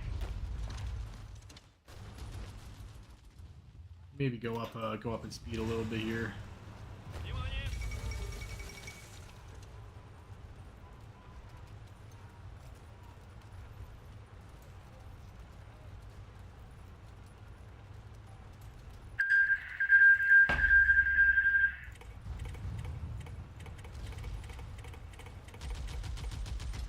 Collapse of the Reichspakt. It appears that the unthinkable has occurred. News has spread that the German Kaiser, his cabinet, and a considerable number of state officials and key generals have embarked by air and sea to Middle Africa, They have erected a government in exile. German territories and the Allies in Europe have been abandoned to their fate, with structures offered by the Reichspakt alliance now completely evaporating. German forces in Europe are expected to offer their final surrender within days.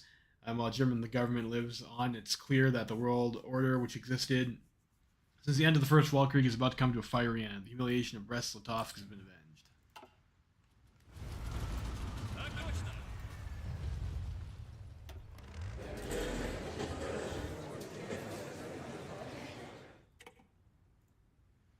Ukraine.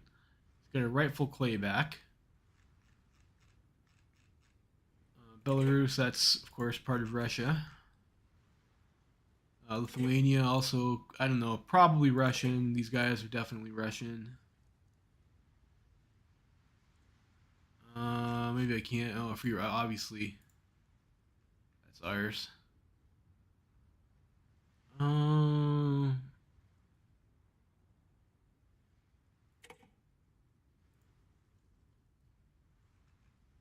Poland, Georgia. All right. Then we got to start. What do we want off of Germany?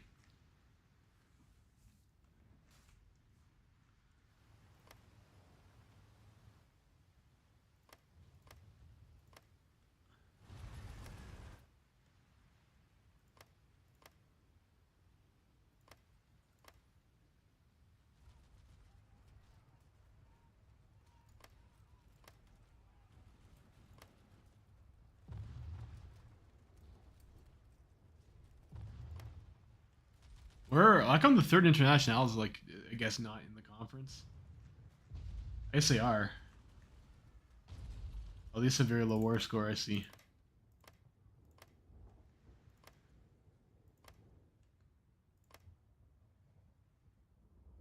They took their Alsace-Lorraine territory, I guess. That's fine, I suppose.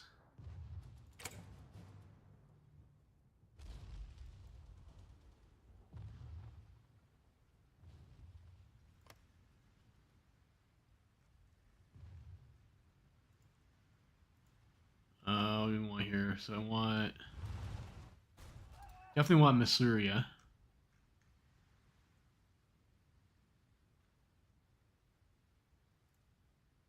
I definitely want West Prussia. Neumark.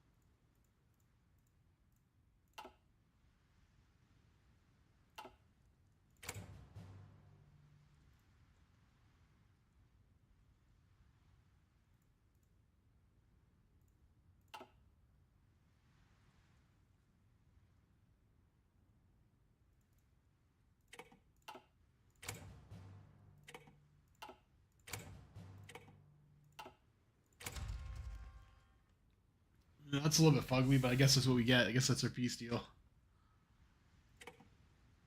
Albania.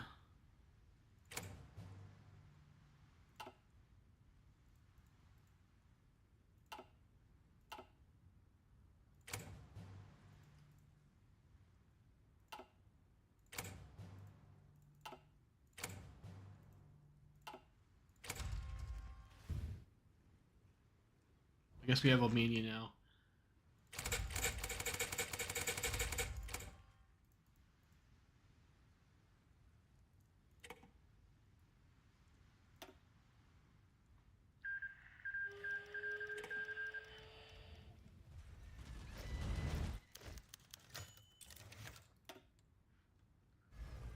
Слушаю.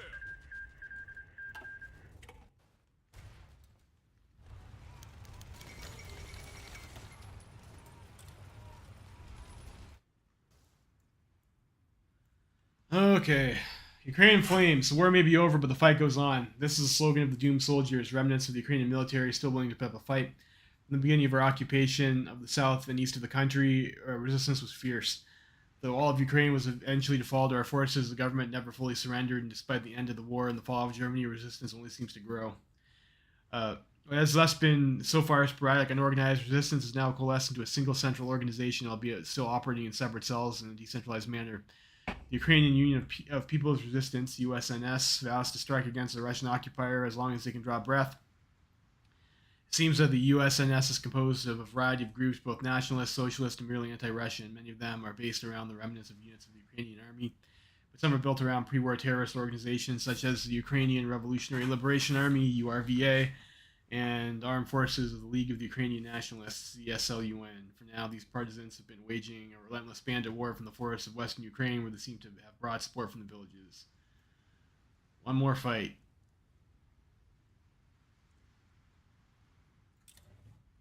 Victory of the Third Russia. On this day, 1 o'clock, 3rd June 1941, one that will be known by a future generation. The remaining German forces in Europe signed the official document of unconditional surrender, marking the end of the Great Patriotic War. The Voss promised a third Russia, one that would neither be Tsarist nor Bolshevik. Through pain and bloodshed, his vision has prevailed. Russia has saved itself, no longer bound to the shackles of German or communist materialism. The motherland has risen with the blood and depths of its people, guided by its Voss, who dedicated his entire life to achieving this victory. Yet Russia's victories do not end there. There is nowhere room for complacency when the faithless threaten every corner of the world. Russia, the destined savior of this world, must make her place known. In the battle of minds and motors, the strokes of pens and swings of a sword, the ascension of the Third Russia is inevitable. Russia fara da se.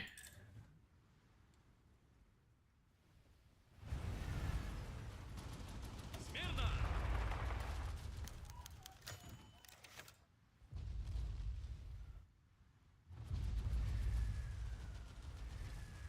Я готов!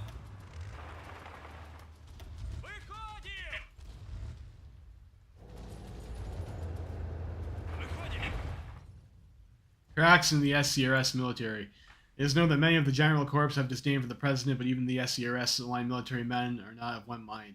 With the recent military reforms, SCRS's direct volunteers and assault battalions have been receiving disproportionate funding and personnel demanded by army ideologues like Viktor Larionov, Vladimir Manstein, and Yuri Shirinsky-Shikmatov. The program is meant to permeate the entire Russian army with a new fervor and philosophy of heroism and to do away with the artistic remnants of the Russian military culture, or aristocratic remnants. Larionov ended in a harsh conflict with General Karl Gopur, the inspector of the army. A number of infantry school staff sent Gopur, who was in charge of ensuring that regulations are followed, a note demanding an end to attempts to ideologize higher military education, as well as a frivolous waste of time and resources. Directly conflicting with the 1929 field service regulations. Gopur, despite his personal yet waning loyalty to Savinkov, brought the matter up with the president himself, giving careful support to the demands. Gopur even threatened to side with Pyotr Wrangel and made it clear how much he despises playing politics in the army. Naturally, the very next day, Larionov came to meet the Vaz, praising the successes of the units which had been informed by ideological teachings. Keenly aware of Gopur's opposition, he even suggested making Manstein instead the inspector of the army to ensure the patriotic control of the army, a snub no doubt directed at Gopur's nationality.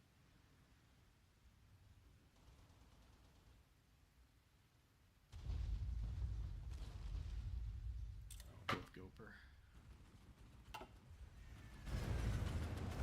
Слушаю!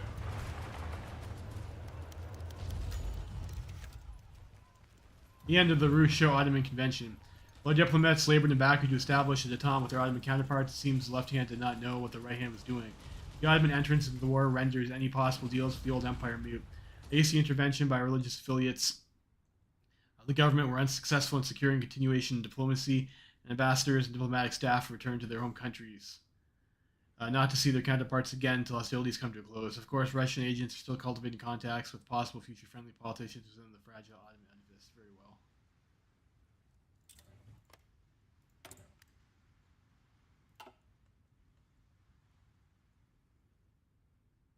That's probably because I annexed Georgia. Oops. I didn't really get the opportunity to, the fate of Georgia.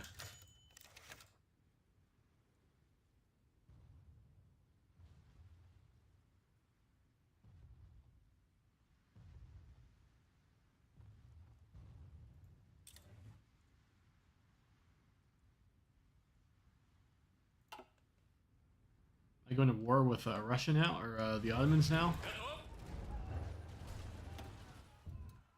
Ройсь!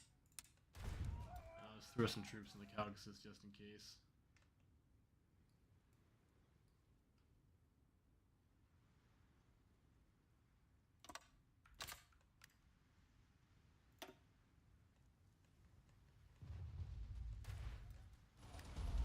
Так точно.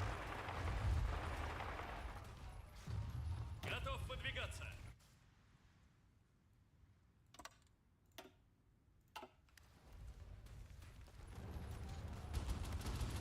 Жду приказа. Выходим!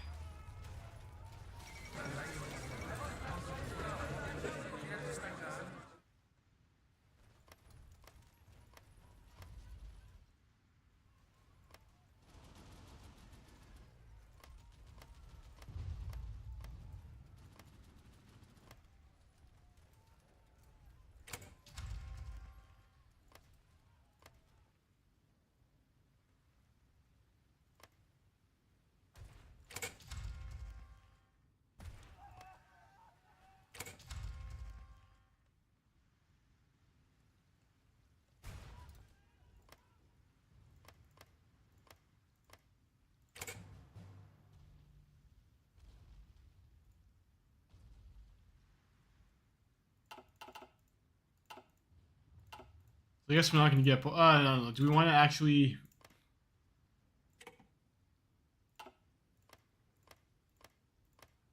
Let's maybe fight for Bulgaria.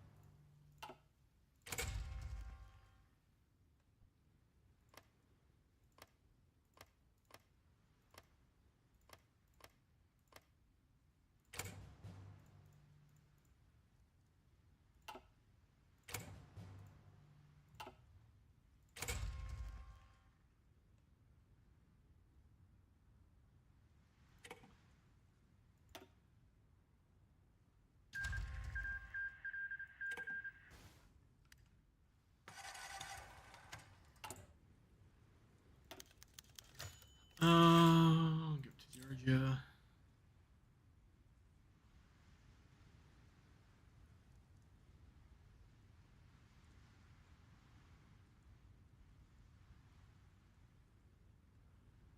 Divisions in Pinsk. That's good. Why? Why would they force us to shuffle divisions around? That's so irritating to have to pull and do that. Внимание! We need to garrison.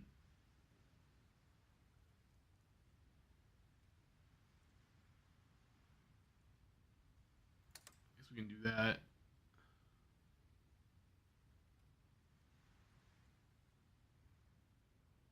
Ройсь!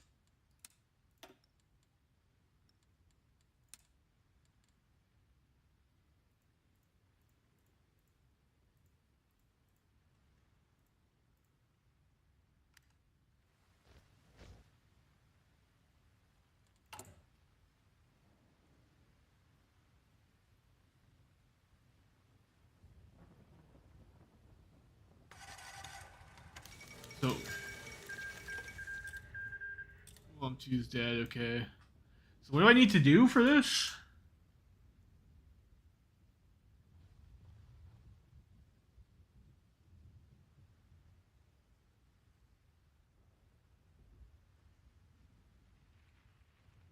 I guess I just have to let it run out. That's annoying. And then it gives me a decision after.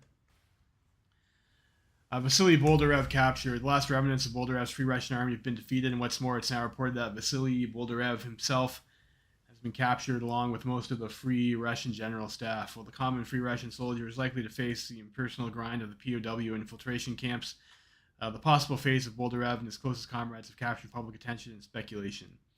After a hurried transfer to the capital under the strictest guard, the leaders of the now defunct Russian Free Army have been arraigned and are awaiting a treasonal trial in the Russian Moscow court chambers. Rather than involve the military for a court martial of so many former officers, the government is instead holding a civil trial, not only to provide the harshest punishment possible for such grave crimes against Russia, but also to deny the military an exclusive right to judge its own members when the loyalty of so many officers is proven weak. Nevertheless, the military will maintain their presence in the form of expert witnesses. The stage is set for the closing act of the Free Russian Army's existence. An excellent day.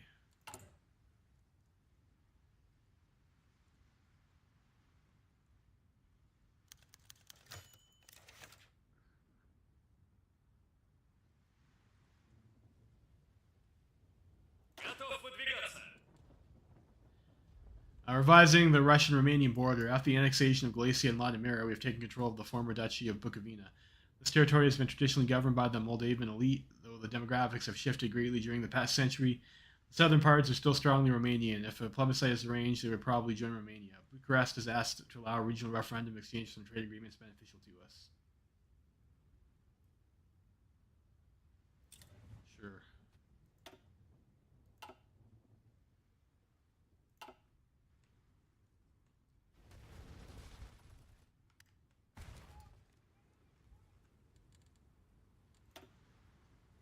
So, a war with the Finns. Я готов.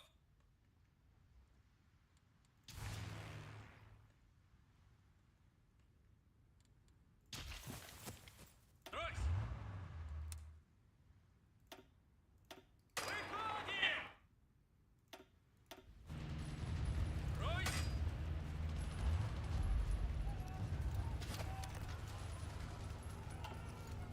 Well, that's bullshit. That always happens, doesn't it? Right? Like you get a couple units caught out. You just disband. It's annoying. Слушаю.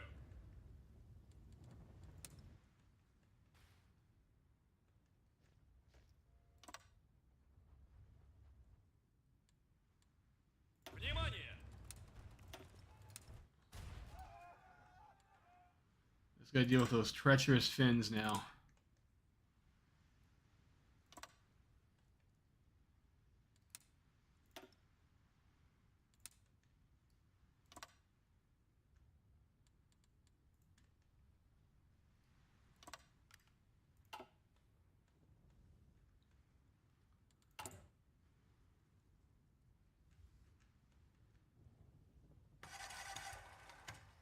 Я готов.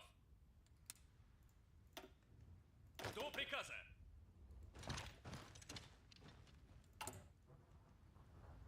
Так точно.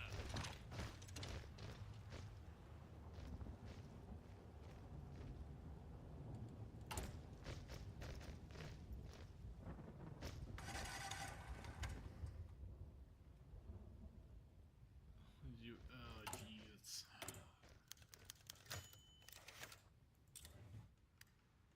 Wow. Ukraine is like really going out of control here with these.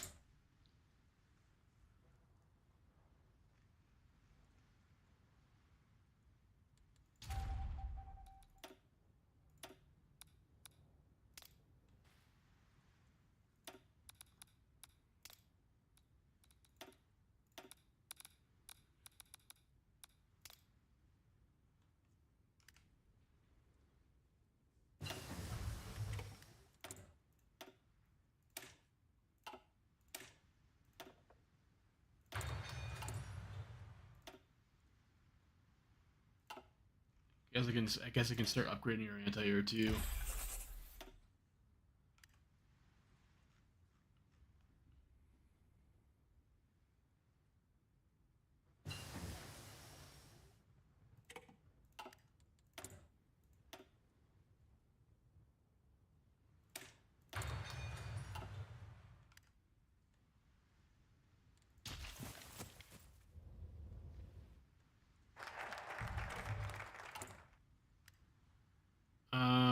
It's compliance growth speed.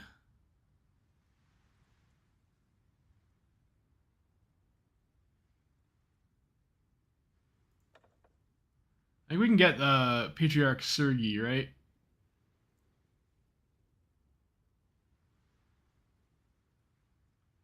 It doesn't actually help us though.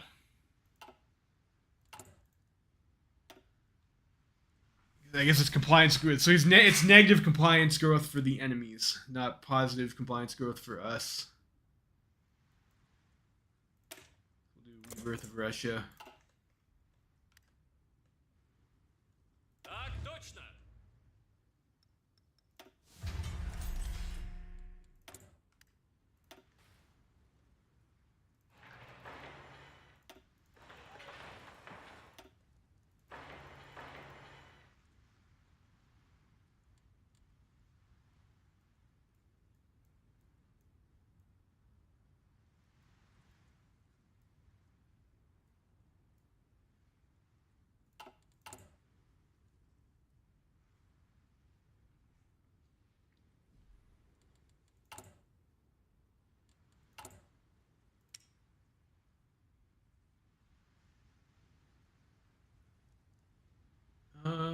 Do we have improved? Like I thought I had improved. I don't.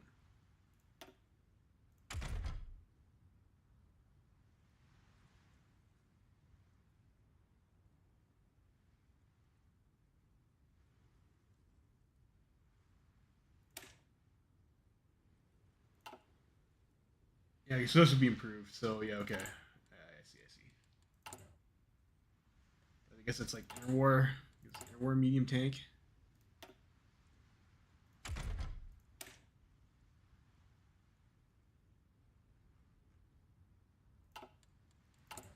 No, that doesn't sound right. It's got to be. I thought improved was that tier.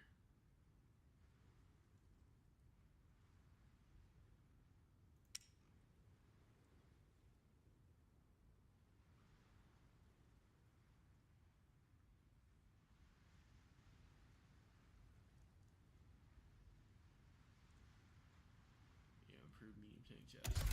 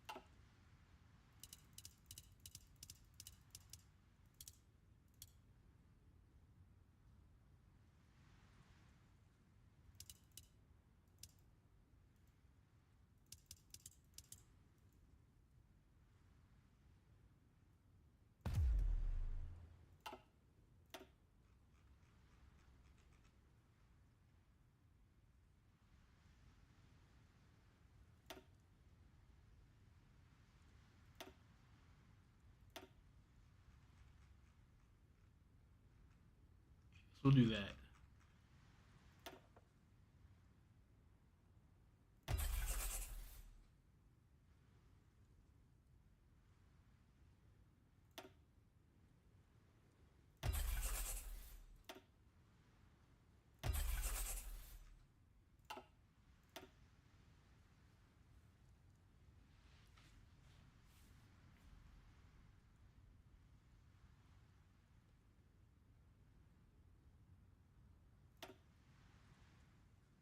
And I could also go to maybe medium flame tanks now too.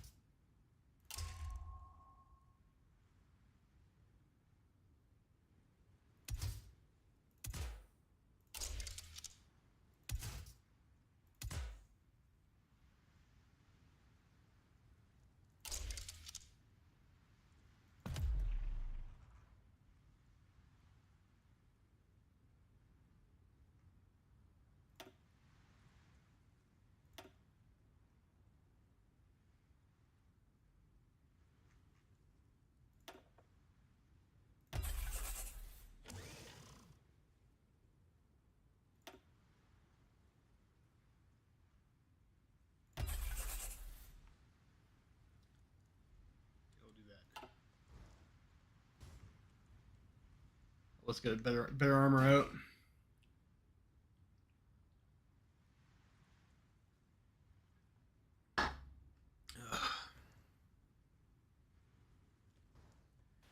And then I gotta deal with the fins.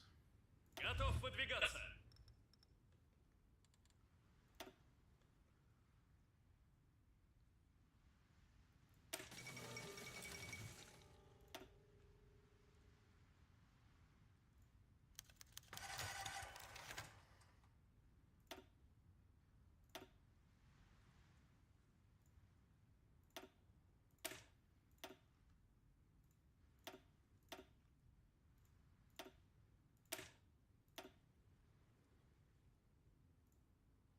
Sign some medals, get the extra attack. I guess we'll go for it. Some of these guys got quite a few.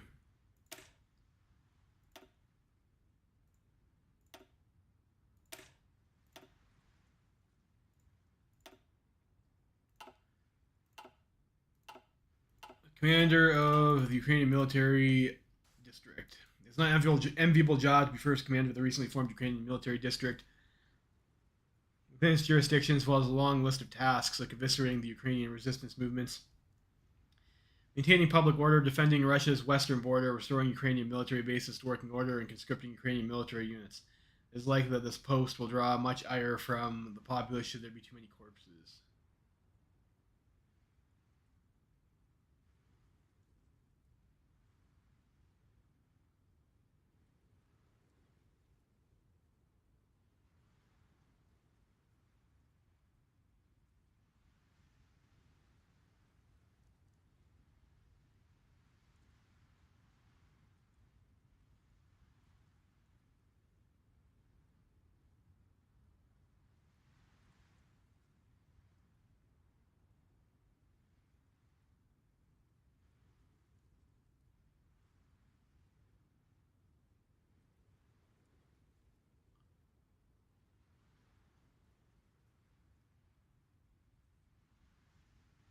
Hmm.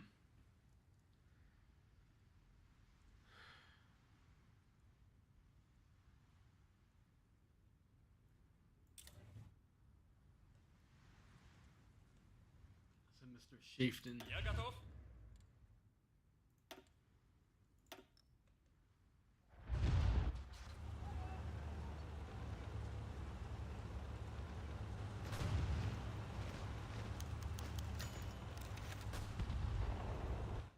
Belarusian resistance. Marshes and woods proved to be perfect for guerrilla warfare, and we already saw during wartime occupation. Resistance in Belarus is largely directed by Vaclav Lastusky's ultranationalist organization, the Green Oak, which has grown beyond its pre-war political fringe. Our intelligence has also identified international-backed partisans led by Konstantin Jezovitow, who may become a greater threat in the long term due to their foreign support. These groups have been trying to coordinate their efforts with Ukrainian resistance, as both operate especially strongly in the Pinsk marshes.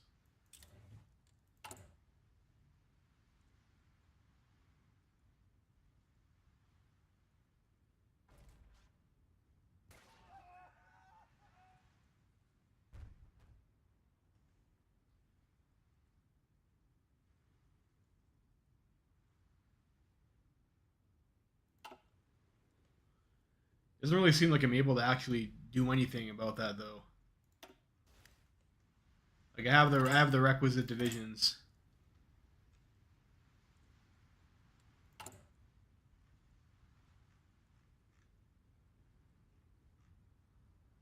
Did I fuck up my fate of whatever?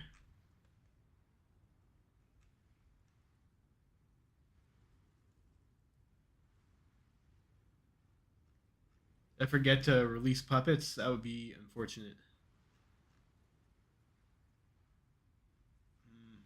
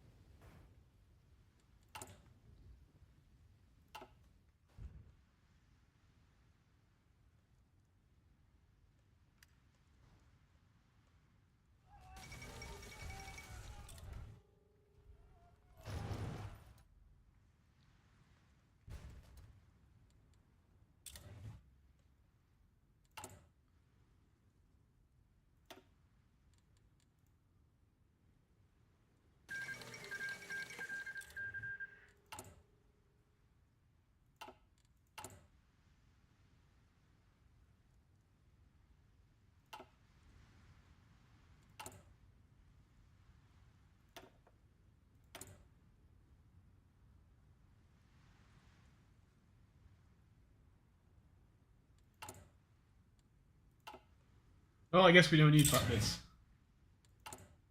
Guess we're all just Russian core territory or whatever. Oops. Oof. Well, we've got Georgia.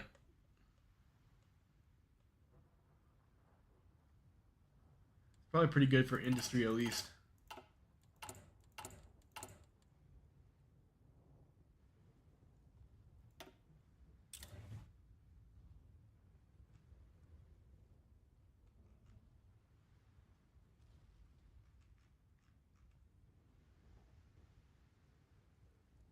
Medium tank.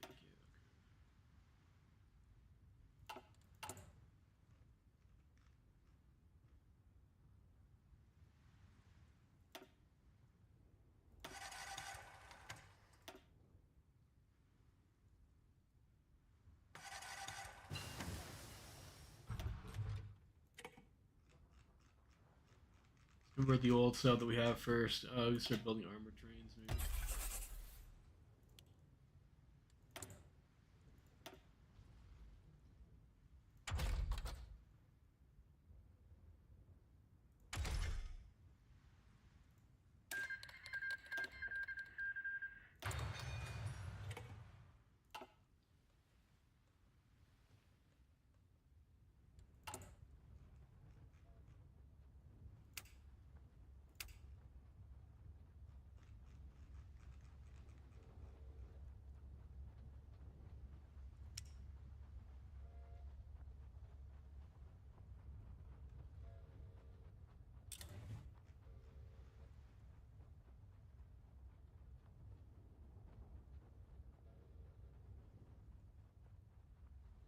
Oh, I see. So you can remove Wrangle, I guess.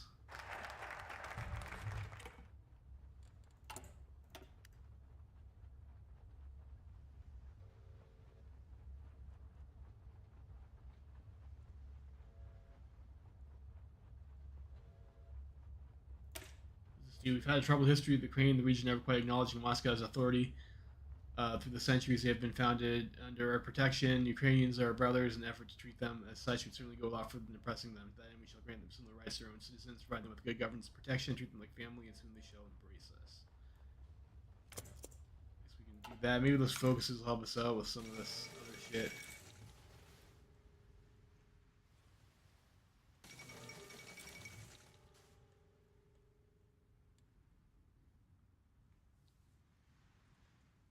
I wonder if it was worth a save scum to go back and try and get her puppets. Ultimately, it's not like a huge deal.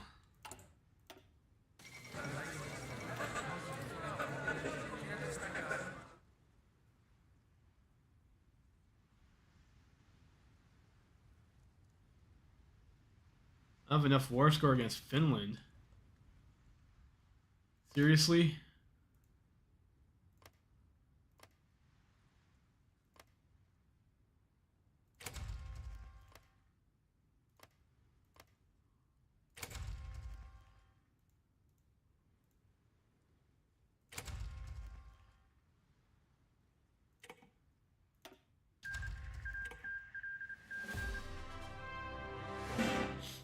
Ooh, we got an achievement. I survived the second Valkyrie, boys. Got a Chivo.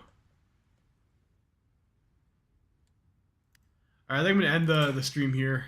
Maybe we'll do some... I don't know if we'll come back to this game, but maybe we can do some more busting up the resistance or something later. But I'll see you guys next time. Happy holidays and a happy new year.